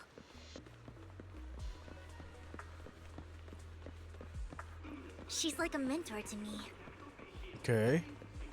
Is this her? No I way. learned a lot about data scraping on the internet thanks to her. Oh, no way. It's Rain again. Hello, Rain. Alright. Hey, what's up? Rain! Long time no see. Yeah, it's been a while. Rain? Rain? You two knew each other? Yeah, Phaethan. Long time no see. Rain! You actually know that Lord Phaethan is Lord Phaethan? Huh? No, I mean, you actually know Belle is Lord Phaethan. I didn't know right away. One time, I needed a favor from Nicole. I only found out after meeting them. I mean, who would expect a legendary proxy to be running a video store for a living? Oh, by the way, your idol... Rain, let's not bring up old stuff. Lord Phaethan wouldn't be interested in that. Why are you all tense? Right! Lord Phaethan lives on 6th Street too, and might know your idol. Remember when you traced that post on Internaut to 6th Street and actually went to check it out? And you came back all bummed, spouting nonsense. Like there was only a black cat at the location, and maybe your idol is actually a talking cat. Or something like that. I think I know that black cat. I know that black cat. I'm always sneaking at snacks. Lord Faithen, please, let's drop this topic. Come on, Vivian. It's been years, and you still won't say who your idol is. If you'd just let me, I'd have tracked them down ages ago. I get Wait, it. hey, hold on. You want to find the person who's important to you on your own. But you've tried so hard already. It's okay to lean on me a little, you know. I'm sure your idol won't hold it against you. Wait, I thought it was us. I shouldn't have come to see you. Huh? What's wrong? Change the subject, help her out. Hey, Rain. Vivian said you might have some new intel. So let's get to the important stuff first. All right, let's get down to business. Here's something I'm pretty sure about. The Ravenlock family's claim that those missing workers died in an accident? Don't buy it. The last signal from those workers was near the Hollow. Then communication went dark. I think they were taken into the Hollow. Okay. And yesterday, I picked up that the Ravenlock family secretly hired some people to search the Hollow's perimeter. Hello, Res Vault I Shops. caught a weird Welcome distress to the stream. signal Calling from for someone who Alice? managed I don't to know if I track can down get the Alice because I got Yuzua off stream by accident. The last trace of So the signal yeah, was near Luminous Alice Square. is a great unit. I'm not Finding gonna lie. someone in real life isn't really my thing. So yeah, I'm not guaranteed. where you But if come I'm not gonna be able to get no. If I'm not gonna be able to get Alice, then maybe I'll try to get Orphe instead. I mean, I already have like to be fair, I already have like so much anomaly characters. Like, bro, you gotta change the face, lad.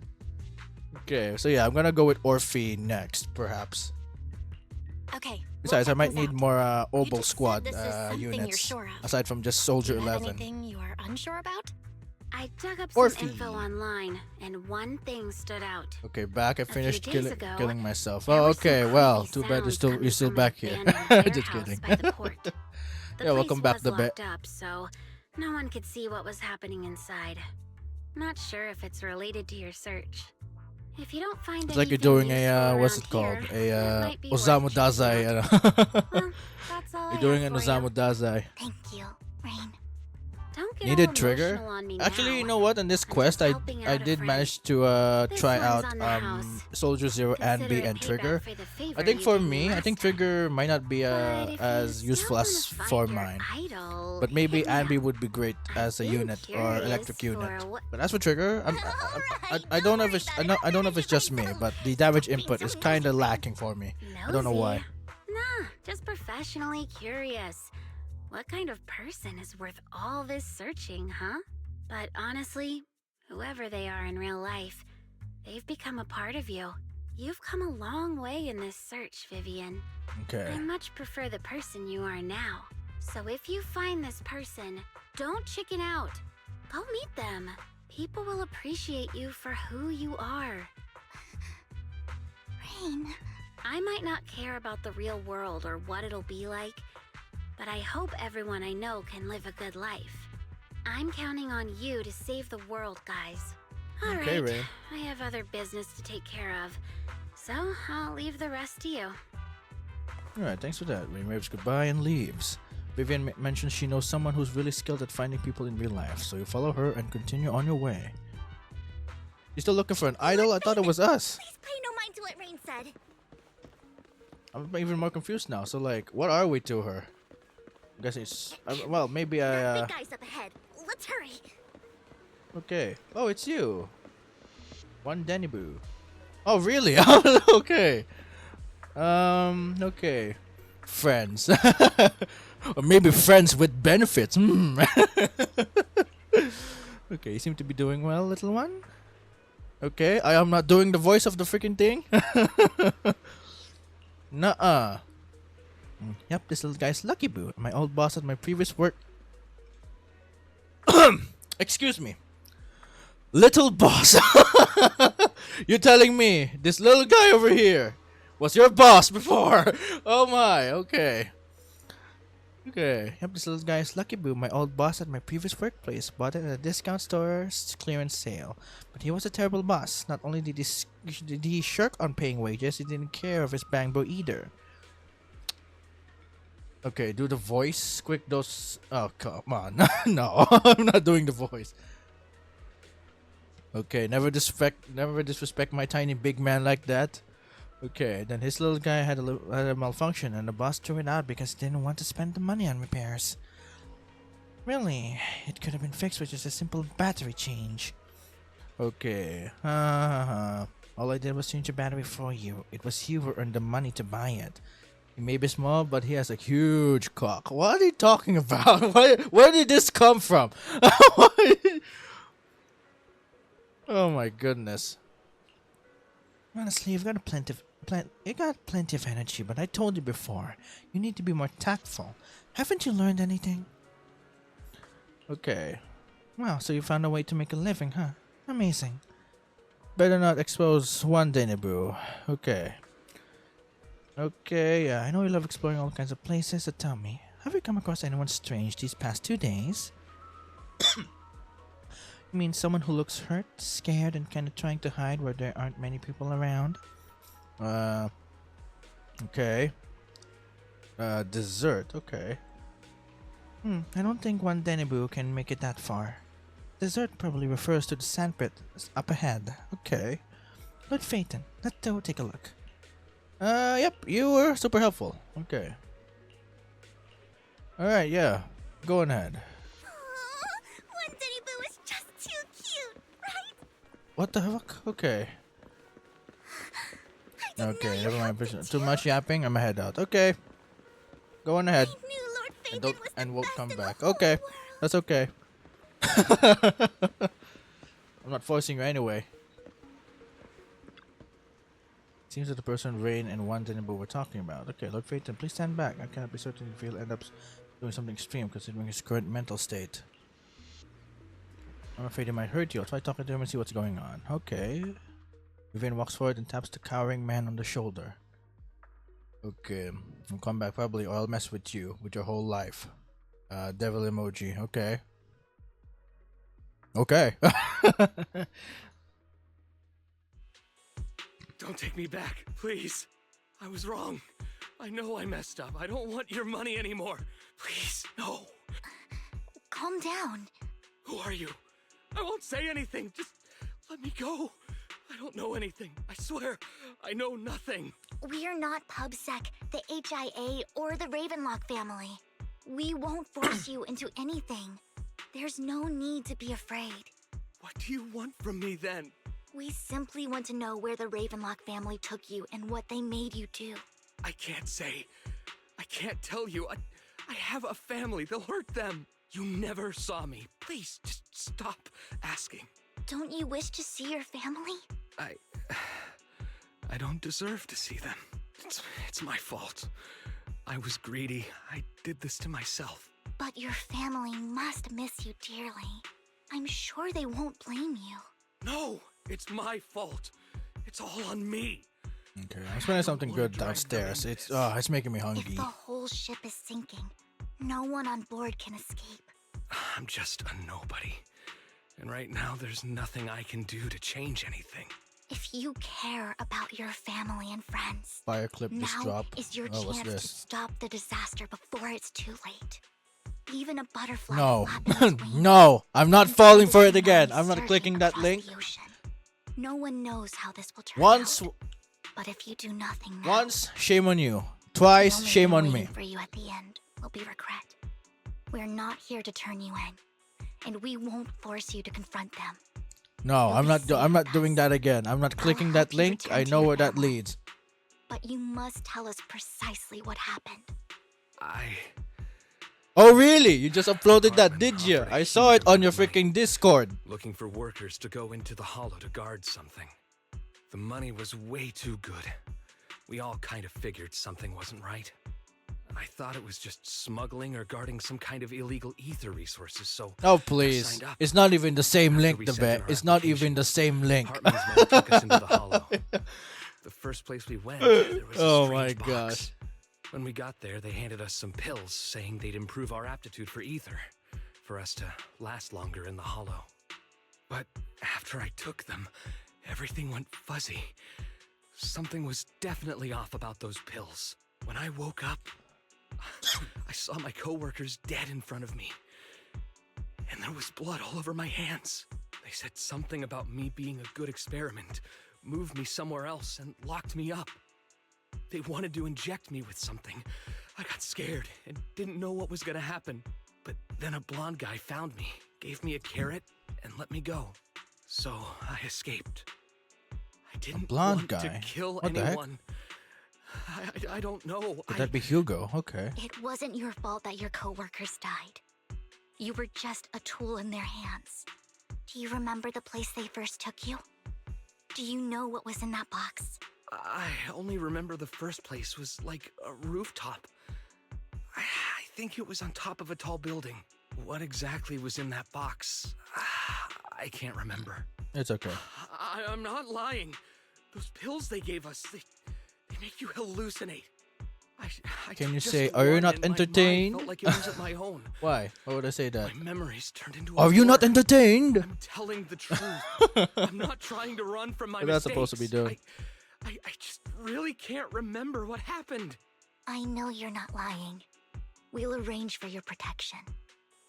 You Good can boy. rest easy What does and that mean? recover, What is that supposed to and do? your family won't be dragged into this. Once this is all over, he will be able to reunite with them. Can Vivian contact Lycon? The mayor representing Victoria Housekeeping agrees to protect the worker and will keep his identity confidential. Soon, Rena arrives and takes the man away, mentioning that the mayor will confirm the location based on his description. Okay. Okay. Read this message. What message? I've been meaning to say this. Well for a played, while, well Vivian. played. You're just so calm and decisive when things get tough. Totally different from the impression you gave me at first. Actually, I wasn't always like this. I used to run away when things got tough. There was even a point where I just wanted to disappear. As if my very existence was the source of suffering. I wondered. Perhaps leaving it all behind could put an end to the pain. Okay, that's kind of hard to Whoa. imagine. It's hard to imagine you like that. I mean, you had this super intimidating vibe when we first met. Well, I was on a mission at the auction when we first met. And just as Rain said, I've come a long way from who I used to be. Speaking of Rain, Speaking of Rain, it's still wild to me. I never thought you and I would have mutual friends. And you even know one Denny Boo. Can you believe we might have passed each other so many times without even realizing it? Enough about me. Tell me more about you, Lord Phaethon. Where have you been? And what have you experienced? okay, let's start with the Red Fang Gang. Okay. Looking back, I feel like I've been through a lot lately. My brother and I even lost our Phaethon account. Oh, everything started when the Cunning Hares took something from the Red Fang Gang. As you walk along the river by Lumina Square with Vivian, you start sharing your stories. Although she wasn't a part of them, she's been to the places where they took place. After a long chat, it's time for a meal. What was that? Remember, it should be around here. That store's been sitting in my favorites for ages.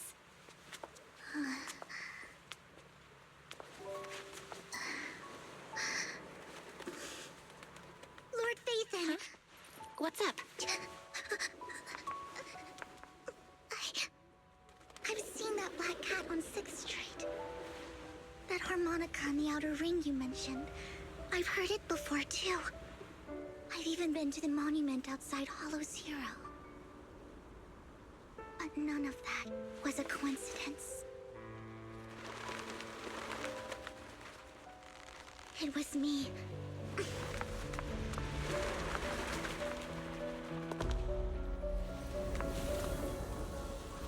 Following you, and now I've finally made it to your side. Ever since I was little, I had been seen as the bringer of bad fortune. I had traveled to many places and witnessed far too much misfortune. Every tear I shed brought disaster. I've heard too many curses to count. I loathed my tears as much as I despised my own existence. Okay, hold on. Let me just take a screenshot of this a bit.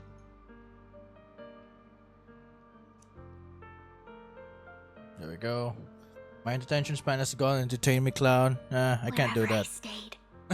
Tragedy. Currently, I had roamed too many places. yeah, And took a each picture. time, it ended the same way. I'm not making it into a I didn't wallpaper. know where I could go anymore. Maybe just like a screenshot or whatever of One some night, sorts. I stumbled upon a post discussing me. Whether they knew me or not, everyone seemed convinced that I was the source of the curse. All she needs to do is jump. Some Okay. mocked me Oh, with come cruel on. intent. Some wished I would vanish, and others speculated maliciously. It really seemed that my very existence was a disaster. In that moment, as darkness enveloped the city, I saw lights flickering to life all around New Eridu. So many lights. And not knowing where to go, I thought, if only I could disappear into those lights. I made up my mind. And right then, my phone rang. I Okay. decided to take one last look. What if I just hijack your account? I can see a I real wanted to ID. know I've learned from the best. Top who view. left me my Bro, final you can message already on see this my world. freaking UID on the bottom right. Why would you need to hijack my account? It was you, Lord Vathan. Me? Wait, really? Me? Yes. And I checked with the other Lord Vathan. You were the one using the account at that time. But I know you probably don't remember it. After all, it was just an ordinary day, with an ordinary post and meaningless comments online. But for me, it was the night I finally realized where I could go. Okay, hold on. Can I like play back? Is it this? Okay. Okay, now I'm lost. I wanted to walk the Okay. paths you had walked, see the sights you had seen. And then, one day, Oh gosh. Okay. So what exactly did the comment say? What did I even say in that comment? I can't remember off the top of my head. well, you'll have to figure it out for yourself. I'm not telling you. Okay. Huh? No! So, Lord Vathan, thank you. Not only for that comment you made that day, which was a silver lining for me, but also for giving me the courage to become who I am today. The Vivian standing right in front of you now, Lord Vathan. I truly like who I've become. The wind skims across the surface of the water, lifting Vivian's hair and brushing it against her cheek. The lights reflected in her eyes dance and flicker as if eager to share the stories of the past. Okay. Emotions intertwine with the narratives, and you feel as though you were witnessing the path she has traveled. Okay. Lycon just sent a message. There's an update. Okay. Bro's ignoring me now. Okay. Sorry. Let's What's head it? back to the video store and go over the details together. So I can play with account ruin it for fun and leak your address and lick you. Why the fuck do you need to click that if there's other options? Bro's ignoring me now. I mean, I guess I should really keep ignoring it then. Because at this point, you're just annoying me at this point. I'm not gonna lie. No offense. Okay, I know this. What the hell? Okay.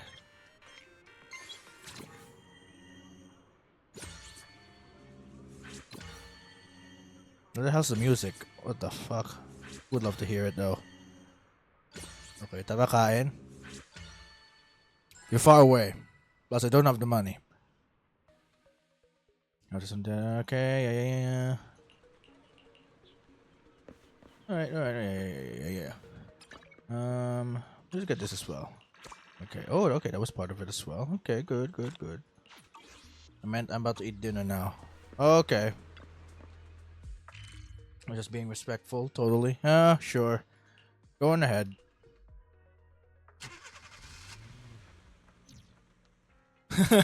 Belle, you're back.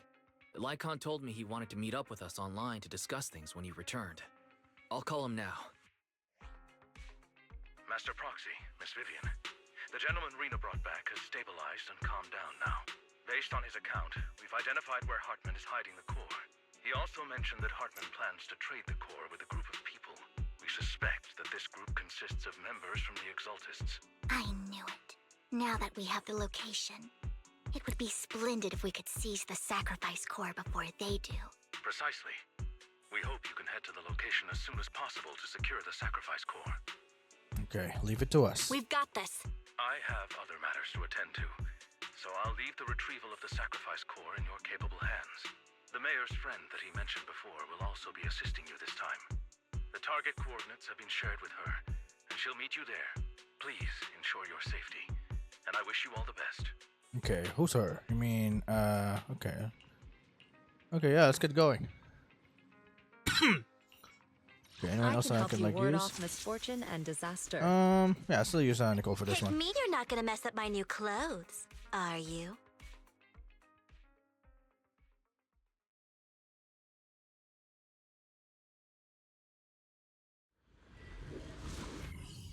Ah, okay.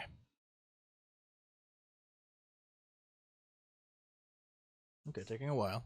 I'll drink water first. And those who might be still drinking drinking water as well, make sure to stay hydrated too. Where's the sacrifice core? Oh, okay. Camille, you really think I'd stroll around with something this important? Plus, even though the Ravenlocks and the Exaltists have been working together for ages, I've hardly even met Lady Dina. I'm the one offering the sacrifice core here. I'm curious what Lady Dina's got lined up for me in return?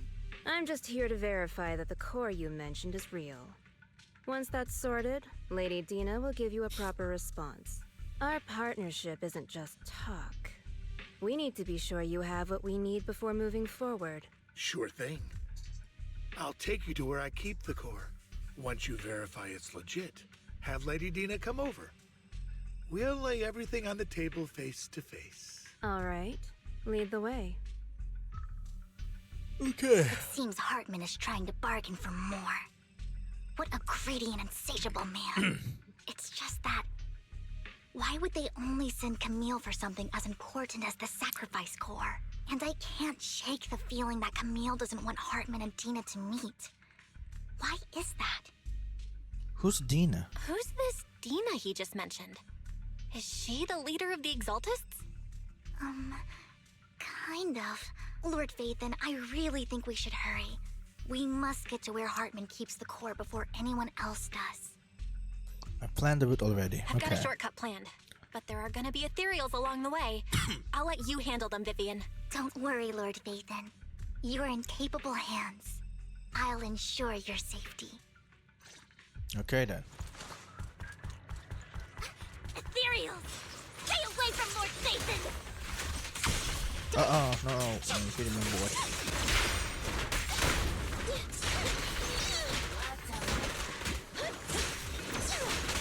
Oh, okay, come on.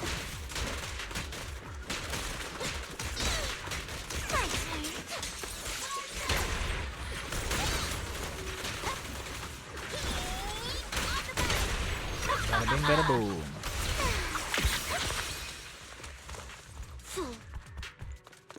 Looks like Hartman's trying to negotiate for more leverage. Okay. Oh.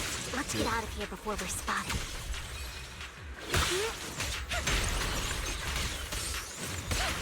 Whoa, chill. Okay, come on.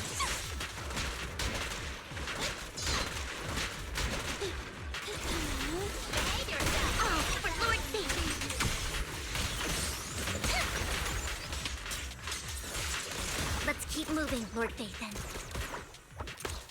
Okay, come on. What are you doing? Oh, come on, let's go. What the hell? Don't touch me. Come on.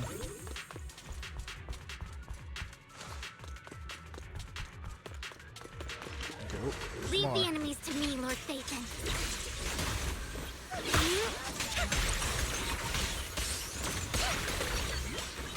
Just leave it to me. Move it. Right back at ya. Leave it to me.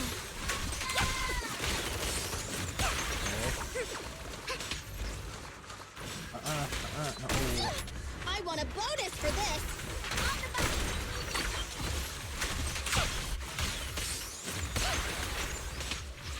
go. Okay, any more? Okay, yeah, there's more.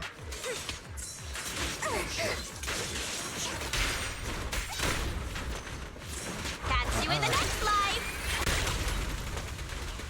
Don't underestimate me. They're still over there. Looks like they're arguing. Okay, hold on. Heal yourself.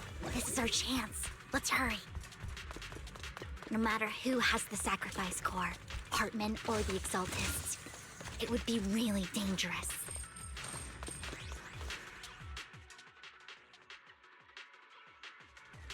Hand over what's in the box. Oh, whoa, okay. Don't you know? Figure we do this the hard way. You sure talk big, little girl. Let's see if you can get past me first. Let's hurry and secure the sacrifice. Lord Vathan, the box is empty. So Hartman never kept the core here to begin with? How did you even find your way here? Where's the core in the box? What did you do with it? Oh. You call this keeping the sacrifice core safe? As everyone stands confronting each other, a voice comes from behind.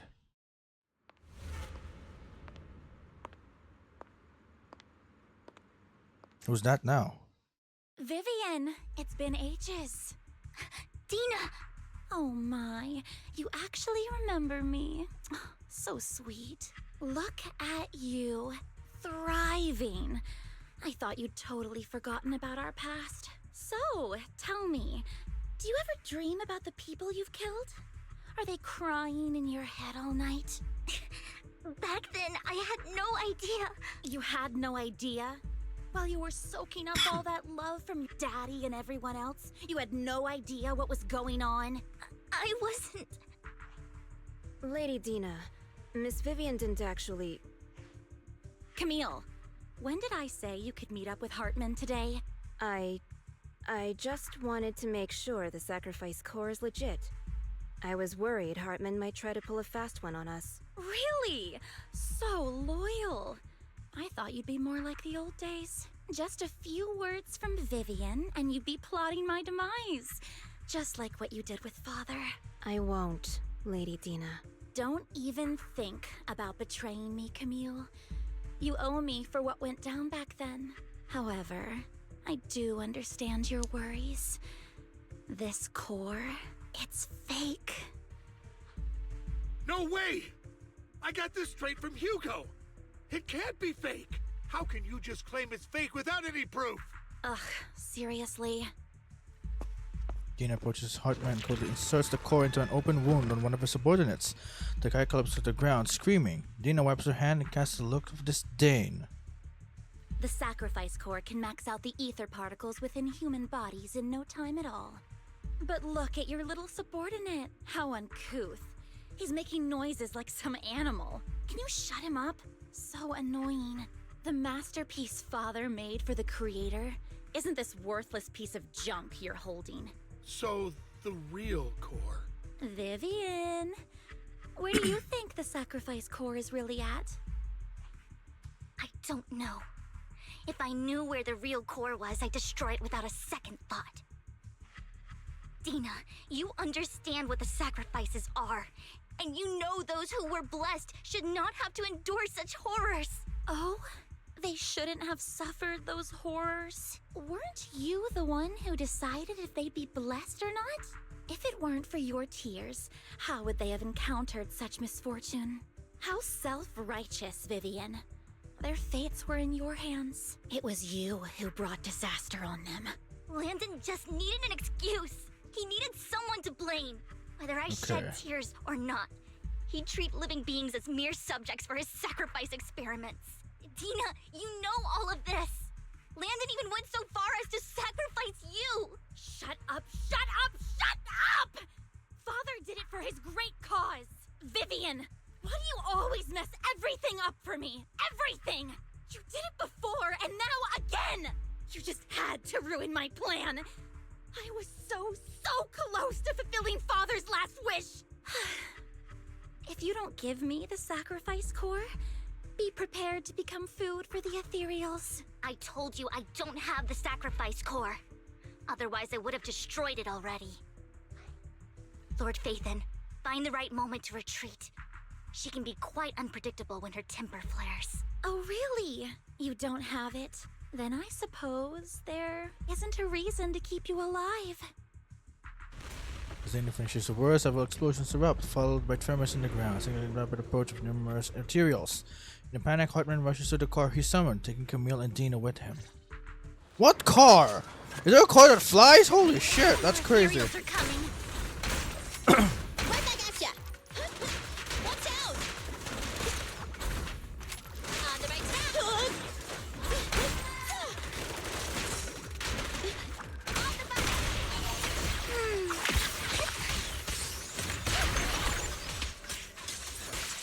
Okay.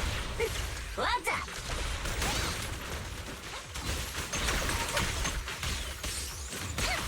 Nice too. Too many. No chance to get out of this.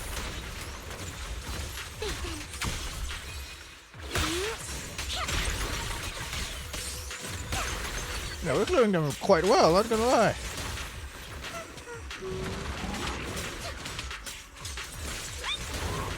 I'm here.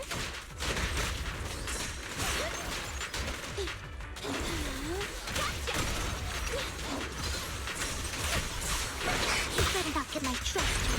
Who dares get between me and Lord Phaethon? Come on, okay. Find cover. Remember to smile. Don't underestimate me.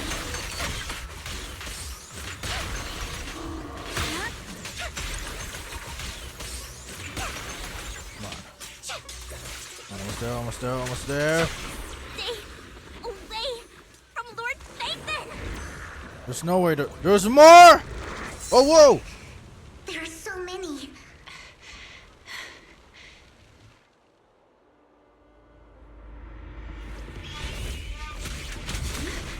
It's ink.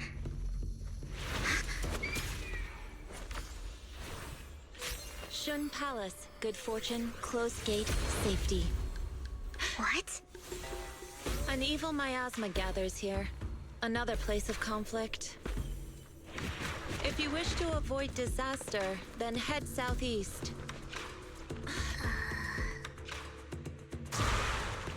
Now! Thank you.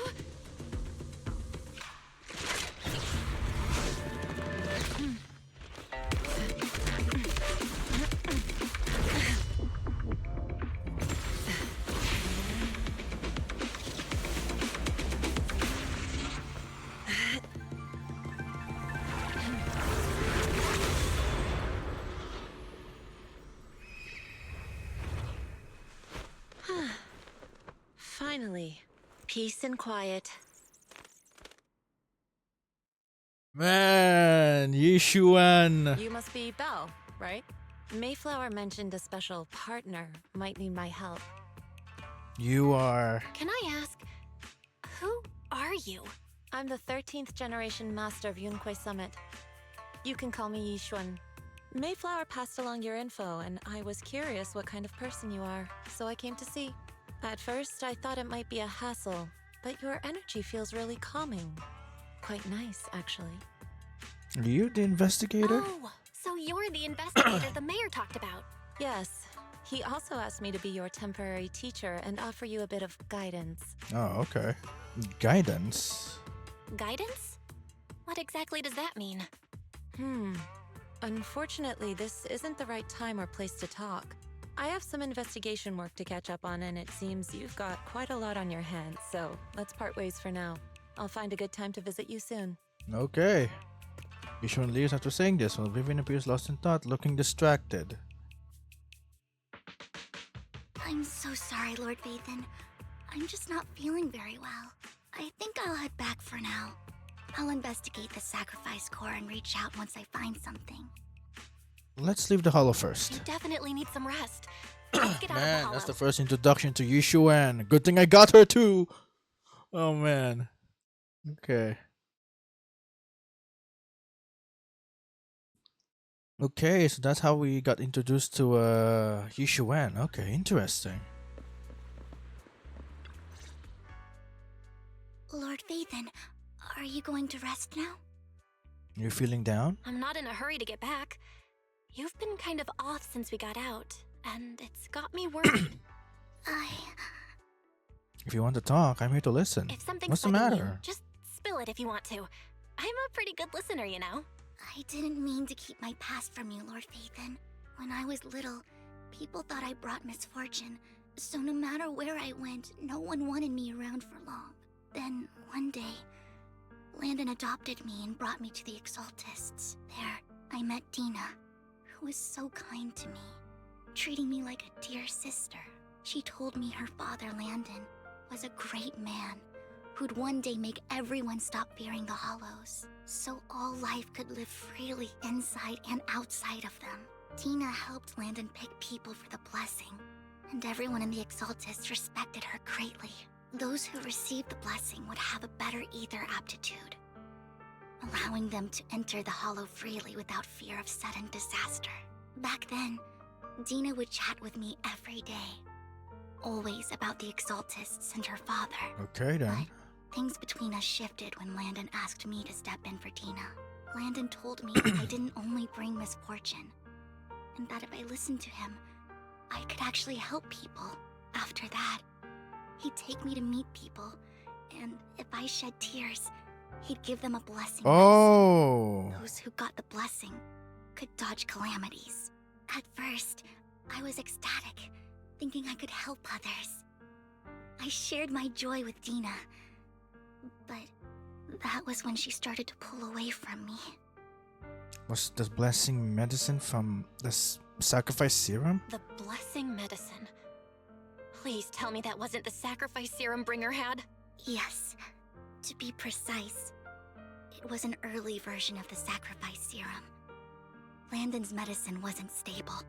The medicine Landon developed could boost abilities quickly, but also sped up the development of ether corruption. Oh, okay. In the end, most people turned into ethereals, and a few became sacrifices, losing all human consciousness. The ethereals were killed while the sacrifices were given to the higher-ups of the Exaltists. The Exaltists wanted the sacrifices to hold human consciousness, so Landon's medicine was seen as a failure, and he gradually lost influence within the Exaltists. One day, I saw Dina, and tears streamed down my face. In a bid to save his reputation, Landon decided to let his own daughter receive the blessing. Oh my, okay. I had always thought that getting the blessing was a good thing, until I saw terror in Dina's eyes that day.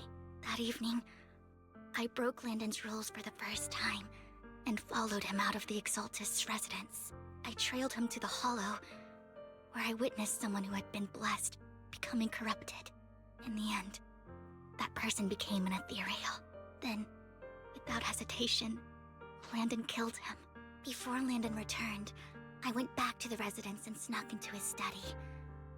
And there, I uncovered the truths I just told you. And just a few days later, it was time for Dina to be blessed. I wanted to save her and stop anyone else from getting deceived.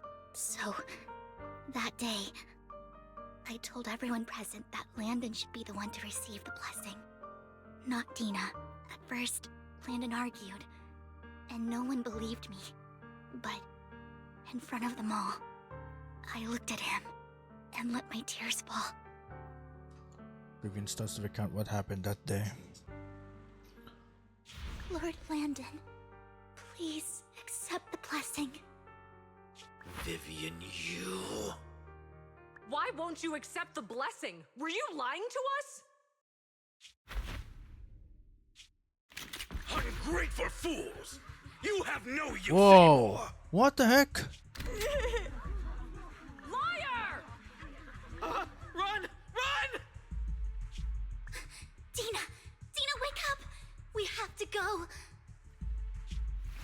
Vivian? What's happening? Listen to me! Lord Landon's so-called blessing isn't...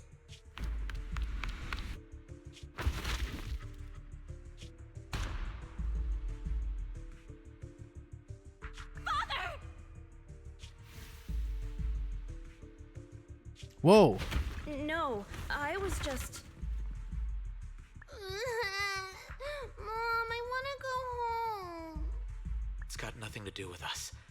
This is just what happens when you don't accept the blessing. Vivian, was this you? Tina, I just didn't want you to accept the blessing. Everyone who does ends up... I just don't want to lose my father. You knew?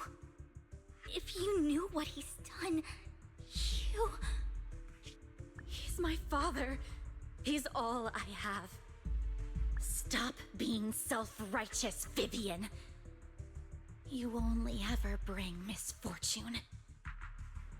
Oh, come on. I thought once Landon was gone, Tina would leave the Exaltists. I never expected her to continue his research, or that Camille would stay. Camille lost her entire family in a hollow disaster, so she's always supported the Exaltists. She's not a bad person. She's just someone searching for hope. She joined the Exaltists very early on, and even watched Dina grow up. That day, she was just so desperate to save Dina that all these years she's been following Dina, taking care of everything out of guilt, I think. But I didn't just fail to save Dina. I trapped her. I see misfortune approaching, but I can never change its course or avoid the bad ending. Maybe I really am a bringer of misfortune. Don't... No way. You're not the one bringing bad luck. Whatever went down with the Exaltists, Landon used you. As for Dina and Camille, they know the truth, and they just made their choices. The Hollows and the disasters they caused took more than just their loved ones. But not all survivors cling to obsession and hatred like they do. Lord Phaethon. You need to believe in yourself. You need to believe in yourself. You're currently resolving the sacrifice crisis with your own effort. I remember you saying you really like yourself now. So what's changed? Yes, that'll always be true. Thank you for listening to my story today. Years have gone by, but I've never had the courage to face all this. Maybe Dina and I were meant to meet today, so I could finally spill it all out. It lightens my heart a little. Lord Phaethon, you truly are a wonderful listener. Just come to me whenever you need. Whenever you're feeling down, don't hesitate to come to me. I will. It's been such a long day. You must be exhausted. I'll track down the location of the sacrifice core and let you know what I find. Good night, Lord Phaethon. After bidding farewell to Vivian, you head back to the video store. Okay, see the collectibles she gifted you on the table and it stirs a flood of memories. You've been through so much lately. You hope the sacrifice crisis can be resolved smoothly, pondering the whereabouts of the real sacrifice core. Weariness sets in, and before you know it, you drift off to sleep. When you awake, it's almost noon. Wow, okay. That long, huh? Well, Vivian was in the store just now, but you weren't here. Did she need something? It was about the sacrifice core. The first time the sacrifice core appeared was at the auction, so she decided to try and find the security footage from after that day. It's possible more happened afterwards and we're simply unaware of it. If we can get the footage, we may gain new clues. Well, if you have time, head to Lumina Galleria to meet up with Vivian. Go now. Okay, yeah, let's go. Yeah, this is a lot longer than I thought.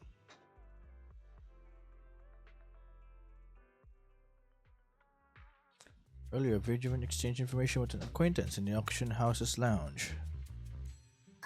Shawl, I didn't expect you to be working here. Oh. Perfect. I was just covering someone's shift. The screening here is super strict, and I was afraid the supervisor would realize I was new and subbing for someone, so I hid in the control room during the supervisor's inspection. So I happened to bump into this guy, a blonde man wearing a hat, and I think he was checking some footage. Then he logged that footage into the tape he brought.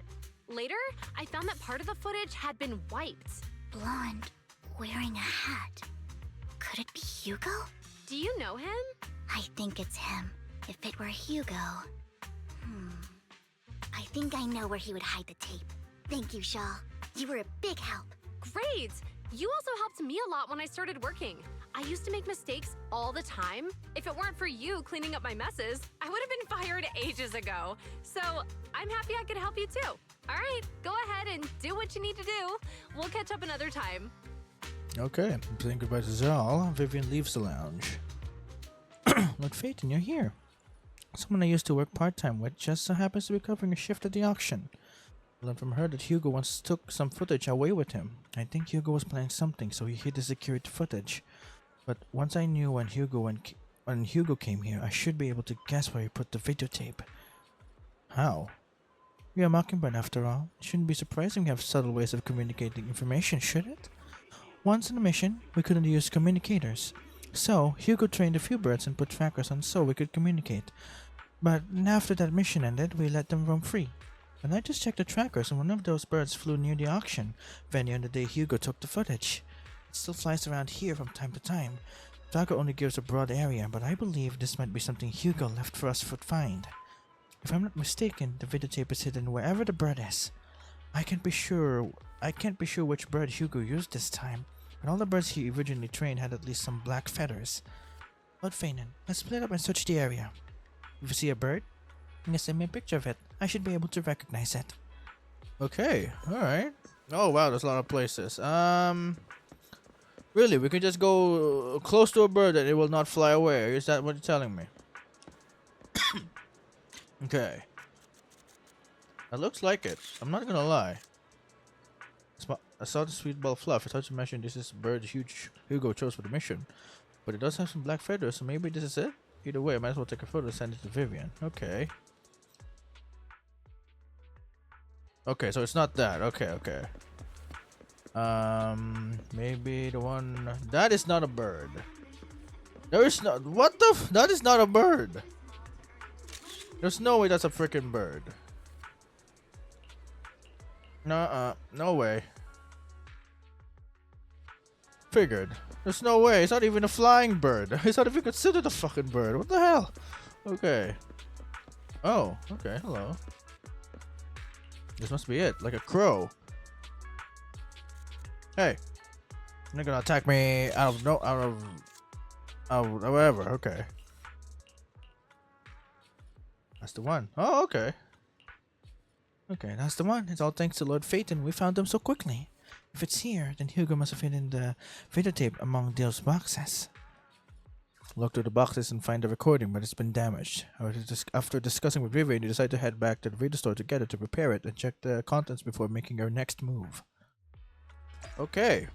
Alright, well we found that. Let's just teleport there, eh? Okay. Alright, here we are. Yeah.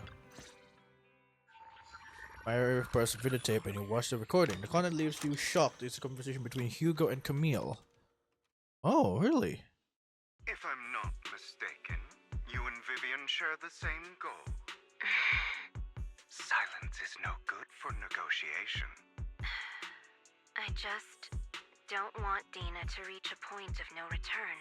Hasn't she already reached that point with what she's doing? The formula for the Landon serum was lost, but a batch survived, and Dina was able to develop a substance that can be used for mind control.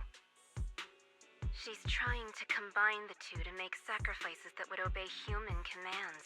If the dormant sacrifice and the remaining Landon serum are destroyed, we can put an end to this. Dina's concoction can't create sacrifices on its own.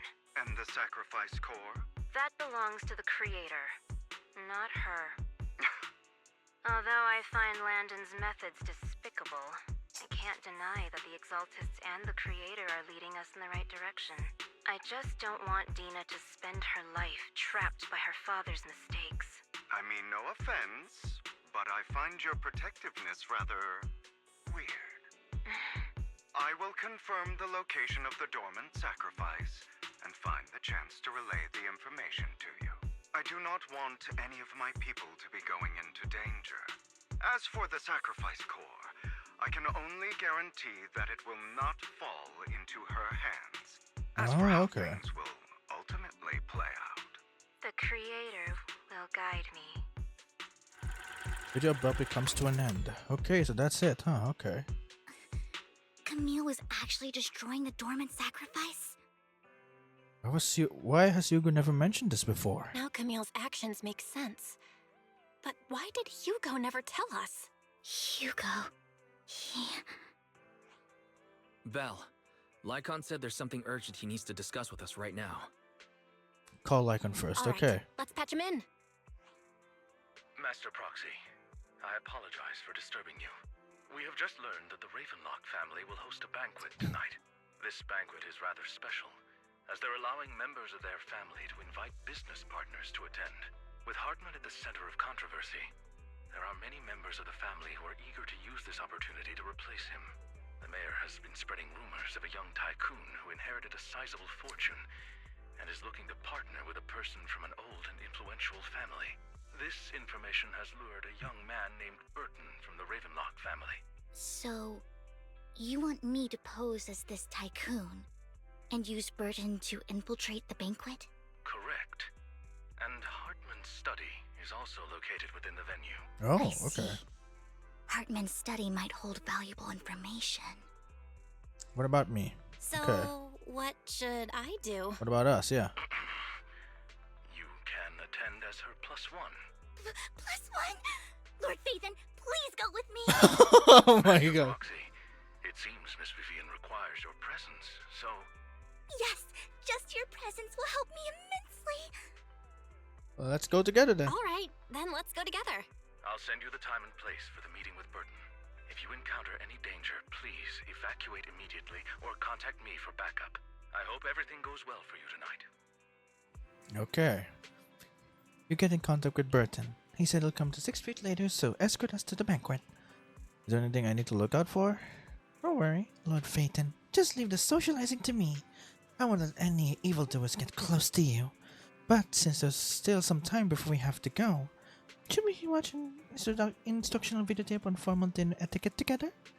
I learned everything from videotapes when I first went undercover at the banquet for mission 2.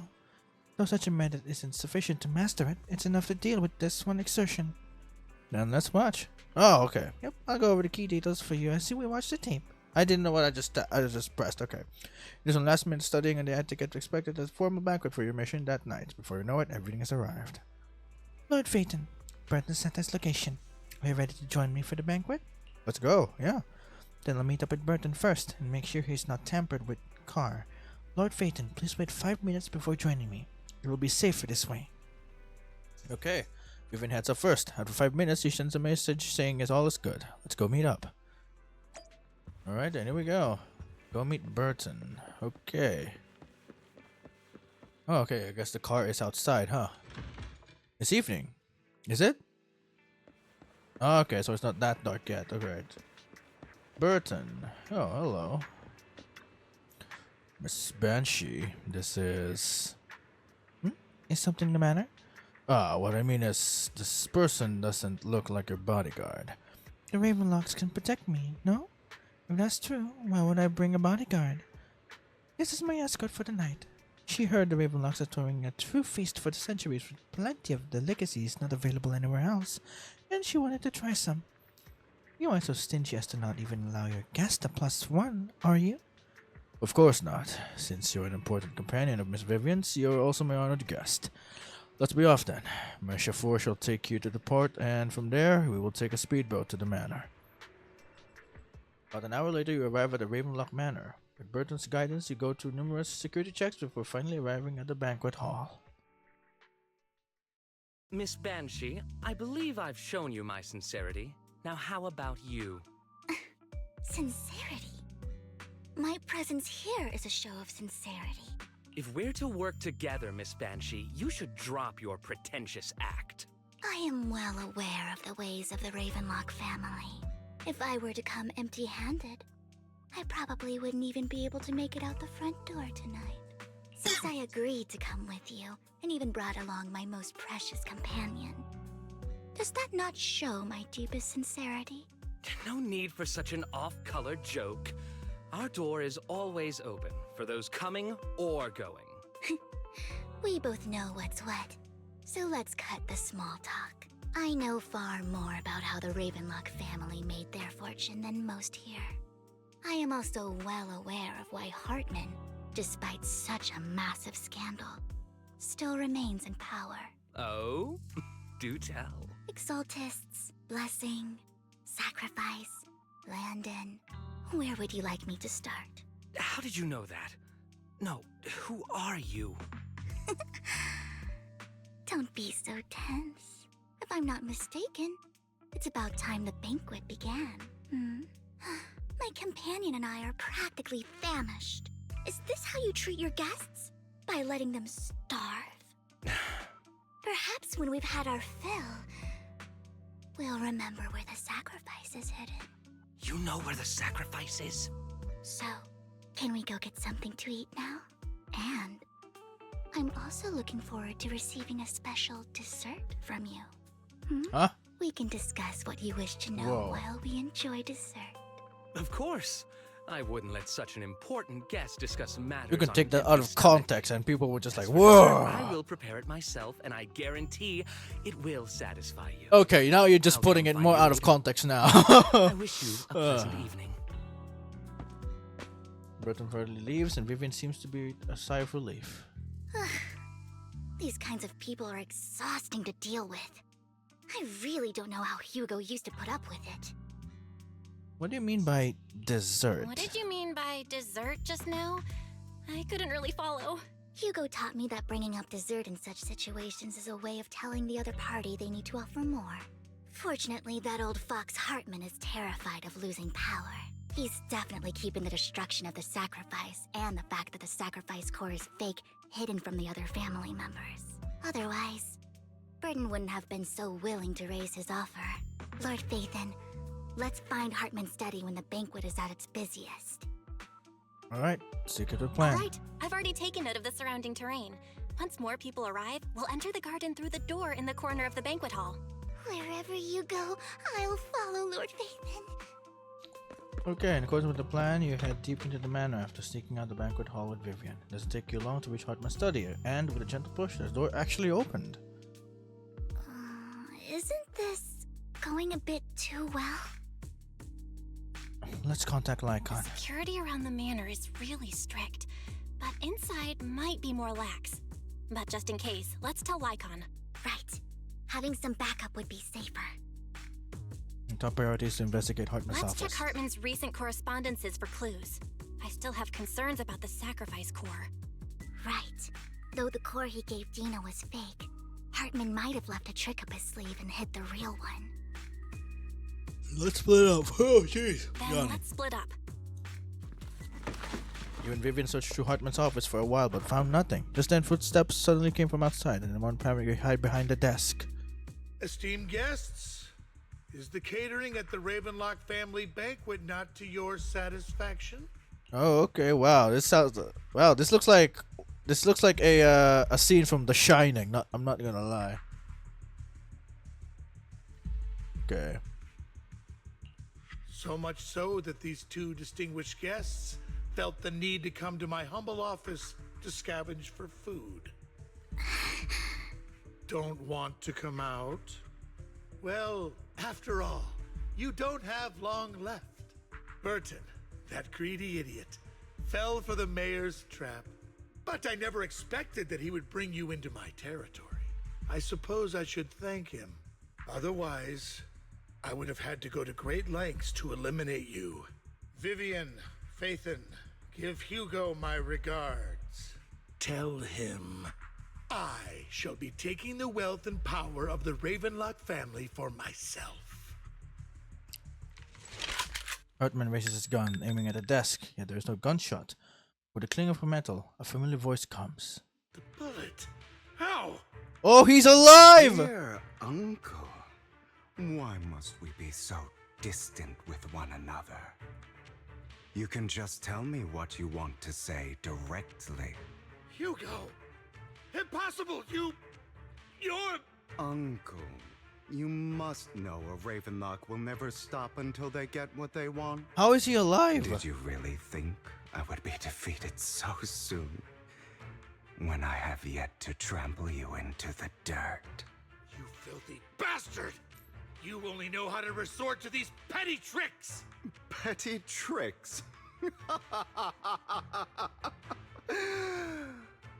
Perhaps you'd like to know what I managed to accomplish using this faked death of mine, my dear uncle. So what happened? How did he live through that? Shortly before. Faking my own death. Hope it's all worth the theatrics in the end. No way they both planned this. It was just to keep Hartman off my back, but maybe I went a little overboard. The manager must be pretty shaken up. I should apologize at some point. What the heck?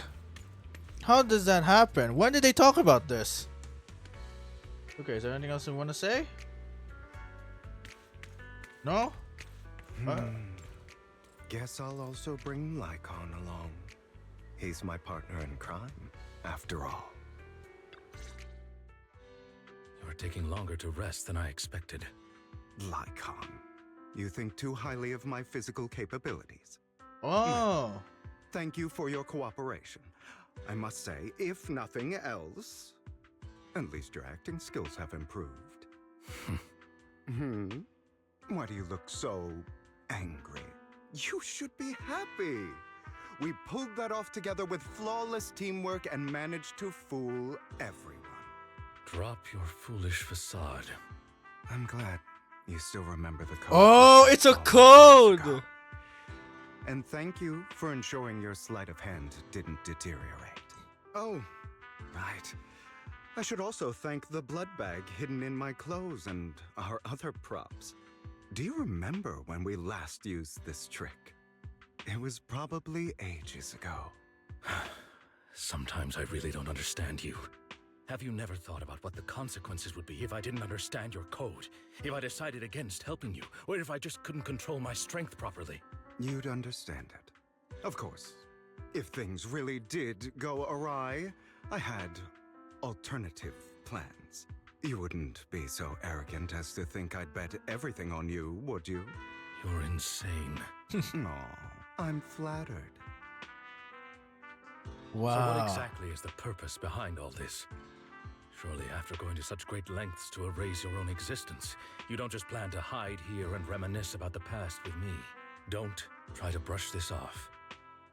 I've already helped you enact your plan. Tell me the truth.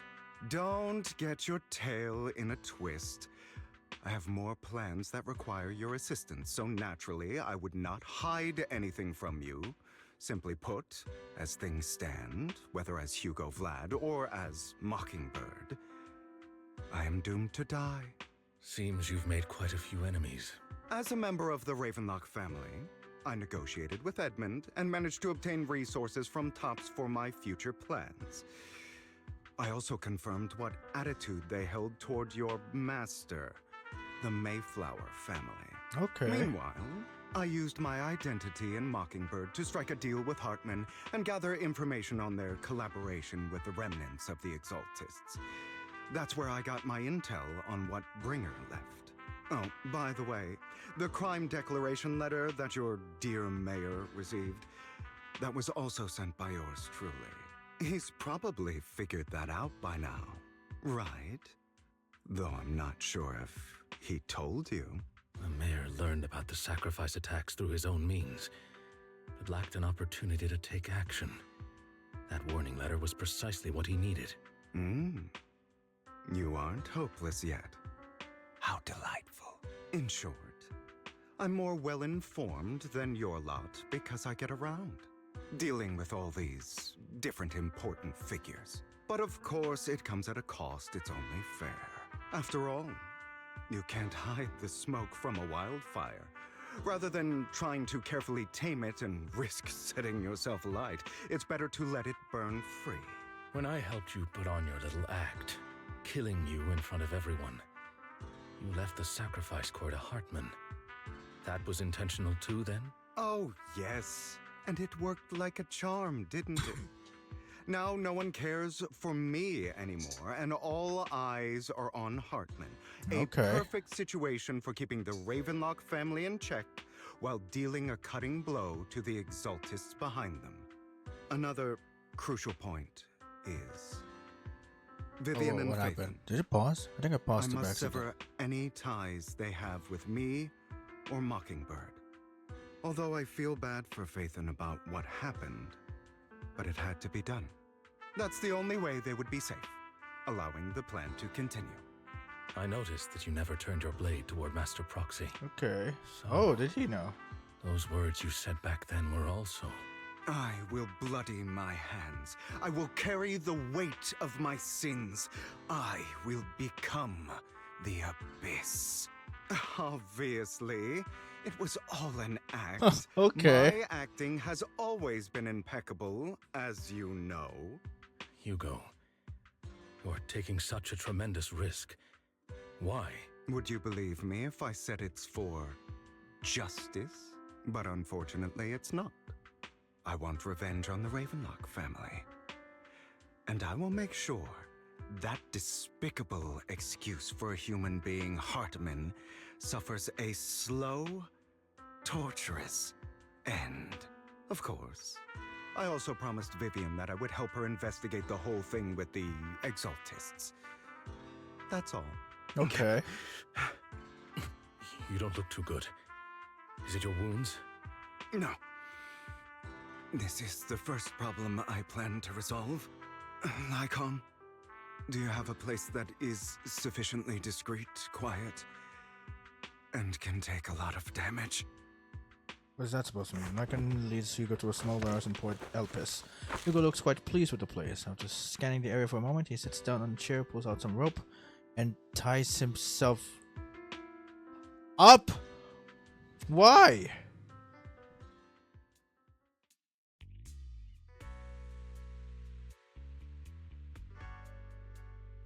Why would he tie himself up? What exactly are you doing? Don't look at me like that. If I didn't have to do this, I wouldn't. Hartman recently obtained a bizarre substance, most likely from those crazy Exaltists. After use, it allows control of the victim's mind. To some extent. You were dosed with it.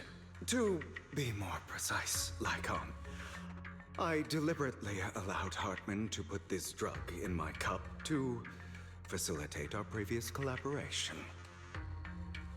Hugo tells Lycan of what happened back in the private suite when he was negotiating with Hartman.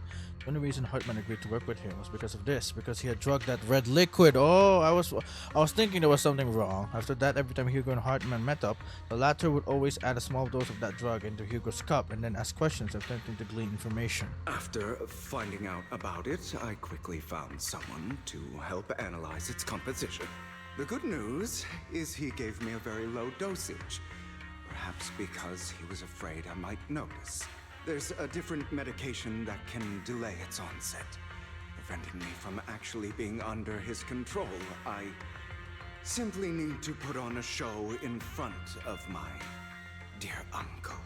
The bad news is that currently there is no antidote. So what's the point of this? Delay those effects, however. They will accumulate and erupt when my body reaches its limit. It may even break my mind. Okay, but before that happens, we'll just take a picture of this, eh? Okay. Love this scene. It's like he's gonna be tortured, but actually, they're just like... And that's exactly what's happening now. I need to endure those accumulated consequences. So, I will lock myself in this room for however long that takes. I've tied my limbs to prevent me from smashing this place or accidentally hurting myself. Wow, okay. Anyway, after you leave, do not open this door, no matter what you hear. I recommend seeking professional medical assistance. This is advice I received from a doctor. Or are you saying you don't believe I can make it?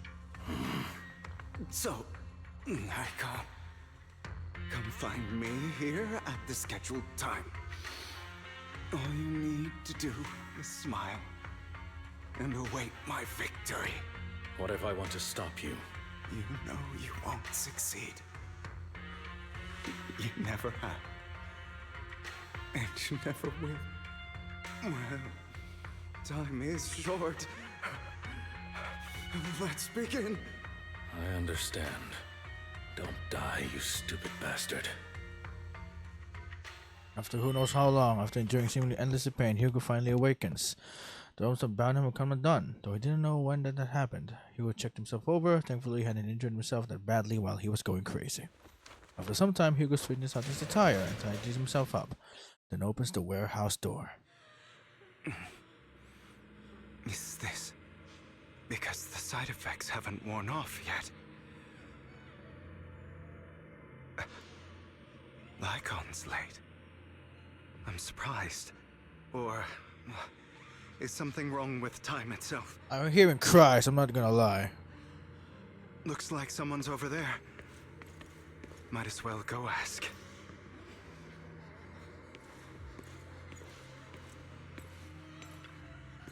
It's all your fault. Why were you born with those eyes? If it weren't for you, I wouldn't be in this mess. I had made it. I endured for so long. All those years of planning. I was so close. He already agreed.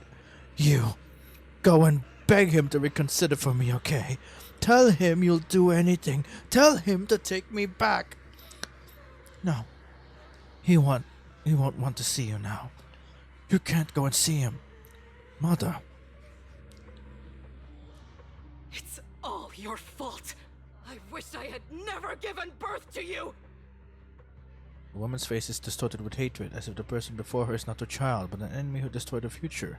She blames all her misfortune, his misfortune, on this innocent child. Everything will get better if you just die, right? If you die, he'll come back. We'll have another, more perfect child. One who will inherit the Ravenlock family bloodline. Then I'll be able to escape this pain. So, Hugo, for the sake of Mommy's happiness, just die, okay? Wow. She raises her hand to reveal a pair of scissors, the tip gleaming with chilling light. She thrusts the sharp point toward Hugo's paler eye. Then she suddenly vanishes, as if she had never existed at all. So, I wasn't awake yet after all. That's because you don't want to wake up again. Who are you? I am you. Hidden deep within your heart. Your most true self. You want to kill her, don't you? Your so-called mother. Every time she beat you without reason, when she tried to gouge out your eyes, when she sold you into that hell, laughing all the while. You wanted to be the one to end her life. Why not admit your hatred? As you are, you can hunt her down and make her pay for the living hell of a childhood she made you suffer. Yes, I hate her.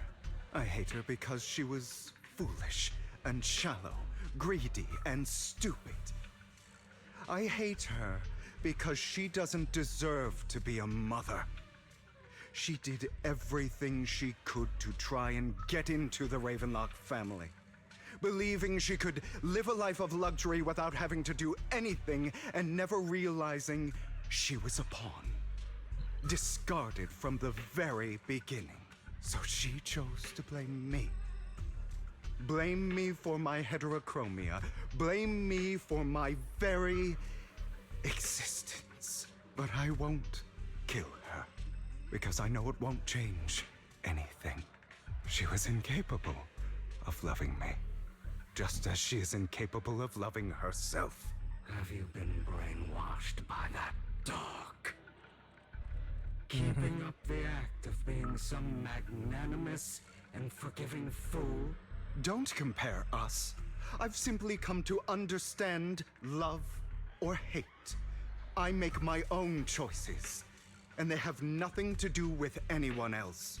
She sold you to the Ravenlock family for a huge sum of money.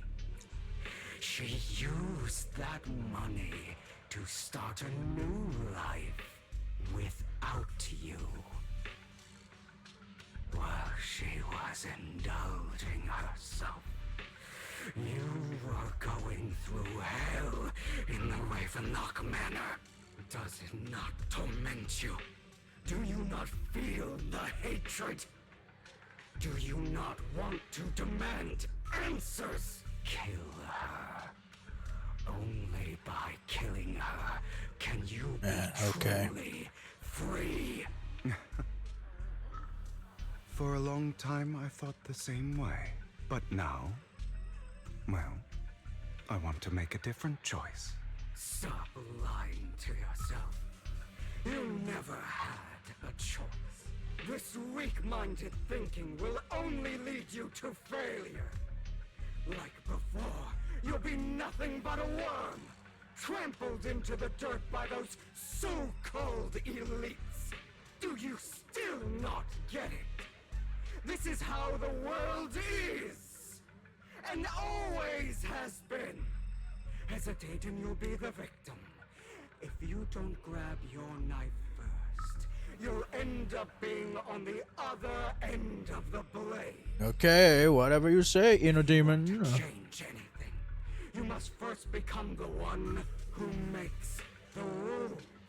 Just like that woman. The only reason she could treat us that way was because we were weak. So listen to me. Find that woman, kill her, and prove to this world your strength.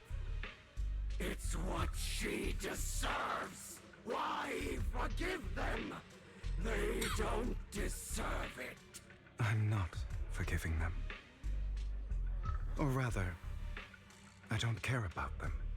They don't even matter, at least not yet. You know, perhaps the person I hate the most, the one I truly cannot forgive, has never been someone else. But yourself. But rather my weak, powerless past self who could do nothing but hide inside a closet and cry. I hate myself for having neither the strength nor the courage to resist. I hate myself for begging for so-called familial love, even after being treated so terribly. I hate that despite the pain of my wounds, I still hope to receive the carrot and not the stick. And that means you, correct? So, I forgive you. I forgive myself. You'll regret this, fool. Your pretty words mean nothing. You will ultimately return here to me. After an intense bout of dizziness, Hugo awakens in the dark warehouse. The ropes that bound him had come undone at some point. Hugo takes a deep breath of damp air and stands up. Hugo straightens out his attire and tidies himself up.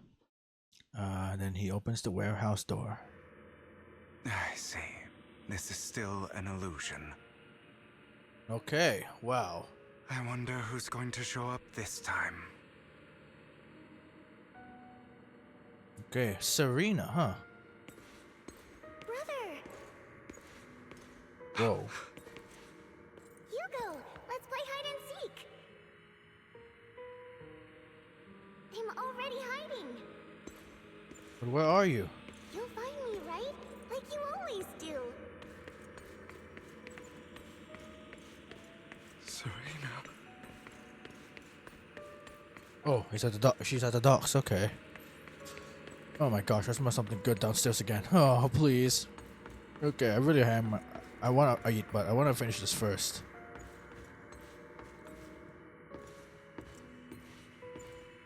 You're looking in the wrong place. I found an even better hiding spot this time. Harder to find than any place you showed me. Okay.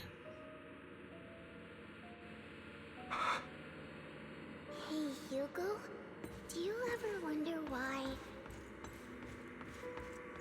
I had to die? It was because of me. That's right. It was because of you.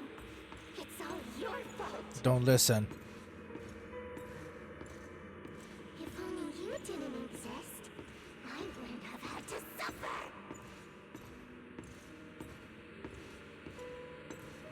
Okay. Oh, I was going away. Okay, I thought I was here. Never mind.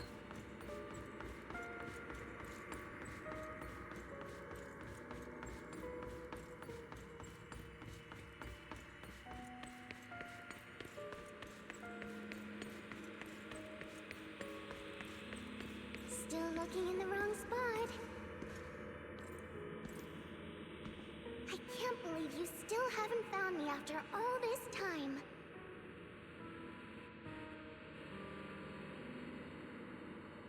Have you forgotten about me? Okay, man. Okay. I haven't forgotten. It's okay. I'll forgive you. I'll still be nice to you, just like before.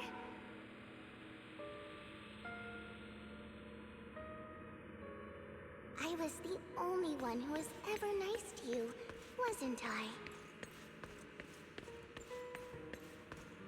Yes. Then tell me, why do good people always suffer? Back here again. Why is kindness always punished instead? Tell me, Hugo, why?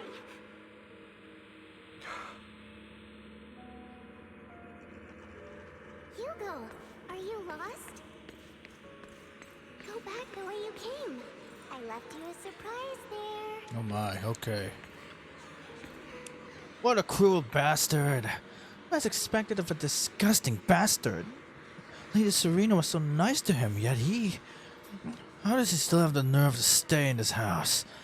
They shouldn't have left him from the start. Filthy, lowly blood.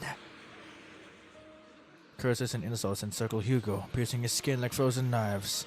The mockery and rage form a wave that crashes through him, threatening to drown him. Then as the cacophony reaches its peak, it goes silent. He hears himself congealed in the silence, deep and oppressive. It is as if time stood still, with only his rapid heartbeat echoing.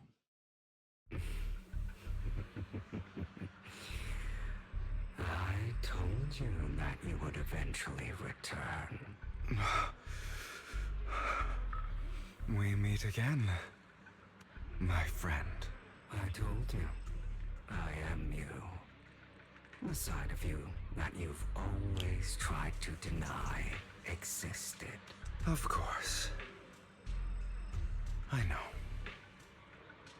This time it's about Serena. Right?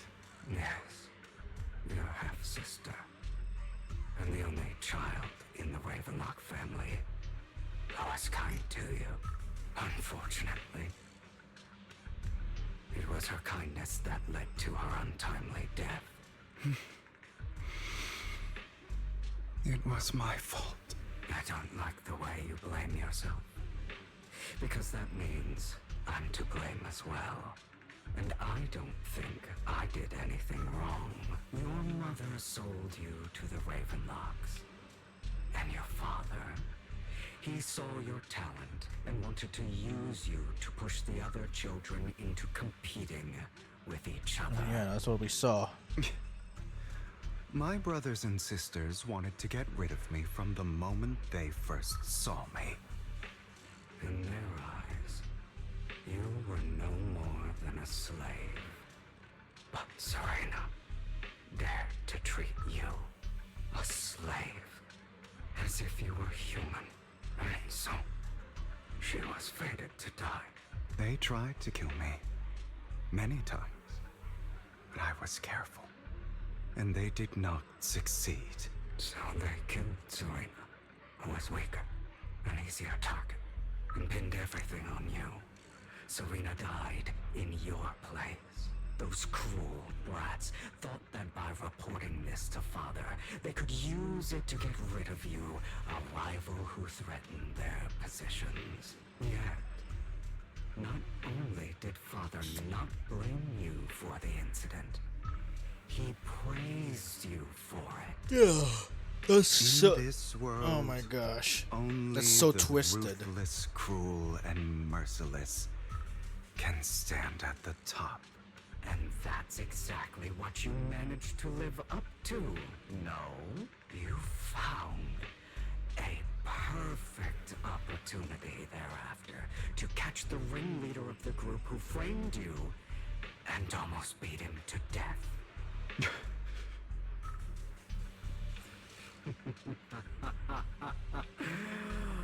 Oh, you should have seen the expression on your face back then. Oh, crazed and manic with utmost delight. I don't remember that. Seemingly outside of his answer, the inner demon transforms into him again. Here you go again, trying to deny your desires. Deep down inside, you've always wondered, asking yourself why these evil people never got the punishment they deserve. Why the world is so unfair. Okay, hold on. Let me take a screenshot of this. Man, he really looks like the demon itself. Okay. Don't you want to rip them to shreds? Just like that day when you beat that boy's face into the dirt until he was barely recognizable. His disgusting blood staining your fists. Recall your exhilaration, your cathartic release of rage, that outpour of hatred. That victory belongs to you. You deserve it. Those brothers and sisters of mine are all dead. I cannot take revenge against the long deceased. They died by Hartman's hand. Dying in the power struggle to become the Ravenlock family's heir, rather than by our scythe.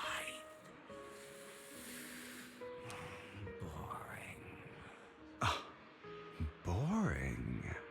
I find it hilariously ironic. Children who would murder their own kin for scraps of power dead at the hand of their uncle who followed their example. Is that not karma? Power struggles pitting kin against each other, betrayal, suspicion, and hatred between people of the same blood. It's like a curse written into the Ravenlock family's genes. Laughably stupid. Don't forget, my dear, that the same blood flows through your veins. As if to prove his words, the inner demon transforms into Hartman. That's right, my dear nephew. No matter how much you deny it, the blood of the Ravenlock family flows through your veins. Survival of the fittest. Only the strongest deserve to live. Only the strongest deserve to rule. This is the path of success that has led the Ravenlock family to victory countless times. A blessing and a curse etched into your flesh and blood. As long as you live, you'll never escape the mark of family. You are destined to one day become someone like me, like your father.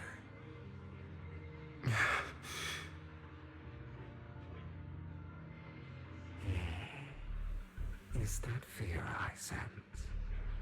I can see you trembling.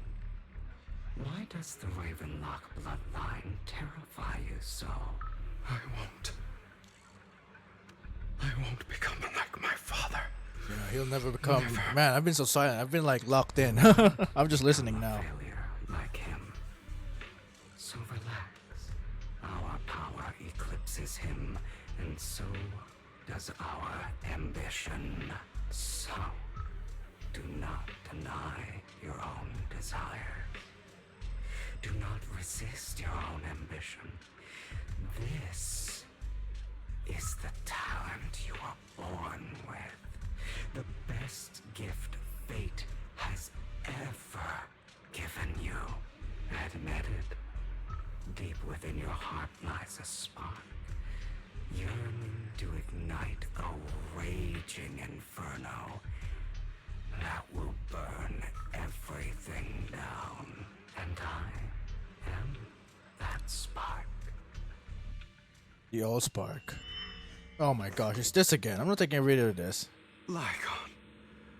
This isn't real. Never thought I'd be this genuinely thankful to see you. But this is an illusion still. Seeing you means this never-ending nightmare is finally over, right? No, it's not.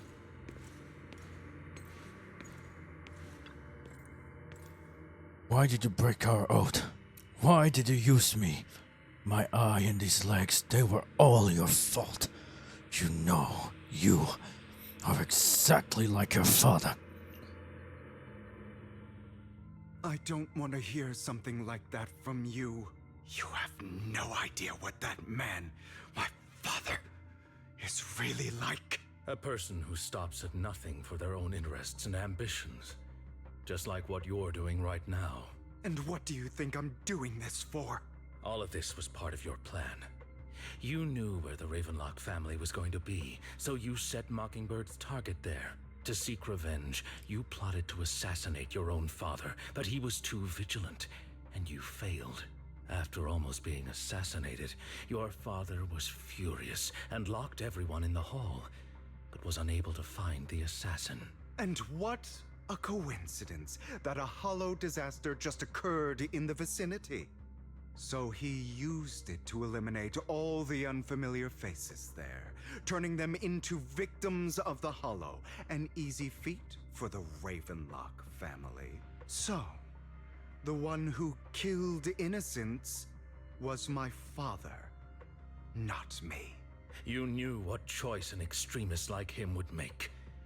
And you used the chaos to once again attempt an assassination. This time you succeeded. You killed your own father at the cost of innocent lives. Admit it, Hugo. You don't care about anyone else. The only thing you care about is your revenge. How is that any different from your father? Enough. I'm tired. I may hate him for betraying me, but he wouldn't say something like that. What? You aren't Lycon. You're the other me. Hidden deep within my heart.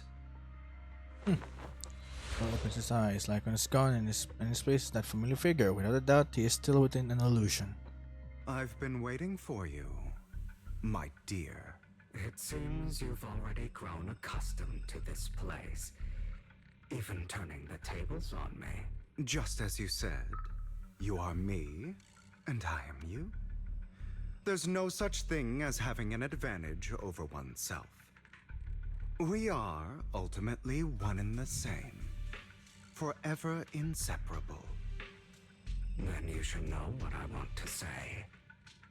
When you and Lycon split, you didn't even try to clear up the misunderstanding, didn't deny or argue against what he said. Because you realized that deep down, he was right about you. You just hadn't acted on it yet. Some people live only to bring more suffering into this world. Sometimes, murder is what brings justice back into this world. For that, I must stain these hands in blood. That's right. Yeah. Just like what you said before you faked your death. Were those words really just an act? To slay the dragon, you must first become one with sharp claws, rending fangs, and strength enough to destroy anything. You know the truth better than anyone. If you hadn't hesitated and instead seized the first opportunity to kill your father, none of what followed would have happened. Innocent civilians wouldn't have died. Your partner wouldn't have lost an eye and both legs trying to save people. And Mockingbird would have never gotten to that point. You can save more people. Save good people. Save more lives than the evil ones you take. I've spent countless hours in regret over that incident. So why not submit to your true nature?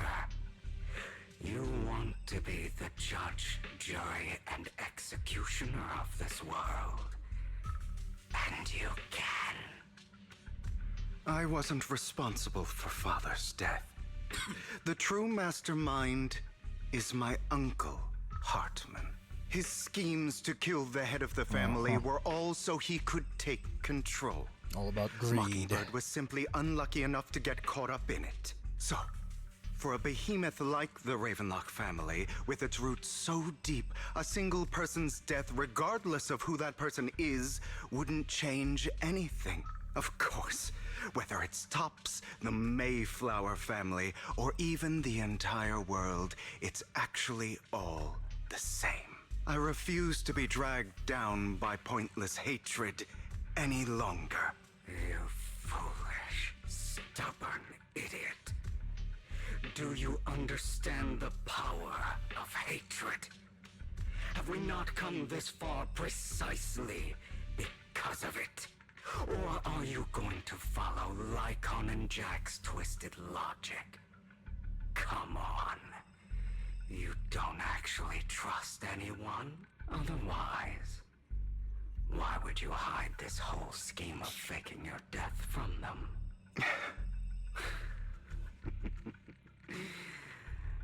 You've built an impenetrable wall around your heart, keeping everyone out. Of course you are right to do so. No one in this world can be trusted. Always. All you'll receive is hatred from your own blood and no love. Suspicion from your companions, and betrayal that comes all too easily. But the most ridiculous thing is that you want them to trust you. Ironic. You stay silent and long for them to notice your suffering. You yearn for your companion's understanding and trust. Idiot. That's why you are incapable of exploiting them for your own ends. You care about their safety even more than your own. But remember, only the weak need companions.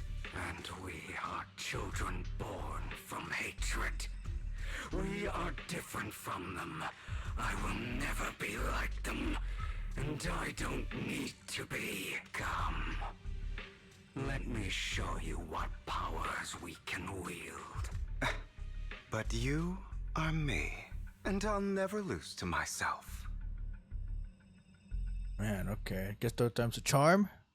Already lost.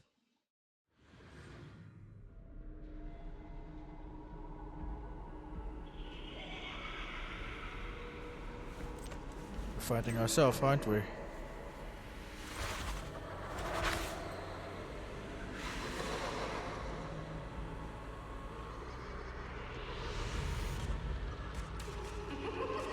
Here we are.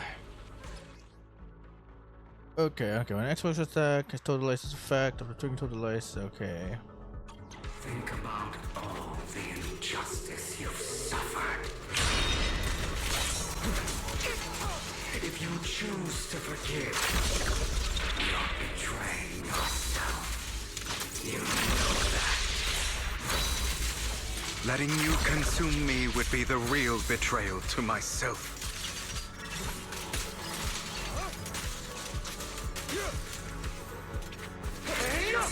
Oh, whoa.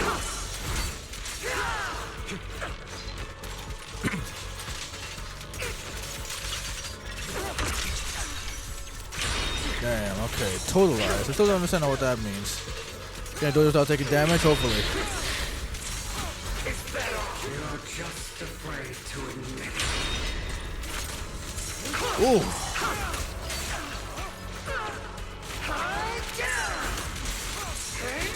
Oh, dang it. Okay. Well, there goes my plan of not taking any damage from this.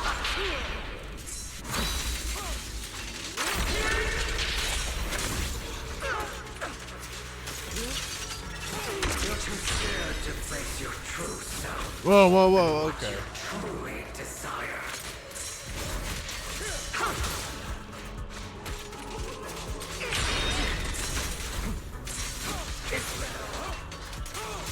I have you now.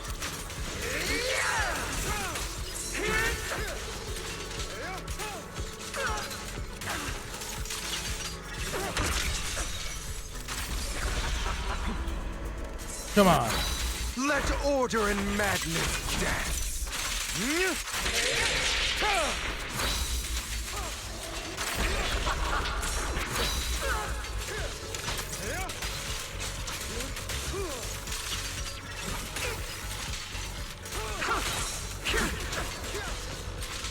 Come on.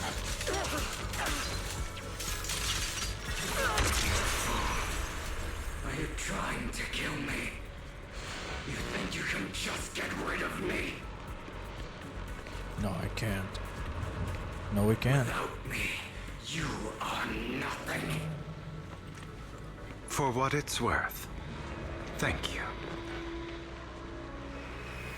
Don't be afraid. You and I are inseparable. You're part of me, just as I am part of you. Fancy words won't change anything. No. It's not just platitudes. I finally understand now. Some pain only fades when it's seen. When it's accepted. So I won't fight you anymore. I won't hate myself anymore. Weakness, hatred, malice, strength, forgiveness, justice. Guess that's it.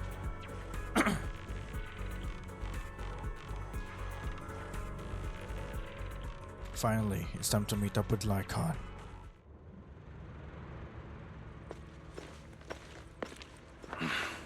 Hugo, it's time.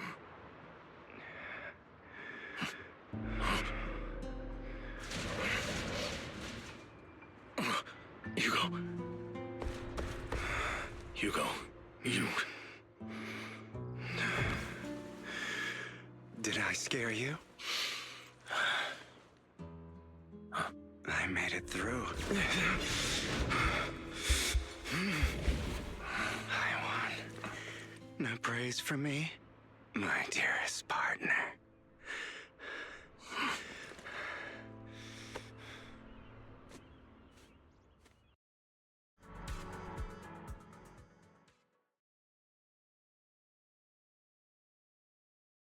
Okay, wow, even after all that, he still This cares. is just like what I saw in my dream.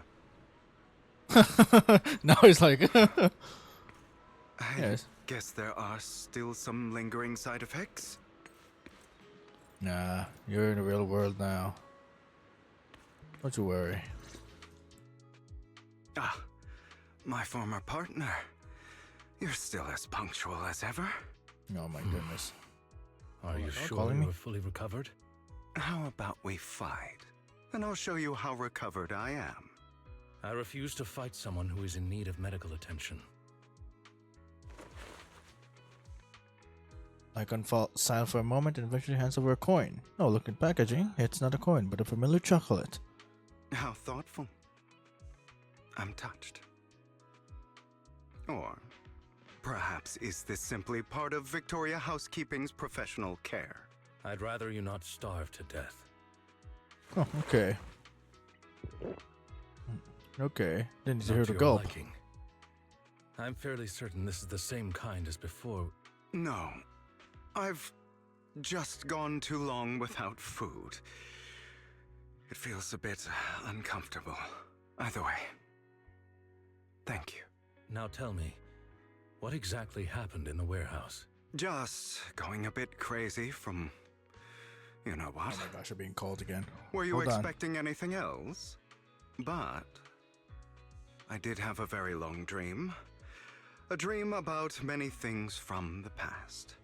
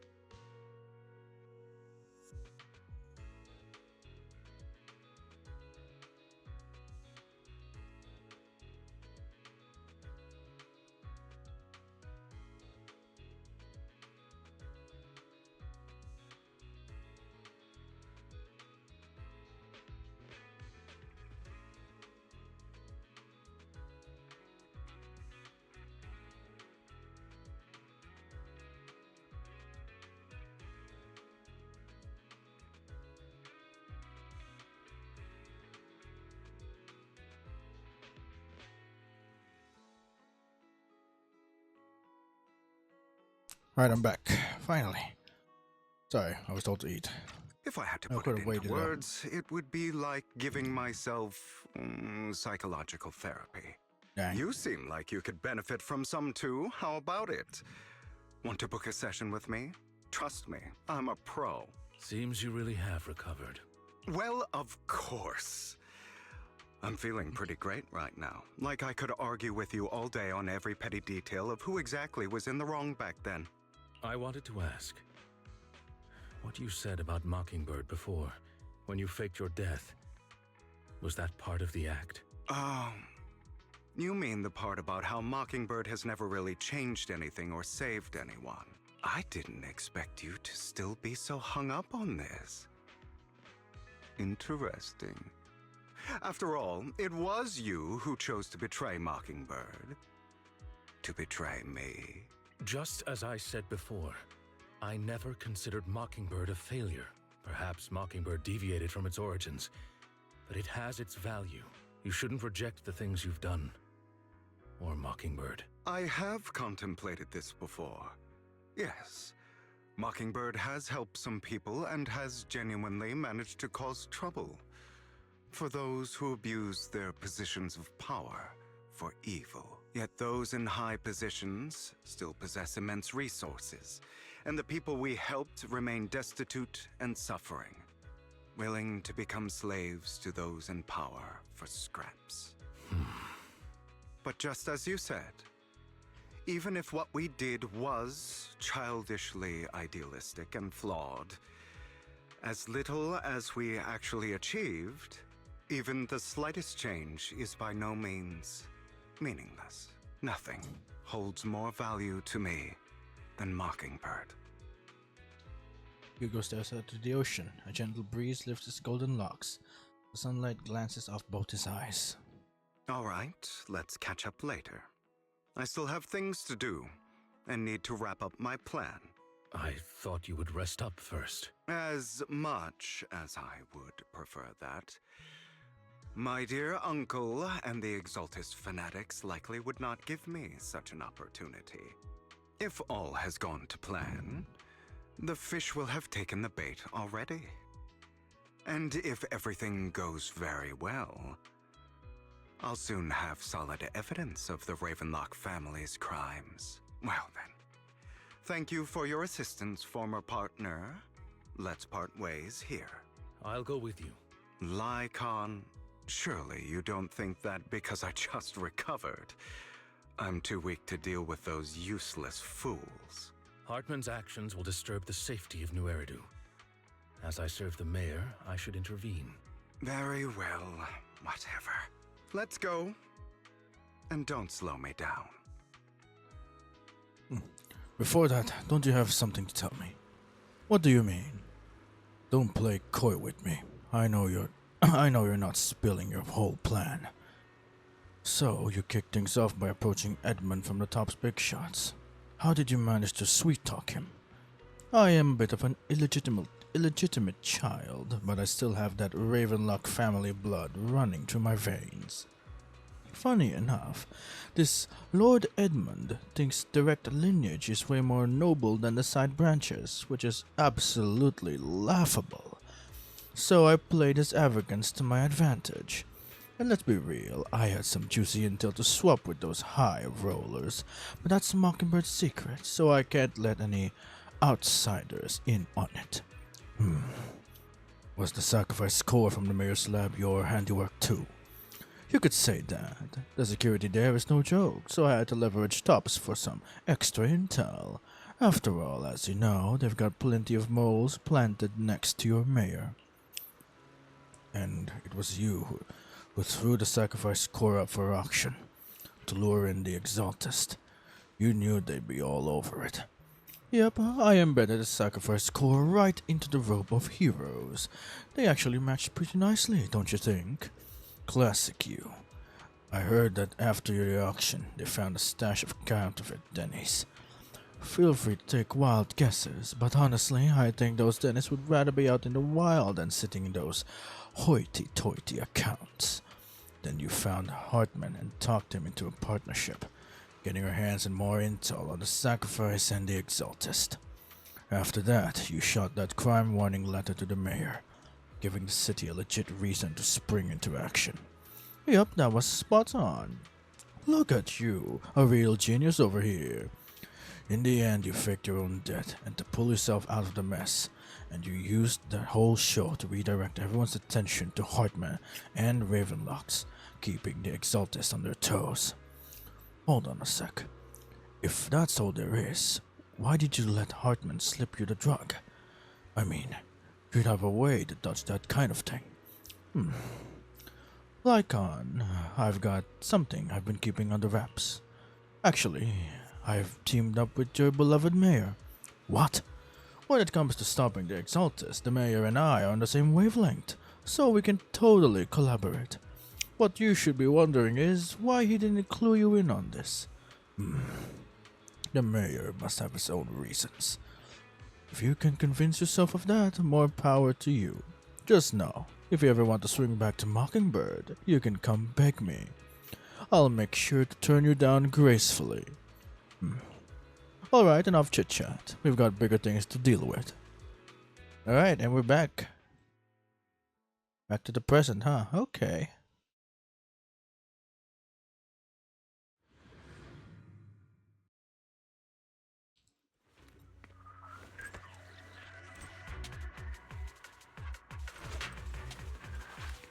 Ah, so he does throw it away. I'm sure you've heard about the missing workers from companies under the Ravenlock family, too.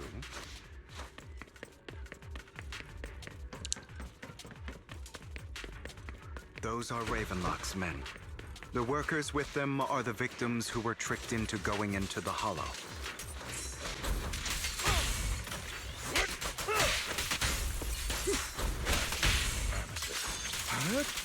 Come on, let's get them out of here.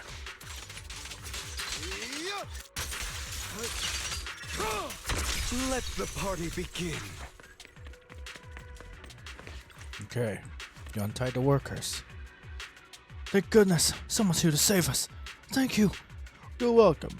So, could you tell us what those Ravenlocks did to you before they ran off? They're a bunch of liars. They tricked us into this hollow. They said they had the job at high pay for us, but they kept avoiding the topic after we got here. Something didn't seem right, so I wanted to leave.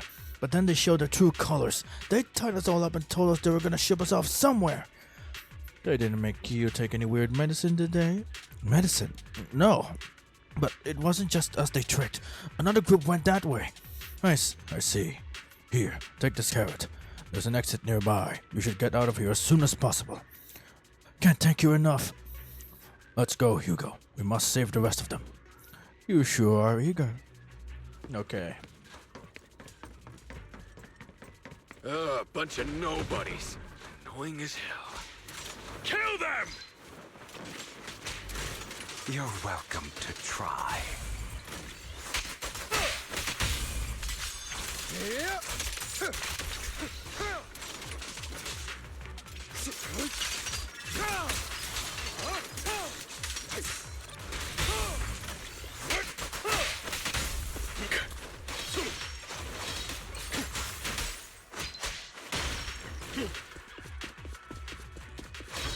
Okay, is there like any chest around here? No. More workers here. And quite a lot of them. Okay, is this breakable? Oh, hello. There it is. Good thing I checked around. Okay. I must have missed some. Oh, whatever. You untie the workers. Who are you? Your saviors. Thank you. Thank you. Oh, I had a bad feeling about that group from the start. I shouldn't have ignored my gut instinct. Did those Ravenlocks do anything to you? Do anything? Well, we weren't doing as we were told, so they tied us up. Nothing else? Good.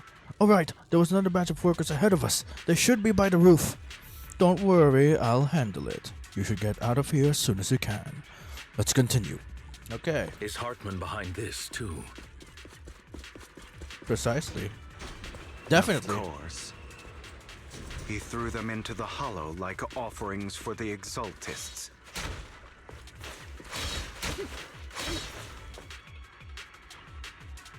Alright, looks like they're trapped. There's more over there. Let's hurry. It's different this time. Don't rush in. Let's listen in on what they're saying first. I still need more direct evidence to ensure the plan is absolutely foolproof. The compensation you promised. It's all real, right? All we have to do is follow you into the hollow for some simple tasks, and you'll give us a huge sum of dennies. It sounds real suspicious. Shut your trap. You keep yapping and asking questions. If this is all so suspicious, why were you so eager to sign up for it? That is Alejandro. I don't have a choice. My daughter was previously caught in the hollow disaster and suffered severe corruption. The treatment costs have completely drained our family's savings. So that's why... It's the same for me. A serious illness at a senior age. I need the money. Who would risk taking a job like this unless they were desperate? I'll do it. No matter how suspicious. As long as I can get paid, I'll do anything. Even risk my life. Wait, you people from the Ravenlock family, you're part of a big company in Tops. You wouldn't go back on your word, right? Don't worry, you'll get every denny you were promised. But before we start, you all need to take this medicine first. The first man pulls out a bunch of white pills and given one to each worker. The block member seems a bit doubtful and leans in to whisper. Bro, should we really be doing this already? These workers keep talking. We're wasting time like this. And the sooner they take it, the sooner it'll be over. Consider it an early release for them. What? You didn't say anything about having to take pills before. Look, this is good stuff, all right? It'll increase your ether aptitude. There's tons of people who'd kill for something like this. Exactly! You'll be working in the hollow for several hours. This is essential medication. You have to take it before we continue. If you refuse, then you can forget about the job. Of course, you won't receive the compensation either. Lycon, what are you doing? Rescuing those workers, of course. There's clearly something off about those pills. We can't let them take them. Now is not the right time. As I said, we need more evidence to ensure the plan works. And as I said many years ago, you can't exploit innocence to achieve your goal. So that's how you see it. If that's not what you want me to think, then explain everything to me. All right. It's a little complicated, but simply put, these workers will be fine. Of course, it's your choice to trust me or not. But if you try to rush in, I will stop you. I trust you. Okay, meanwhile, the workers have also made their decision, except for the talkative worker. Most of them already swallowed the pills. That's when the arrogant Ravenlock family member finally reveals his true nature, saying, "You think I'd let you run?" While forcibly shoving the pill into the worker's mouth. Clearly, capturing everything, Hugo let out a sigh of relief. All right. That's the evidence. Now we can go and beat them into the ground as much as you want. Don't forget, you owe me an explanation. Also, don't overdo it and kill them. Even if they're the worst of the Ravenlock family. All right, Your Holiness, Saint Lycon. Those were... Who the hell are you? Why don't you take a guess? We're the ones here to stop you.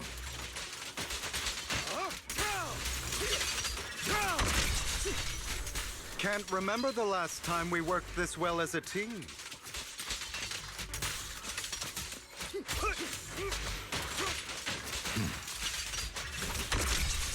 Your legs? How are they feeling? I'm fine. To be honest, I think I prefer the way you used to fight. Repent! You had a lot more aggression. I've merely learned to control my strength. It is not. When I need to be aggressive. I will be. To defeat the Ravenlock family members. God damn it! Who the hell are you? How dare you mess with the Ravenlock family? Ravenlock. Savor the name while you can, for it will soon cease to exist. What's that supposed to mean? It means exactly what I said. I think this might be good for you. Sever your ties while you can. You still have a chance to walk your own path. The family's honor comes above all else. Is that really what you think? I saw the compassion on your face just now. You're not from the main family, right? That's why you were assigned to these trivial tasks. But in reality, there's no need for you to keep playing this boring game for them. I don't have a choice. From the moment I was born into the Ravenlock family, You always have a choice, if you're willing to act. All right, let's end the small talk here. Hugo delivers a swift shot to the back of the necks of the Ravenlock family members. Okay, karate chop, boy. Don't worry, Lycon. I didn't hit them too hard, just enough Let's to knock keep him them out. quiet. How's that? My acting's pretty good, right? As always. Oh. A certain someone should take some lessons from you. I'll leave the rest to you then. Okie dokie. Whoa, okay. The workers carry the Ravenlock family members away. Only Lycon and Hugo remain. Okay, now can you tell me exactly what's going on here? As you can see, that worker just now was actually an informant of mine. The pills were swapped out with vitamin tablets. Outside of this batch, some workers have already taken the actual substance Hartman has. But rest assured, the antidote for it is already in development.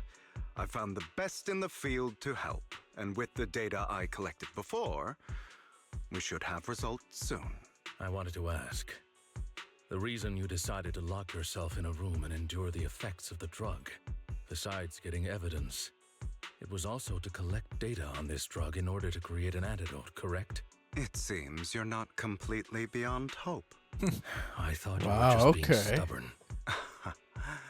Sometimes I wonder if you know me at all. Then I have one last question. Why did you never tell me any of this back then? The truth is, I heard everything. That entire conversation between you and Jack.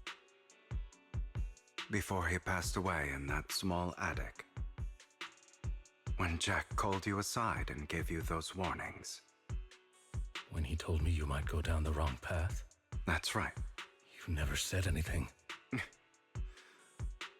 What would I even do? Scream and rage over your suspicions, or get on my knees and beg for you to trust me? You know there's no way I'd allow myself to do such a thing. Besides, back then, even I was confused about myself. Jack, he... It's all in the past. You don't need to explain anything to me. Enough. We should get going.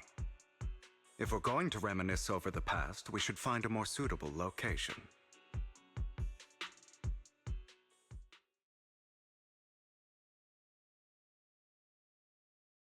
Lycon?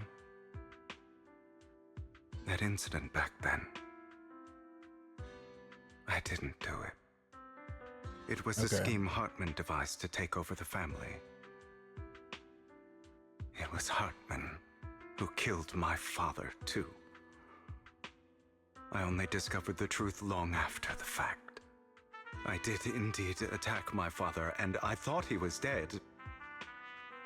But he wasn't. I couldn't kill him.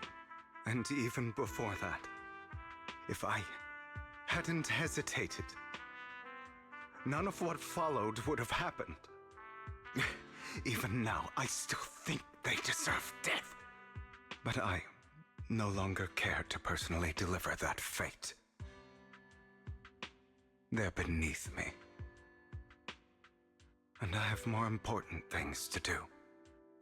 You... I know we may never agree on that point, Lycon. I once wanted to fight against those ugly truths that defined me, but I discovered that the more I rejected them, the more painful it became. So, I could only accept that crazed, hateful, and malicious side of myself. As long as I know I will never become like my father, like Hartman, that is enough for me. You've changed. But I think that might be a good thing. Don't patronize me. Man, what a character You've development. changed a lot too, compared to before. I still disagree with Jack's words. And I won't forgive your betrayal. I will walk the path I believe is right. Even if I must tread over thorns and through the mud. But I will also allow you to walk your own path.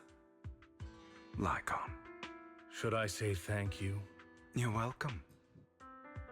Come to think of it, we haven't talked about your legs and eye. It was just an accident. Not your fault. I'm doing well now. I hope you are too. On the contrary, perhaps I should be the one apologizing. I misjudged you. I used to think you wanted power, that everything you did was for your own ambitions. I thought you wanted the power to pass judgment on all in this world, like a god. I am a god. I am my own god. Or you could say that in this world, everyone is their own god. There are many things that we are powerless to change. But there are also many choices we can make. Just as I said before, I am the only one who can kill me or save me. I'm glad you think that way. Let's go. I still have one last thing to do. To witness the end of Ravenlock. Okay, back to the present now. Okay. Finally, jeez. Okay. As Hugo recounts the process of gathering evidence, Hartman, unable to listen any longer, slams the table in anger. You really think you can take my place if I die? Never, you filthy bastard! Your little tricks mean nothing. As long as the Ravenlock family stands, I can still get back on my feet. You still don't get it, do you? This was never about avenging my father. And I don't care about taking your place. I didn't come this far just to kill you. That'd be pathetic. Right on cue. Why don't you take a look at this, Uncle? On behalf of TOPS, I'd like to clarify that we had no involvement in the Ravenlock family's actions. TOPS is officially terminating all partnerships with the Ravenlock family, effective immediately. We will have no further affiliation with them. Man, he looks like Are you a Noxagoras. What the hell do you get out of ruining the Ravenlocks? You want to be a petty thief forever? Thief? Oh, Uncle. Allow me to reintroduce myself. I'm the name people whisper about. The one who robs the rich and gives to the poor. I'm the master con artist who can fool anyone, anytime. I'm the leader of Mockingbird. The one who turns every headline into my own stage. I have friends who'd catch me if I fall, partners who'd shed tears for me, and allies who always have my back. I am Hugo Vlad. You're the one who needs the Ravenlock name. I never did. You ungrateful bastard! You should have never been born. You flatter me. Same goes for you, Uncle. Leave the Ravenlock Manor on Hugo's speedboat. After reaching Port Elpis, you'll wait for Lycon to arrive. Wow, okay. You've done well, Vivian. You had better give me an explanation. And here I thought this would be a touching reunion. What's with all the anger? Hugo, I'm a member of Mockingbird too, and I mourned your death. Listen, Vivian. I don't want you or the people you cherish to get caught up in danger because of me. I've always been selfish, so I don't hesitate to use you all as variables in my plans. But it is because I am selfish that I also don't want my failures to affect my treasured companions. In any case, if you were in the same position, would you not make the same decisions? Lycon's taking care of everything outside. We should go. Also, Belle, thank you. And I'm sorry for the whole act where I threatened you. It was the only way for Hartman to drop his guard against you and leave you be. I, Hugo Vlad, am forever indebted to you. With Lycon's assistance, you successfully leave the Ravenlock family manor and return to the video store. Master Proxy, although it is late, there is some important intel that I must give you now. So you knew about everything? So, Lycon, you knew about Hugo's plan to fake his death? I was simply playing along. After all, I could not determine whether Hugo's plan would pose a threat to you. You are a student of the mayor's late friend, and I am obligated to protect you. You still have that habit of finding awkward excuses when you're embarrassed. Mr. Hugo Vlad, if you have any important intelligence to share, please do so with haste. I need to return to rest before midnight. You guys are really close. You two sure are close. For the sake of a certain old fossil's sleep schedule, I'll keep it brief. I learned from Camille that Dina intends to embed the sacrifice core into the sacrifice. Apparently, it will make the sacrifice much stronger. I mean, sacrifices I thought it was already. I thought that was the core of the sacrifice already. Okay. Indiscriminately attack all living beings, including their creator. So the Exaltists don't do this. It would bring them no benefit. But Dina's concoction can control people's minds. If a person takes the pill and is injected with the serum Landon left behind, the sacrifice would be under its creator's control. Although the dormant sacrifice has been destroyed, Dina found a batch of that serum her father created and wants to create new sacrifices. We have no idea where the real core is. Never mind the sacrifice. Hartman's sacrifice core is a fake. We don't know where the real one's gone. The real core has always been here. Here? In Lord Phaethon's video store? Vivian, do you remember when I suggested you give that collectible to our dear proxy? What? No way. But that was just an ordinary pendant. What? And I've met the person Bruh. who submitted it. She has absolutely no connection to the Exaltists. How about our dear proxy take out that pendant so we can take a look? So it was inside after finding pendant sent by Vivian. What? No way! A collectible gift Vivian. It looks like an expensive and exquisite piece of art, and no one could have guessed it could be opened. Inside, it conceals the mysterious sacrifice core.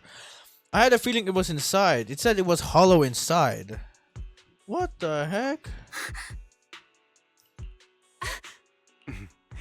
I'll take your surprised expressions as a compliment for my little trick.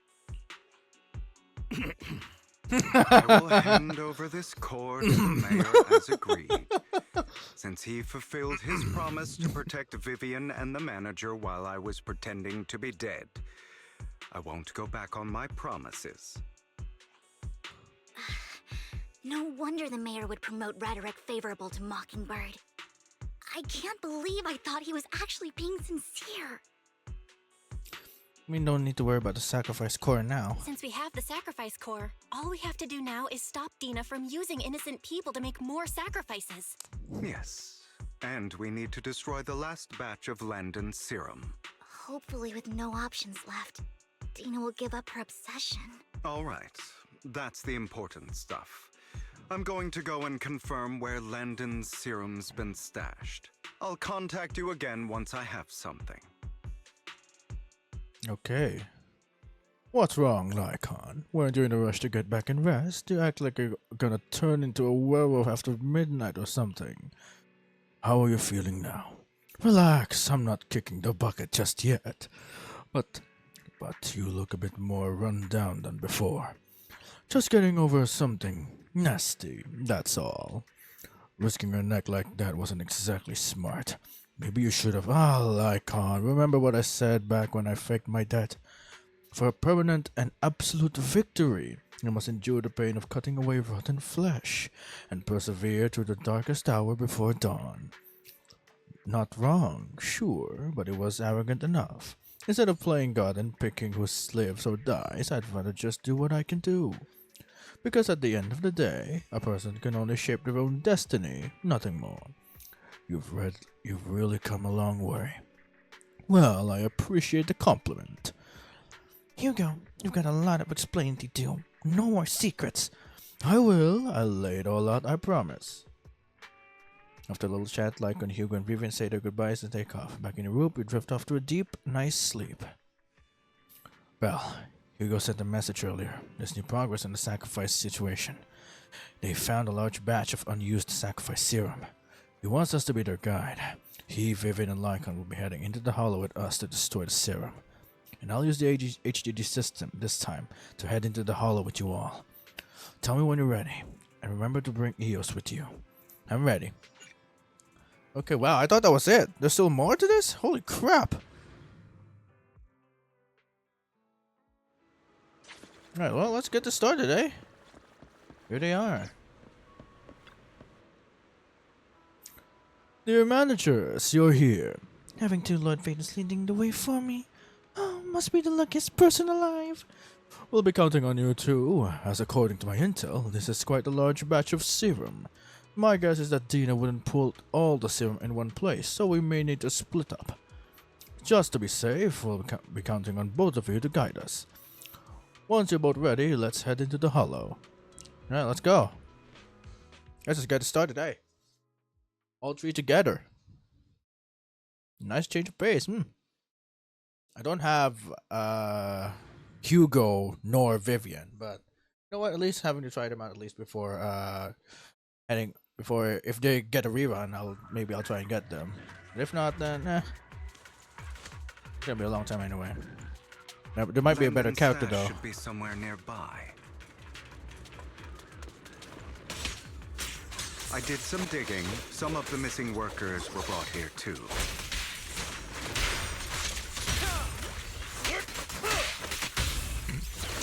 Dina's getting ready to make her moves. Don't worry, we'll clear them out. They're trying to destroy the goods! Stop them!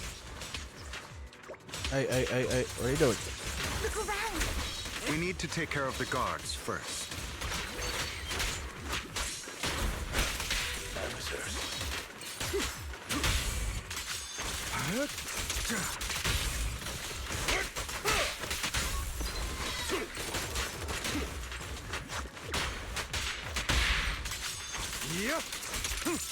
Some of the serum is stored in this warehouse. Okay, so it's this, right? So what do we do? Well, okay. You're not taking anything from here. Allow me to reap your soul. Hugo, get the guards first.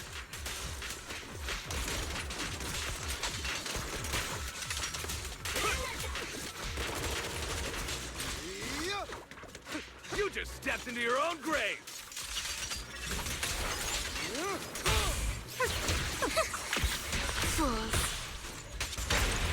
Truth is a beloved fairy tale. Prostrate yourself before the abyss.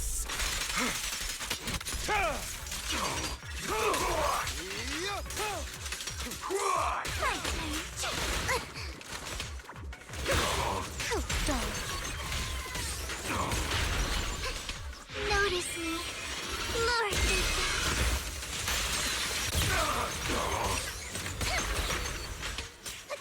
Come on.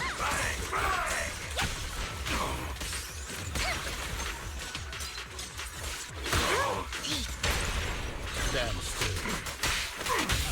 Heads for flowers that bloom in the abyss.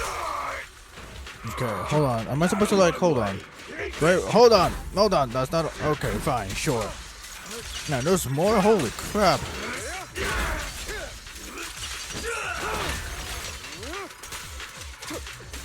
Move it! Out of my way! In position. I'll fight your throwdown.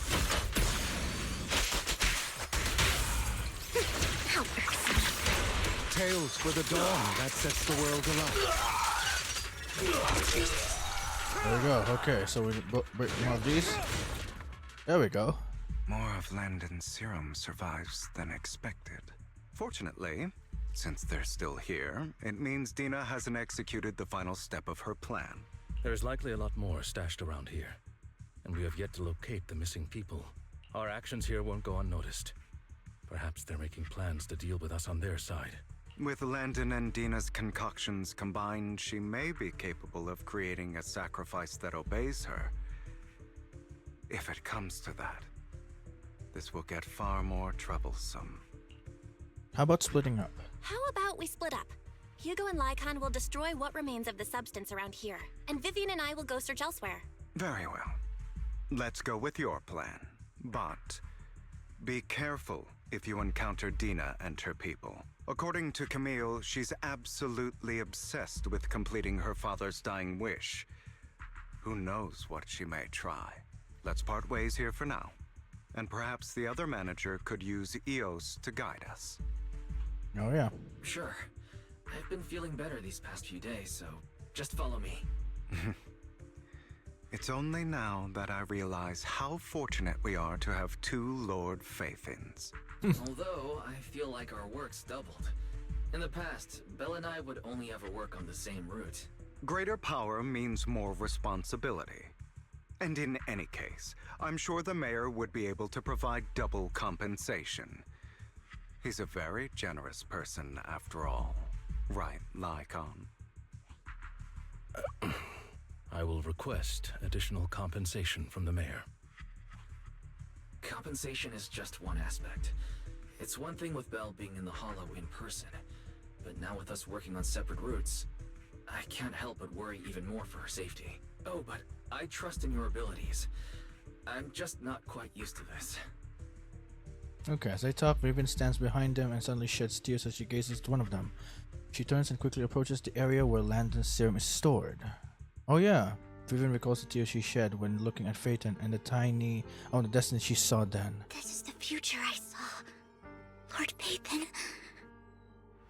Vivian closes her eyes as if making a decision, then grabs a vial of Landon's serum. I'm sorry. Oh. This time, I will make sure the future I saw does not come to pass. I don't want to bring you misfortune. That's all I wish for.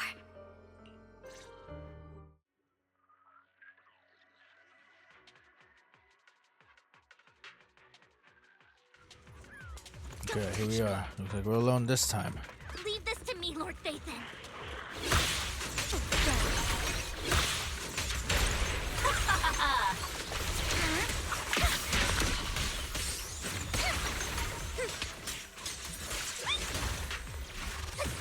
Okay, any chest around? Nope, doesn't seem like there is. Phaeton, there might be more serum here. Here we go. How dare you steal from Lady Dina? I'll try to go easy on you. No promises. Dares get between me and Lord Phaeton.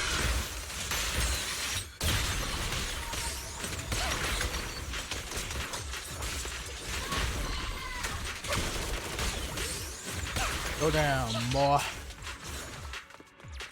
There are containers by the fissure.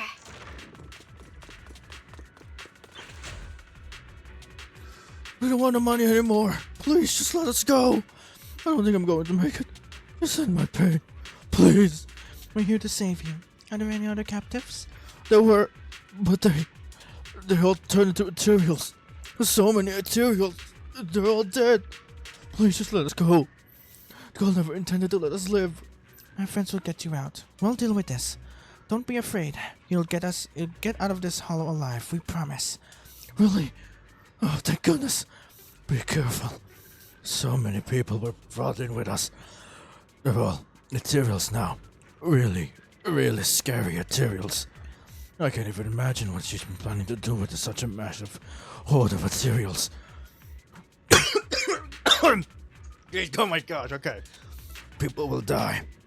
Everyone will be killed by those materials. That's a real cough, though. Hush. Say no more. My friends will get you out. I don't need a drink. Leave the rest to us. After contacting Hugo and Lycon, they quickly arrive. We eventually decide to have them first take the villains to a safe place, while Vivian and you continue to search for any overlooked serum of victims. Shortly after they leave, a familiar voice comes. It must have been tough for you to find this place, Vivian. If you had stayed out of it, I wouldn't be so eager to get rid of you. Those people have been taken to safety. You're all out of options. They're just mere test subjects. So what if they get away? There will always be people consumed by greed, and therefore, they will come willingly to me. In any case, what are a few sacrifices in comparison to the completion of Father's grand ambition? Dina, you deceived those people. They didn't come willingly to you. You tricked them, just like Landon did back then. Deceived? Father gave hope to those who had everything taken from them by the Hollows. Vivian, you once rejoiced at the hope Father offered you, too. Before Father took you in, you were no more than an omen of disaster that no one wanted. It was Father who gave you shelter and a purpose for existing. Do you remember the first time you bestowed a blessing under Father's guidance? How did you feel when that person looked at you with adoration and gratefulness? That was the first time you felt hope. Like your existence had a purpose, right? Don't forget that it was Father who, through what you call deception, gave you hope. And you, what have you done? You basked in Father's attention and everyone's adoration, only to destroy everything. Do you think that by leaving the Exaltists, those people will live better lives? Of course not. Those who suffered under the Hollows will only continue on as walking corpses, without the hope Father gave them. Do you really think you're some sort of savior, Vivian? In the end, you're just an ungrateful brat who brings misfortune to those around her. It was you who destroyed everyone's hope. Not everyone wants to live in false hope, Dina. You say it's because of greed that people willingly become your sacrifices. Perhaps those people aren't entirely virtuous. But that greed is just wanting to live a better life beyond the Hollows. What you and Landon have done was never about giving people hope, but exploiting it. What she said. Stop lying to yourself. Jeez. Deep down, you know what Landon did was cruel. No. Back then, when Landon wanted to inject you with the serum, the fear in your face was as plain as day. I saw it all clearly. If all of this is as righteous as you claim, then why did you make such an expression, Dina? Don't look at me with such pity! Father did nothing wrong. All of this is to make something of the Hollows other than disaster. That's everyone's only hope. Dina, it's not too late to stop. Stop living in this lie. You know what would happen if a sacrifice loses control and escapes the Hollow.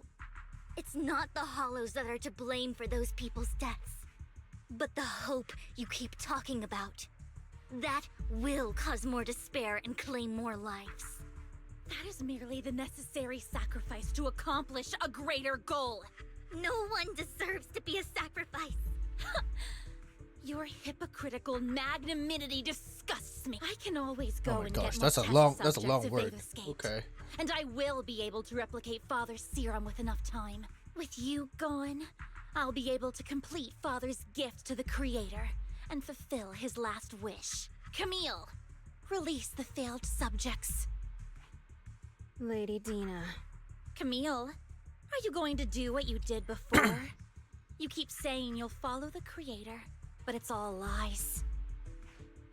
Lady Dina, the Hollows took my family from me. I understand that there's no way to get back what I've lost. It was Lord Landon who told me that the Creator would guide me. One day, Hollows will no longer be disasters. Everyone will be able to survive inside them. I look forward to the day when this hope becomes reality. I watched you grow up, and I know that you've always looked up to your father. He gives you hope, and I destroyed that hope with my own hands. I know the pain of loss, so I've always felt guilty. I want to atone for the hope I destroyed. But Dina, I don't want to ruin more lives, and I don't want to continue watching you destroy yourself. Vivian is right. Not everyone wants to live in false hope. So, please, stop. Camille, are you abandoning me too? I'm not abandoning you. I mean, not exactly. Come on. I just don't want to see you go past the point of no return. The point of no return? I passed that point ages ago. No, Dina. You can still turn back. I'll be your way back. Where are you going, Camille? I made a deal with Hugo and the mayor. If someone needs to take the fall for this, let it be me. I did it. All of it. I've been forcing Landon's only daughter, Dina, to research how to create sacrifices. I colluded with the Ravenlock family for my own gain. Everything Dina did was under duress. Since I've kept her captive for so long, she doesn't have the skills to survive as an independent member of society. She'll need a caretaker and teacher. Someone who will look after her and educate her. No! I refuse, Camille! I refuse to accept this! Dina, I'm going to dispose of those failed subjects. I won't allow it! You'll die! I won't allow it! You can't leave me. I command you! You've always followed my orders, and you will follow them now! It wasn't your orders that I've been following. My younger sister, who was stolen from me by the Hollows, also had such beautiful red hair. When Landon told me the Creator could bring me hope, you were standing there, right behind him. I was certain, then and there, that this was the hope the Creator had given me. Start over, Dina. You still have so long, so much time. You'll make friends, find people who love you, and make many beautiful memories. That's not what I want! Camille, you're not allowed to die! I won't allow it! I won't allow it! Goodbye, Dina. And I'm sorry, Vivian. I'll leave the rest to you. Camille resolutely walks towards Fisher as Dina stares at her after the disappearing figure. After a moment, she also looks forward. Vivian is about to stop her, but Dina uses the controls to open the container door. Ethereals surge out, blocking the path. Let's take out these ethereals first. Good enough with my trust. Whoa, what was that? I saw something flying in. Go to waste. What the heck is that? That's like, oh my gosh, it's those things again. I remember now. Look around.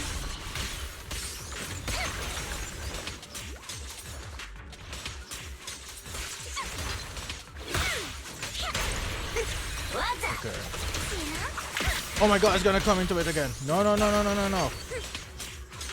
my gosh, bro. Yeah, it's like some kind of parasite. Hey, come back here. Is perfect today. No! Oh, come on! Where'd it go? It disappeared. I saw it burrow. There we go, they're both dead. They're like parasites. Oh my god, what was it? Las Plagas? Let's go after Dina, Lord Phaethon.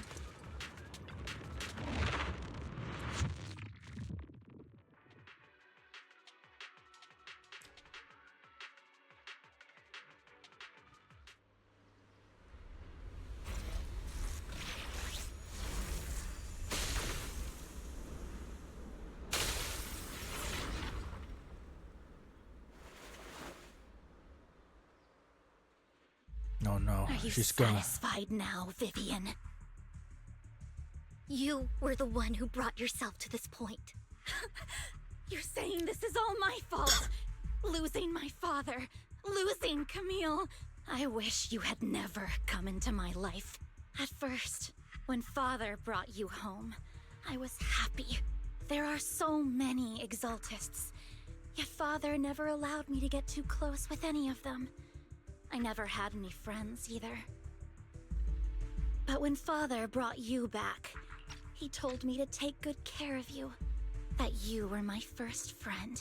I was also so happy the first time you took my place in helping Father select a person to receive the blessing, because it meant you were different from all those other people. You could stay with me. But soon, I grew jealous. You took the attention that should have belonged to me. You even took Father's love from me. It's only because of my ability that Landon... I know, but... Vivian, jealousy is something you cannot control. Of course, the same goes for fear and hatred. I was terrified that one day you would look at me and shed tears. I knew if that day ever came, Father would not hesitate to force the blessing upon me. And when that day did come, I hated you for causing my father's death.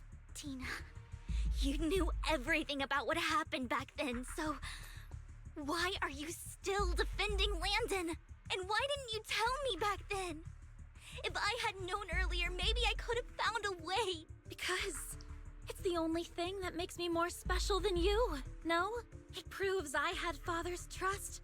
I was more useful to him. Vivian, you said you wandered without a home ever since you were young, hated by anyone you encountered. You were happy to gain recognition from everyone and help Father when you were among the Exaltists. But in the end, you discovered you were being used, so you felt betrayed and hurt. Then, what about me? All I ever had was my father. I've never known a life outside of the Exaltists.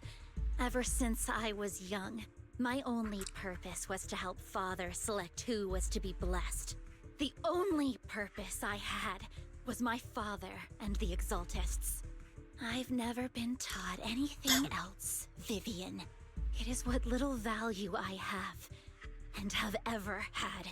In the end, you took even that from me, and completely destroyed it. Not even You her family, think you're huh? doing good and fighting evil. You've only managed to affect a small part of your world. But have you ever wondered if maybe that's all there is to my world? I never wanted to hurt you. You are also my first friend. And that's why I wanted to save you back then. Save me? You and Camille all talk about saving me. Why don't you understand? To me, loss is so much more painful than death. Tina, you can start over. Everything Camille did was so you could live on. Let's leave the Hollow together. There are so many amazing places in New Eridu. This time, I'll take care of you. I've also met so many amazing people. I'm sure they'll love you too. Okay, Tina? Vivian, I can't forgive you. And I don't want to forgive you. Oh, come I on. have nothing Stop being left. stubborn. If what little hatred I do still harbor were taken from me, well, I refuse to be so pitiful. I won't apologize, Vivian. Dina closes her eyes and injects the vial of the serum into her own arm. Fear on her body, a sign of corrupt. Oh my gosh, bro. She made her turn herself, bro. She let the Las Plagas gotten into her. I don't want to hate myself, so I can only hate you for killing my father, and hate Camille for leaving me. That's just the kind of person I am. Hateful and despicable. I refuse to owe anyone anything. I refuse to feel regret. I won't. Vivian, I will keep hating you. I will take all who are precious to you. I will also hate Camille, so I won't do as she wished and start a new life. Vivian, if you had never existed, if I had never, you would be... Lord Phaethon, please do not interfere. She was my first friend. Oh my gosh, bro. I'm going to bid her farewell. Just like that, she turned.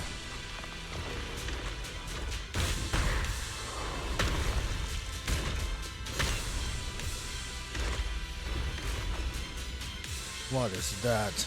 Dina, soon the pain will be over.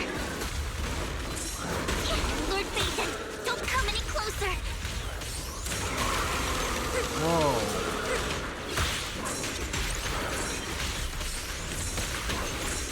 Oh shit, okay, come on. Are we gonna be able to defeat this? I think we can though.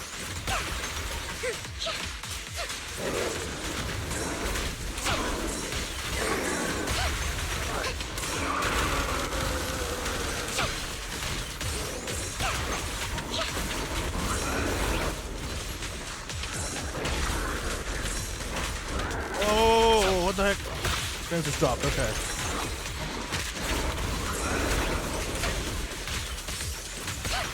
Don't you know? Hit my dress dirty and you'll pay.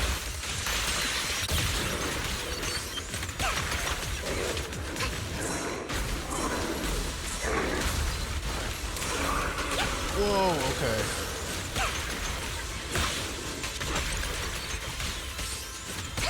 Come on, come on.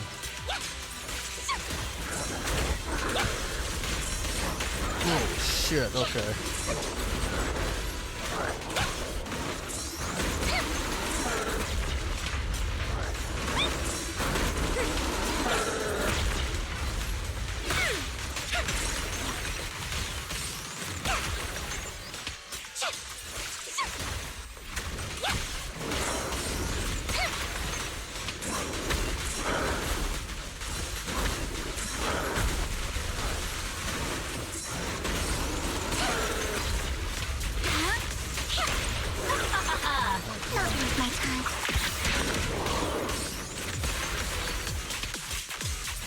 Oh, I love the music. It's almost about to end though.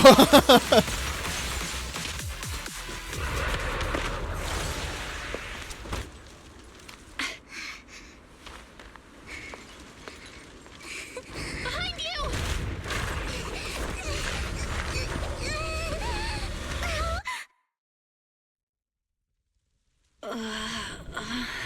What happened? What the?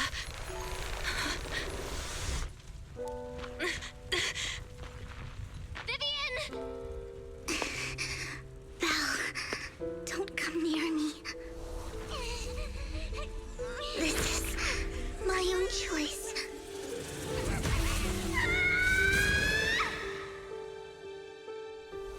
I will change the fate I saw. Vivian! I just want you to remember me when I looked my best. Vivian! Vivian, your body. I'm sorry you had to see me like this, but I don't want to be the one that only brings misfortune anymore. No, please. No. It's so warm, and the night is beautiful.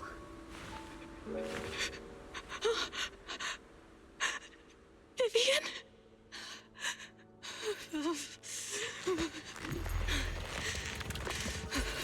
No. It can't end like this.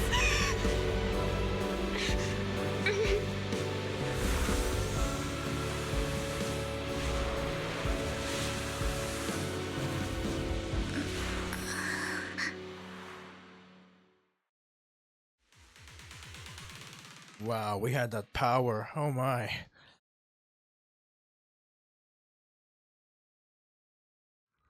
feels as if you had a long dream where you saw your teacher again with a familiar smile. But soon the environment and the teacher both dissolve in the water, like behind a misty curtain, blurring then vanishing. Belle, you're scaring me. Belle, I'm so glad you're awake. What happened? I remember Vivian and I... Wait, where's Vivian? She injected herself with Landon's serum. Hugo and Lycon brought you out of the hollow. You were in a coma and... I'm so glad you're safe. And you said Vivian used the serum on herself? But she looked fine to me, barring a couple of scratches. Hugo sent a message earlier saying he got her checked over, and she was alright. Can you recall what happened? We were in dire The straits. situation was dire, so Vivian used the serum on herself to defeat the ethereals. I saw the crystallization process starting to occur. And then I can't describe it, but I think I saw something. At the time, all I was thinking about was wanting to remove the crystals from Vivian. I don't even know what I did. But then I passed out, I guess. What happened after that? When I led Hugo and Lycon there, it was just you and Vivian lying on the ground. We didn't see anything else. Never mind that for now. Belle, do you feel any discomfort? Just a bit dizzy. Just a bit dizzy. For tonight, just get some rest. Hugo and Vivian said they'll come over tomorrow, so we'll discuss everything then. Okay. Okay. Good night then. And this time there are no strange sounds or sights in your dream, and you sleep peacefully throughout the night. Shortly after you wake, Vivian, Hugo, and Lycon arrive at the video store. Lord Phaethon! How are you feeling? No headaches? Leg pains? Heart palpitations? Loss of appetite? Vivian? I was just so worried. Sorry. Anyway, Lord Phaethon, I'm so glad you're okay. What happened this time was all my fault. It's not your fault. You only became an ethereal to defeat Dina. If it weren't for you, neither of us would have made it out alive. So, what happened? Belle said she saw the crystallization process start, but I didn't see anything through Eos. Hugo, Lycon, did either of you guys see anything strange? Allow me to explain. Miss Vivian told us what happened after she awoke. the mayor arranged a full medical checkup for her. Based on the results, Miss Vivian indeed shows mild corruption sequela. But if the crystallization process had already started, the lingering effects should be far more severe. To be precise, if the process had already reached the point of mass surface crystallization, it should have taken no time at all to become an ethereal. So, the mayor theorizes that it was the etheric energy within Master Proxy's body that affected Vivian's condition and the surrounding etheric particles, causing Vivian's corruption to recede. Essentially, corruption is a reaction between the etheric particles inside the body and in the surrounding environment. Therefore, it's not necessarily irreversible, just that currently our mainstream method of defense is prevention. My etheric energy? How come I didn't know I had this ability? How's it even possible for me to influence other people's etheric particles? That makes it sound like I can manipulate etheric energy at will. Master Proxy, you are special. This is a gift your teacher left you. This has to do with our teacher? Our teacher? This has to do with her? I don't know all the details, so I cannot explain everything to you. My apologies. However, Miss Yixuan might be able to answer some of your questions. Oh. She will visit you sometime soon, so please feel free to ask her any questions you may have. She has quite an eccentric personality. If she causes you any inconvenience... Can you file a complaint? If she causes trouble, can I file a complaint about her to you? Master Proxy, you have always been a people person, so I trust you will handle things just fine. Now I'm even worried. That just makes me more worried. In any case, the mayor has asked me to give everyone his most sincere gratitude. Unfortunately, the mayor could not come personally, but has promised everyone a favor. Provided it's within his means, he will offer his unconditional assistance once. There is no time limit on this favor. Unconditional, What if I wanted his position as mayor? If that is what you desire, then the mayor and his subordinates will be first in line to vote for you in the next election. As for the other votes, you'll have to work for them on your own. But should you assume office, I hope you take full responsibility for handling all day-to-day matters and lead by example. By sheer happenstance, the mayor has provided you with a copy of his current assignment, the City Waste Sorting and Processing proposal. Old fox. Okay. Well, can I request Lord Phaethon's? The mayor imagined, you might ask. I have prepared all the necessary documents, and the ceremony expenses will be covered by the mayor as a gift. As long as Master Proxy agrees, we can sign and process the documents immediately. Whoa, hold on. Requires mutual consent and cannot involve coercion, confinement, or one party's lack of consciousness. Stop! I would never do that to Lord Phaethon! Probably. No! For you, Master Proxies, the mayor has some sense of what you desire. That said, he hopes you might speak with Miss Yixuan first before you decide the timing of that favor. Hugo and Lycon are still bickering, and Vivian sits you one side, eager and anticipatory. As always, you can smell the aroma of noodles from the neighboring noodle shop and hear snippets of Alfie's music from her store. Thank goodness, time goes on, but there will always be friends by your side. After eating, Hugo, Lycon, and Vivian takes their leave. Okay. Well, are you feeling alright? Lycon said you can control ether particles, and it was a gift from our teacher. I keep thinking about it. And that Miss Yixuan, we should investigate her. But let's not talk about that for now. You've only just started to feel better. You should get some rest. I'll be there with you, whatever happens in the future. Head upstairs to rest. Wow, okay, man, alright. Such a demonstration for an unknown power that we had. This iris that we have in our eyes is much more special than we thought. Or our body is much more special than what we thought. Okay, if this is a gift our teacher left for us, then doesn't that prove that her research was focused on mitigating the damage Hollows have on humanity? Perhaps this can serve as evidence that she was innocent. But I don't feel anything yet. Doesn't feel like I have any special powers. Thoughts are all jumbled together and your mind feels heavier and heavier. You drift off without noticing it. And that's it, huh? Oh yeah.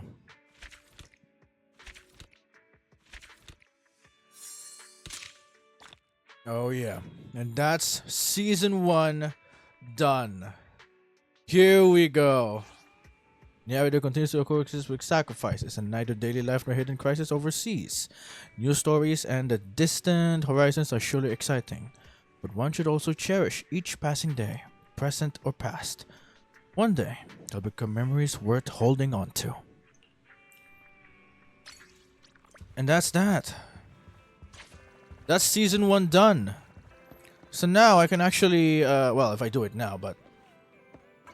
Okay, wow. Season 1 is done. I finally caught up. At least now I'm season 2. Oh my goodness. It has been a while. Right. Okay, let me just see. Have I completed? Yeah, I completed all. Okay, good. Season 1 Epilogue A. Still not locked, huh? Okay, let me just see. I'll collect it as well. 55. Still nothing here too, huh? Okay, Fire Auto Explorer. I'll do that as well. Okay. Right, you know what? I think I am gonna end my stream there. Right, my criticisms first for the story. There are really some parts that are like really you know, kind of like, I guess kind of makes it boring a bit, but I still try to listen a bit and like make my my what's it called, my observations at least as clear. And for the most part, it's not exactly like a bad thing. It's just that it kind of makes the story like prolong, unless unnecessarily elongate. But if it's part of the story, then yeah, I guess it makes sense. If only there was like a better way to like portray the story in a shorter way. And also the introduction of Dina was kind of like short-sighted. I'm not gonna lie. I thought it was gonna be like more of a progressing story up to like season 2, but no, it ended like literally here. We just met her. I mean, we did even throughout the story. It's like, oh, we just seen Dina twice, I think, as a character in the in-game. So like, yeah, very really cut that character short. My gosh, would have a lot more deep story at least.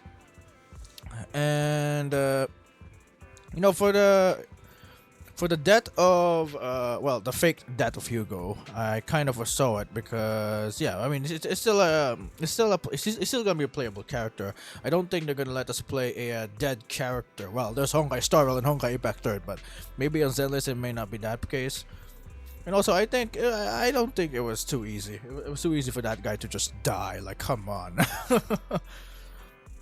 Like, for such a character who keeps aura farming, then yeah, he can't die like that. Like, bruh, he's got more to do. He's got more story to end. Like, bruh, why not? So I think overall for me, I think the story was like an 8 out of 10 for me. Because you know what?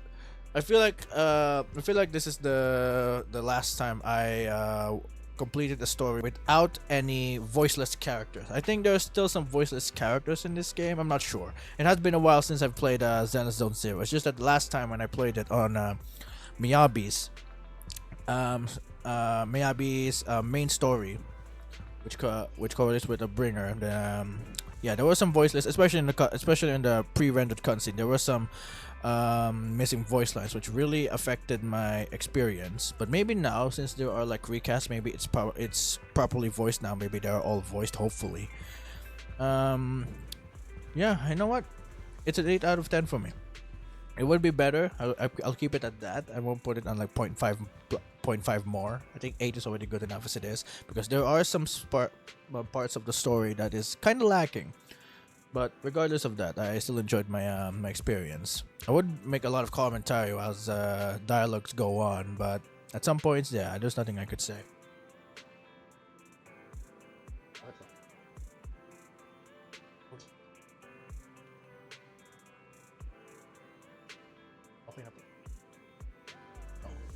Oh no, tagal na eh.